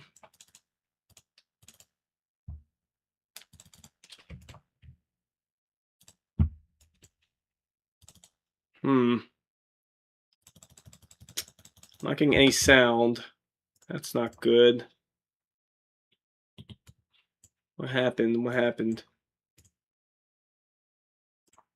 Okay, I get sound on YouTube, and man, I lost my sound in the game though.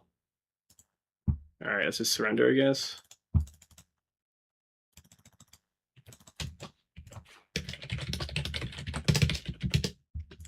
What the hell happened?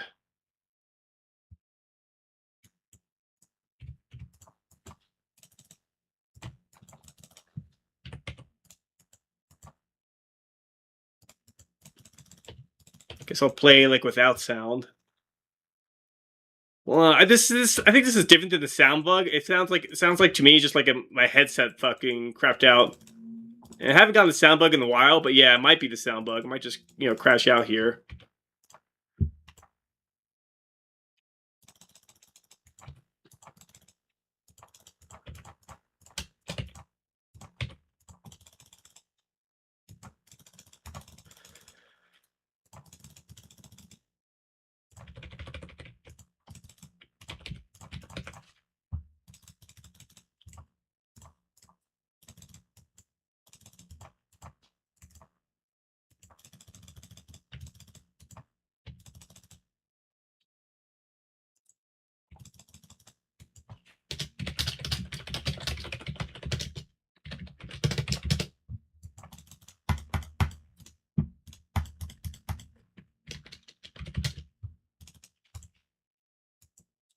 Because the sound bug is like, you can still hear like some of the music for a time, where like the rest of the sound craps out, but I hear like literally nothing. And I felt like how a bit of a sound glitch. I'll just quit now. Whatever.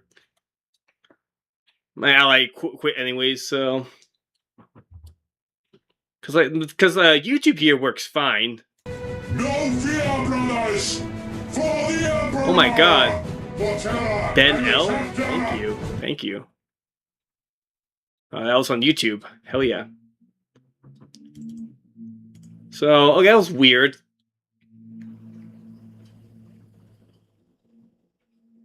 I guess it was a Dawn of War 2 thing. Yeah, maybe it was a sound bug. It just kind of like interacted strangely with my headphones.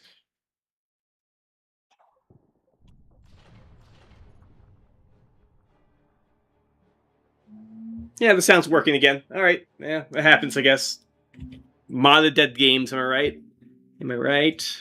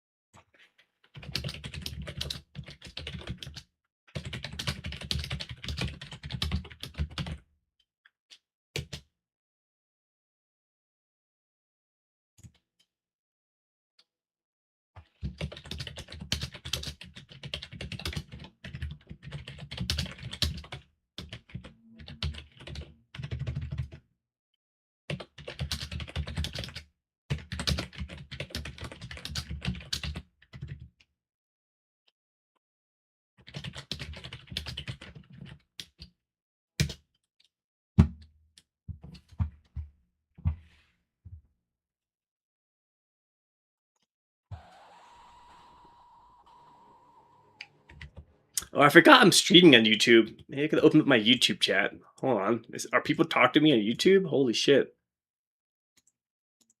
Oh, yeah, I need to pause myself there. Oh, they are. Okay, now it's just Norseland and Jake Vivid and me ignoring them and talking to them here on Twitch. That's hi Norseland. You're watching both my streams. That's so nice. Sound's gone here too. Okay, I see you, Alexandro. Okay, I'm getting better at this. All right. Let me pop out this chat. Move it over here.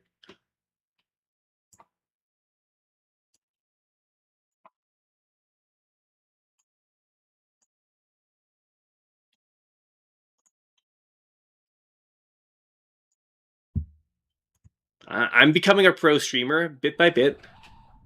Bit by bit.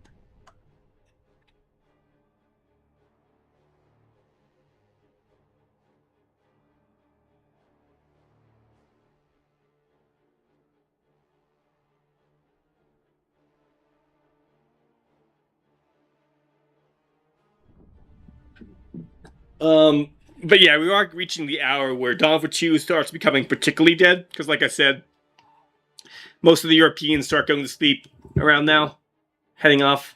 Like, what time is it in Central Europe? Like, almost midnight, yeah. So, like... So, it's a big reason why, like,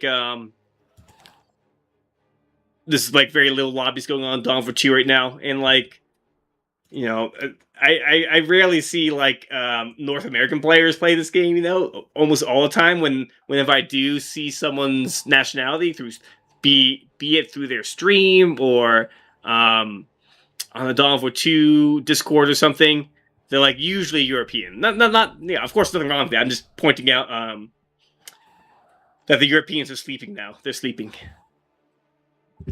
So I don't know. I don't want to join this game. Let me just see who's in it. But like, I don't really want to join games with like a bunch of random people, because like, I don't want to like noob stomp people. Like, it's not a good experience for anyone.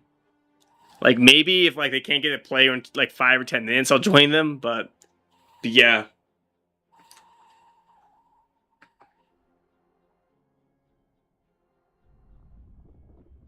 Usually at this point, I start playing like Ultimate Apocalypse Mod or Stellaris or Baldur's Gate 3.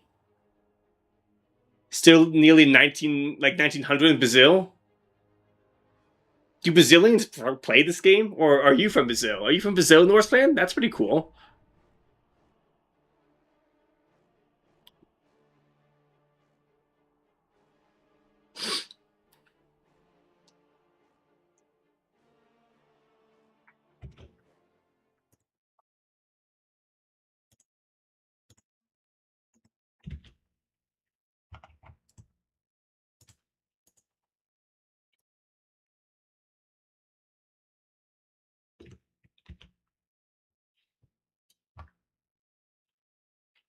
And the 8 players are playing Dawn of War 3. Yeah, like the 100 people playing Dawn of War 3 still, all NA.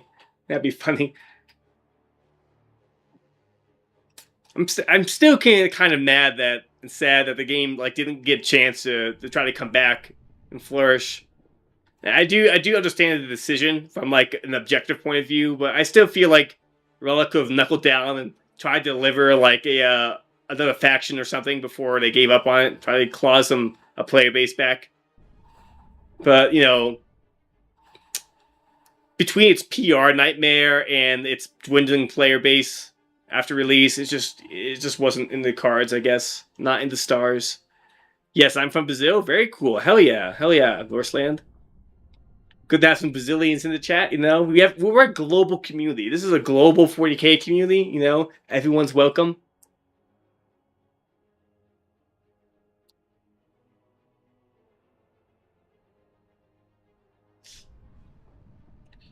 I've never been to Brazil, but if I was to visit South America, I guess it would be Brazil. You know.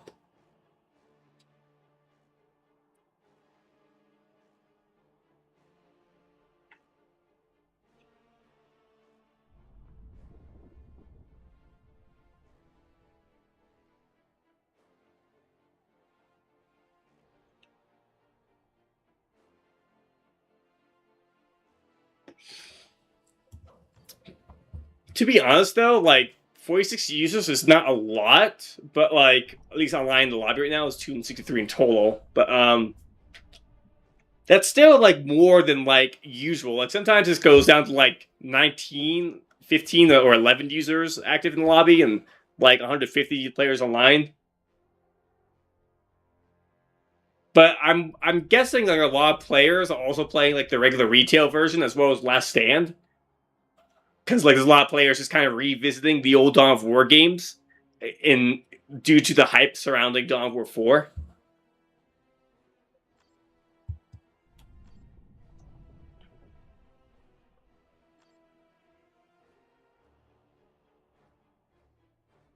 Pretty good choice, yeah. I mean, I'm probably not going to travel anytime soon, but it will be Brazil if I do visit South America.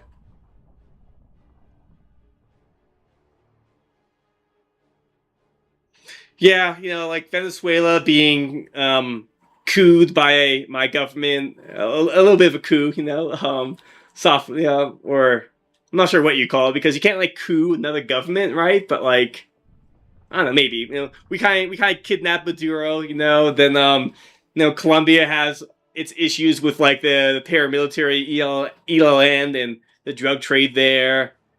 I guess Argentina and Chile. Well, Chile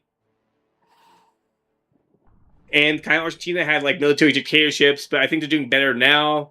Um, but yeah, it seems like Brazil is kind of like the most stable and prosperous government and nation in South America. So probably a good place to start out with and enjoy the amenities it brings.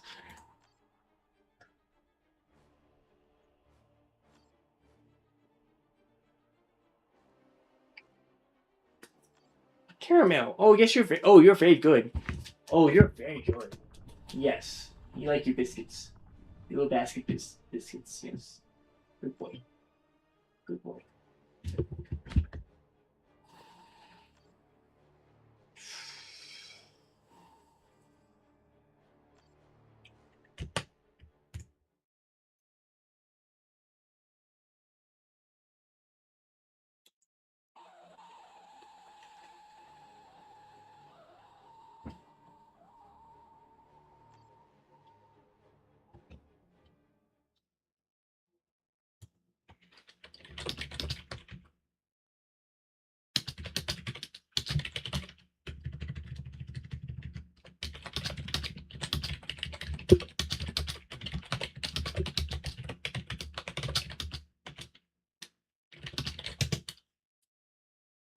Didn't see John Denver Rip. John Denver Rip. There we go. I got it. Yeah, sorry, I didn't see chat up there. I got distracted by Northland in this Brazil.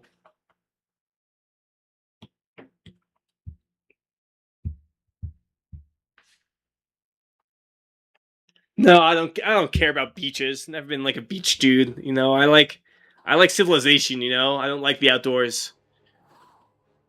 Humanity has spent millennia getting away from nature, and some people want to go back into nature. That's disgusting. What's wrong with you guys? I like my indoors, nice dinners, some museums, some attractions, what have you.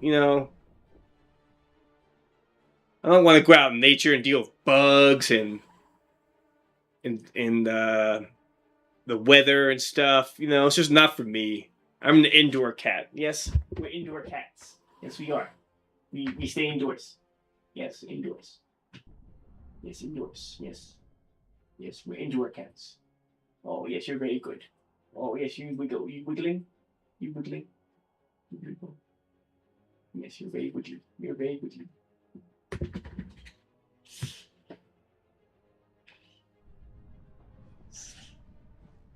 I'll kind of wait around for like one more high level lobby that might come up, but it might be time to take a break from streaming. I can maybe get some exercise in, some food.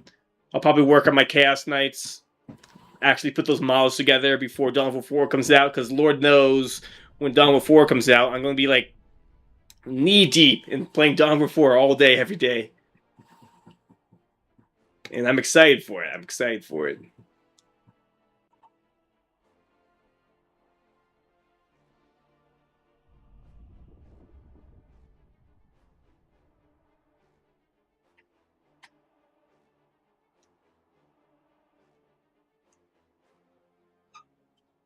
I know you're good. I know, Karen. I know you're good. Yes, you're very good. You are good.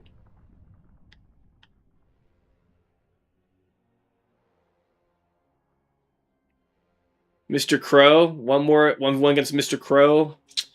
I guess I could do one more. Oh, game full. Maybe I'll just obs it. Oh, it's a 2v2 now. Hype.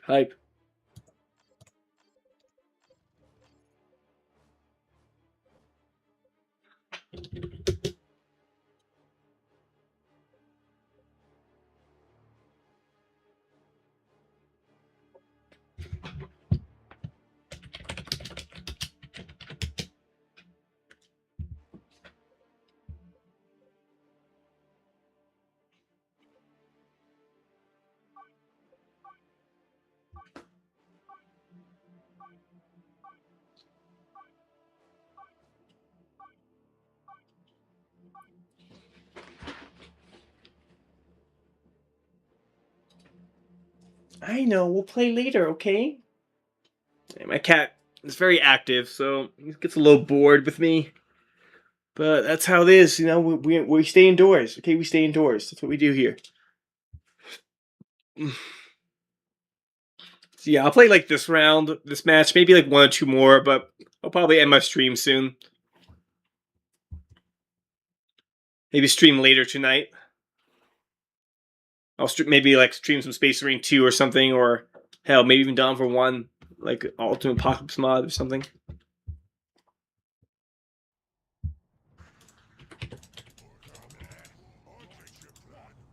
Oh my god, he's getting pathed. He's getting pathed to death. Oh my god.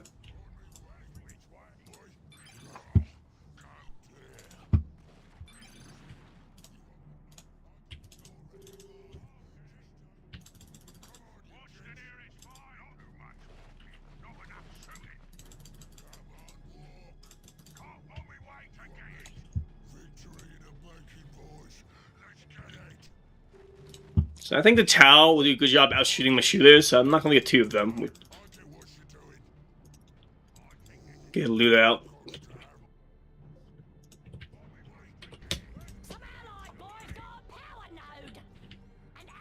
He tried to press Q on the node, but I think he pressed Stomp instead.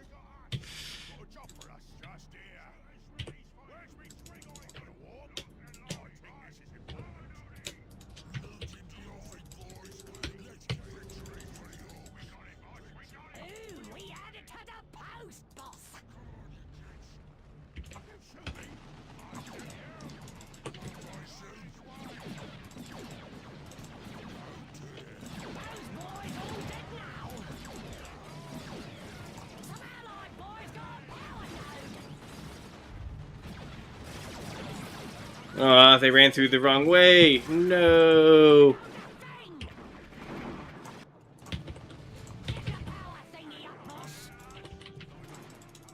Oh, he's charging me. Here comes the OP crew. Being OP.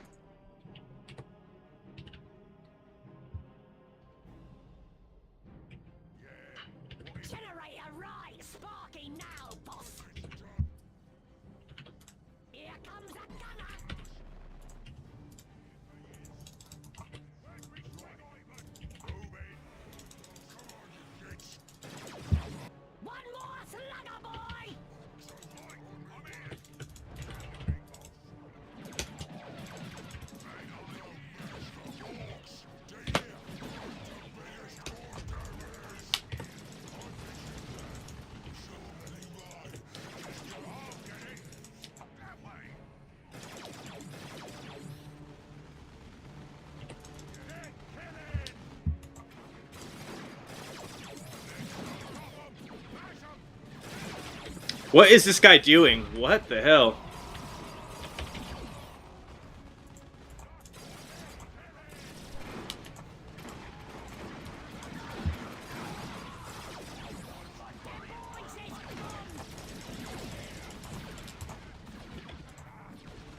I didn't mean to retreat to shoot us.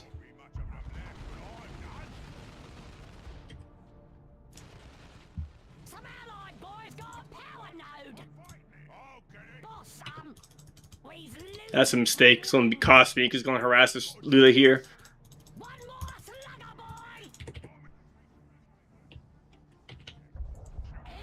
I guess not.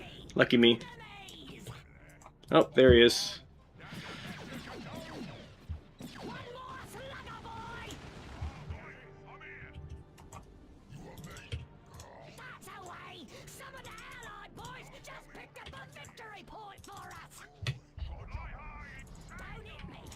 Alright, Storm Boys, do your thing now. Try to be aggressive now with my Storm Boys.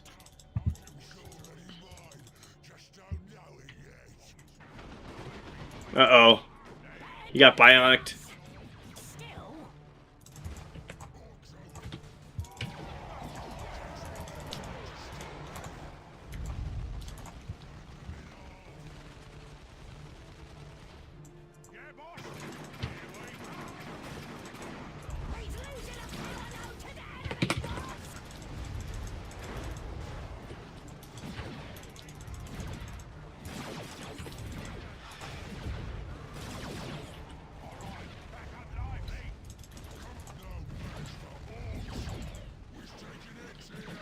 Unfortunate. The war boss is level 2. Pull out the spiky armor for the boss. Oi, watch out with them spikes. This way. We're coming for you, friend. Which way? Right. That's the way. Okay.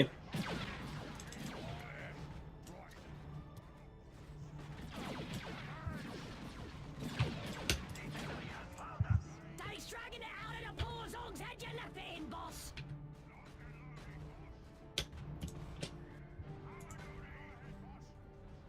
Not so sparky no more. This power node thingy.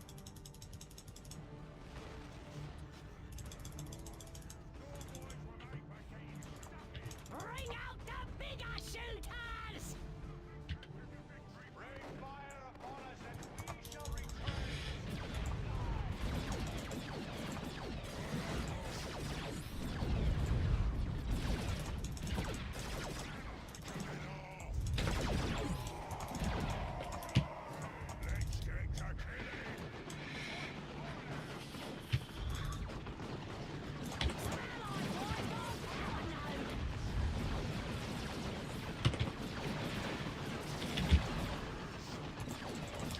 Ooh, I'll take that. I'll take that.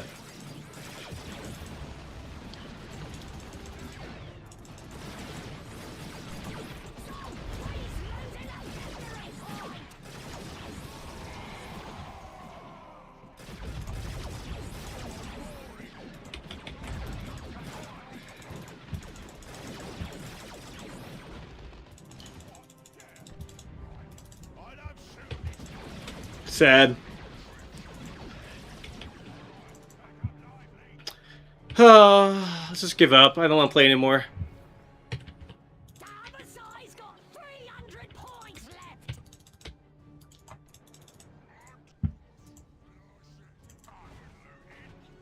Here comes a gunner. Get the burners. It's roasting time. Don't rely on that infantry help.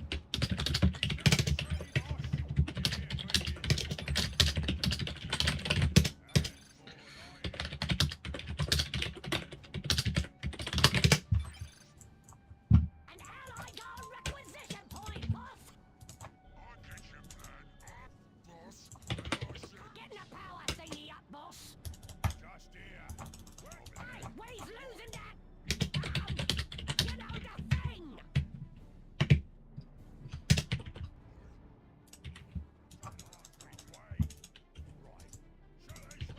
Yeah, you kind of need Storm Boys and Sluggers as the transition to tier 2, and the fact that I don't have them anymore, and my Sluggers level 1 is really bad. Because I'll hit tier 2 and have like nothing except for Death Dread, and I'll be countered immediately. The war boss is level 4.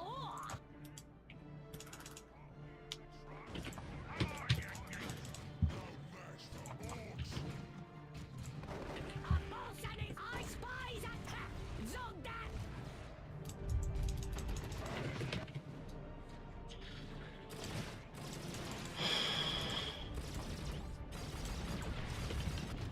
I ain't marching anywhere now.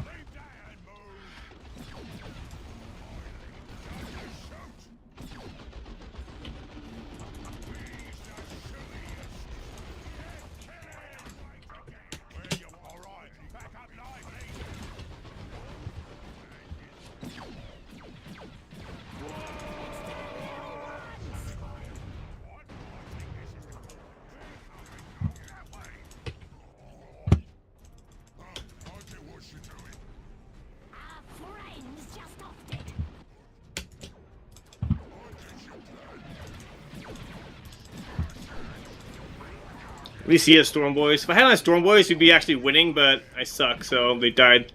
Well, you know, Attila got me good with the tree grenade. That's away! Some of the Allied boys just picked up a victory point for us!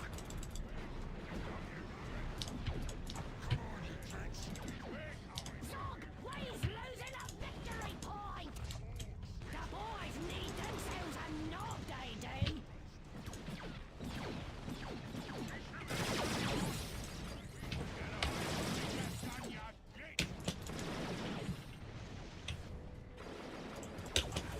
Let's go get Toppy!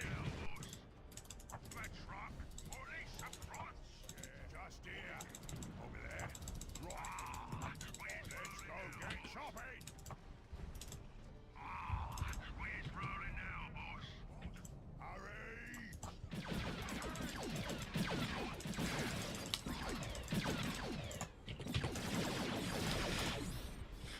They're down in us! Still,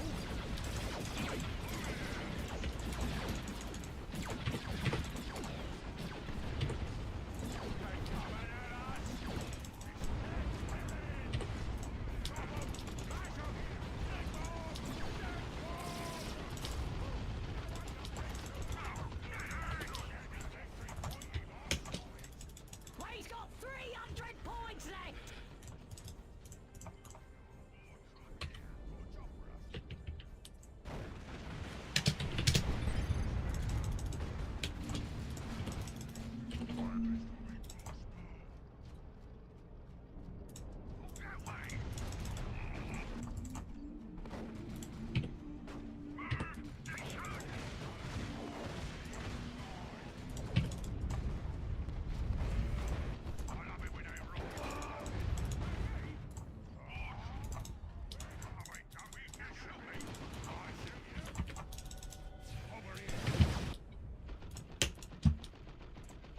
A boss and his pals should never be Get some stick bombers.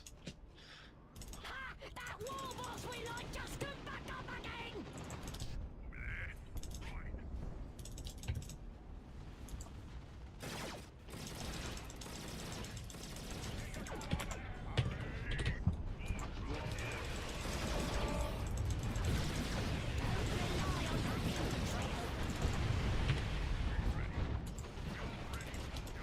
The war boss is level 5! Ooh, looky! Enemies!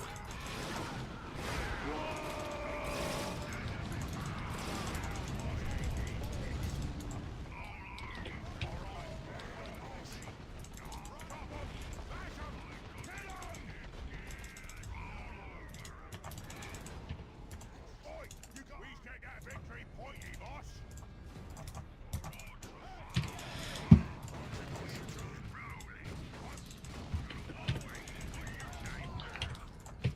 There'll be hordes and hordes of us soon enough! Here comes a gunner!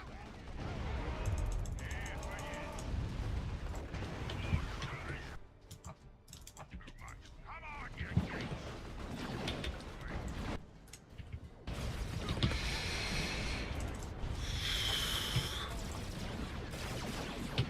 Oh, get one. Give me a kill here. Yeah, give me vengeance. Vengeance. Come on, shoot. Yes. Friends just offed it!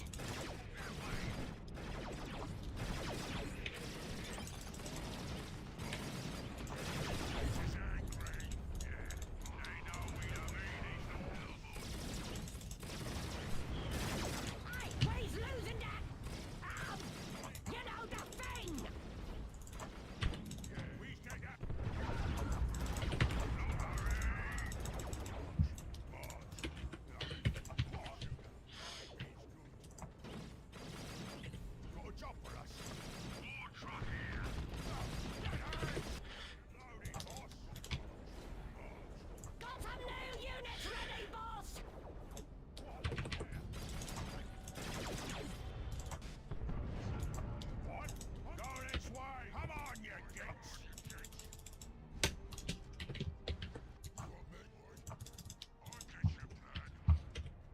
All right, Knobs. All right, Mr. Crow has carried me. Thank you, Mr. Crow, for the carry, making up for my poor play.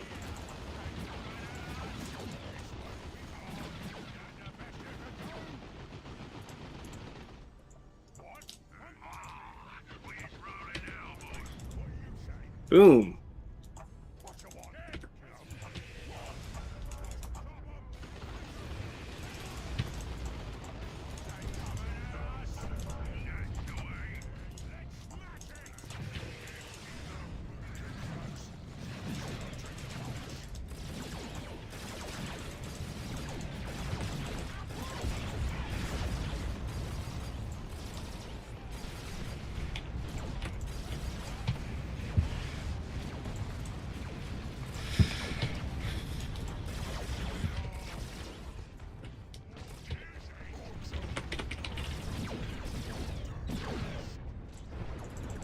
Run, run.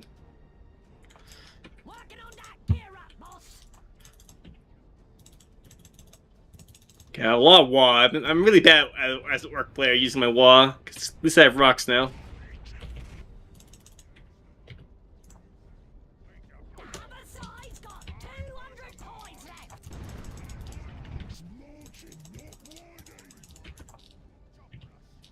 Be shooters ready, boss.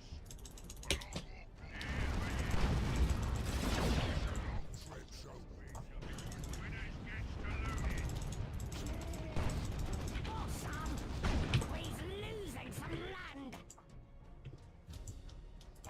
Hurry! What you want? Oi, over there! Come on, you think you're sorry, kids? Shooters ready. Why? What then? Victory in the making, boys.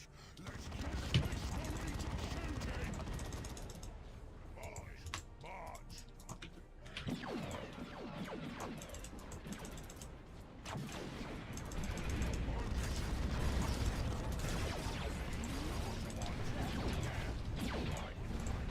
More power for you, boss.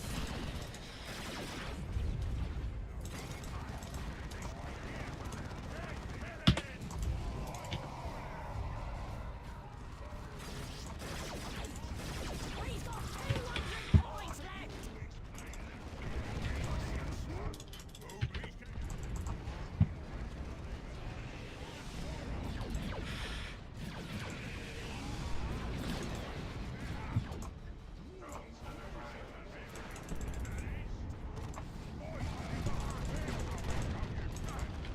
He's just a green smear now, boss.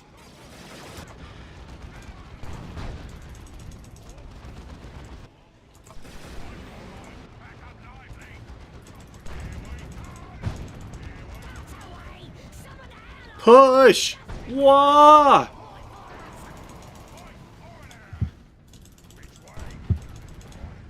This way. Here. Get in there!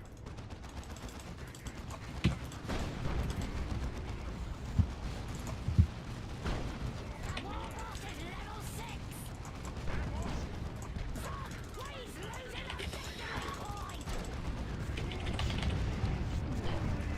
One more slugger, boy. I'll take a kill on the predator there. Right. Here for yous. Come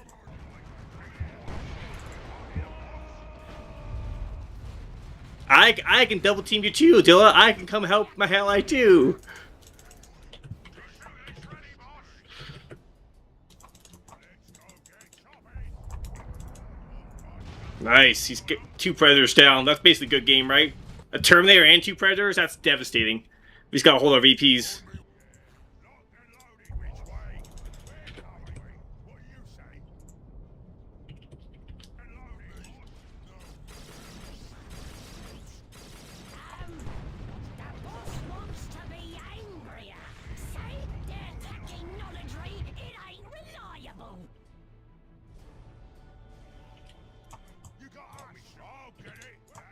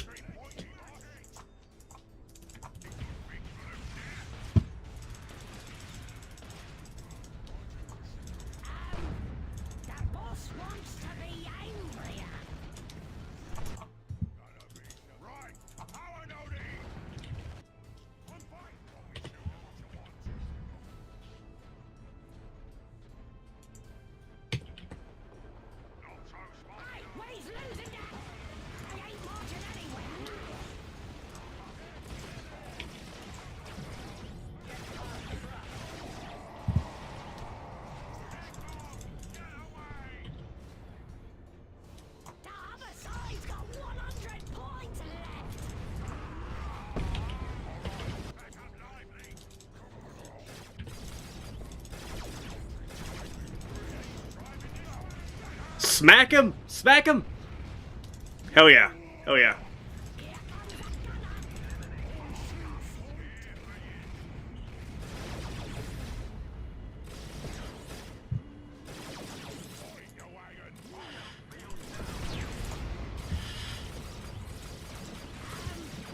The boss wants to be angrier. One more flower boy!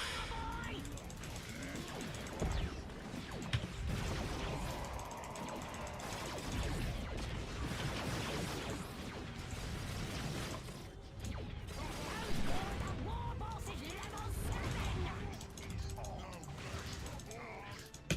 7! We won.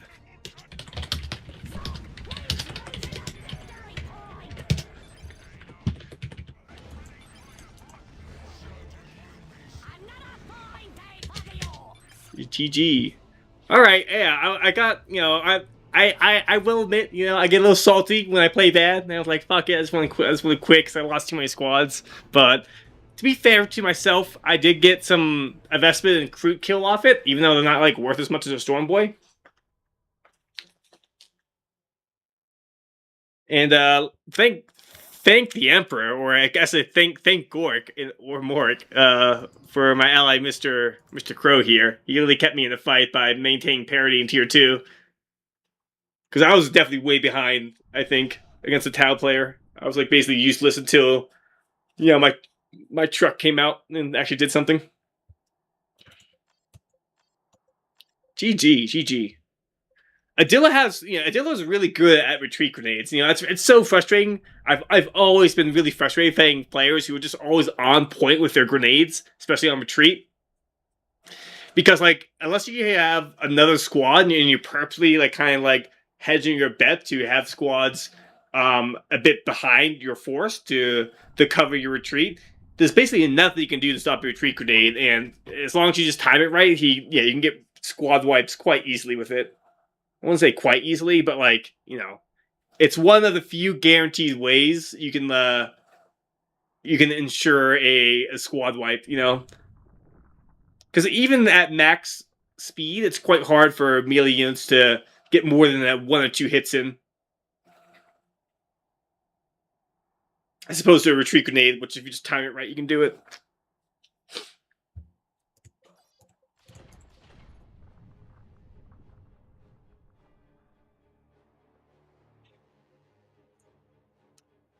Alright, I think we're going to stop here, actually. Been streaming for 5 hours, not bad. And we'll give my hands a break. Gonna get some food. Make some Chaos Knights. Maybe I'll stream a little later of like some Space Marine 2. But I'm gonna end on a good note, you know. I'm trying to like recompose myself and try to purge myself of the saltiness. You know, I can't be a whinging baby rager by the time Dawn of War 4 comes out. You know, I'm trying to be better at that. But anyways, thanks for watching. Whoever's still watching, I appreciate it. Like I said, I might stream a little more tonight, but I'll probably be on tomorrow as well. I have some family coming in town this weekend, so I'll probably not be streaming so much this weekend. But you know, I'll be around though. I'll still be around, and you know, we're still on the countdown for Dawn of War 4. Just 2 more months. 2 more months. All right. Take care, guys. I appreciate it. I'll see you around, and thanks for watching. Let me see if I can raid someone. Is anyone else streaming Dawn of War 2? Just some VTuber on the campaign.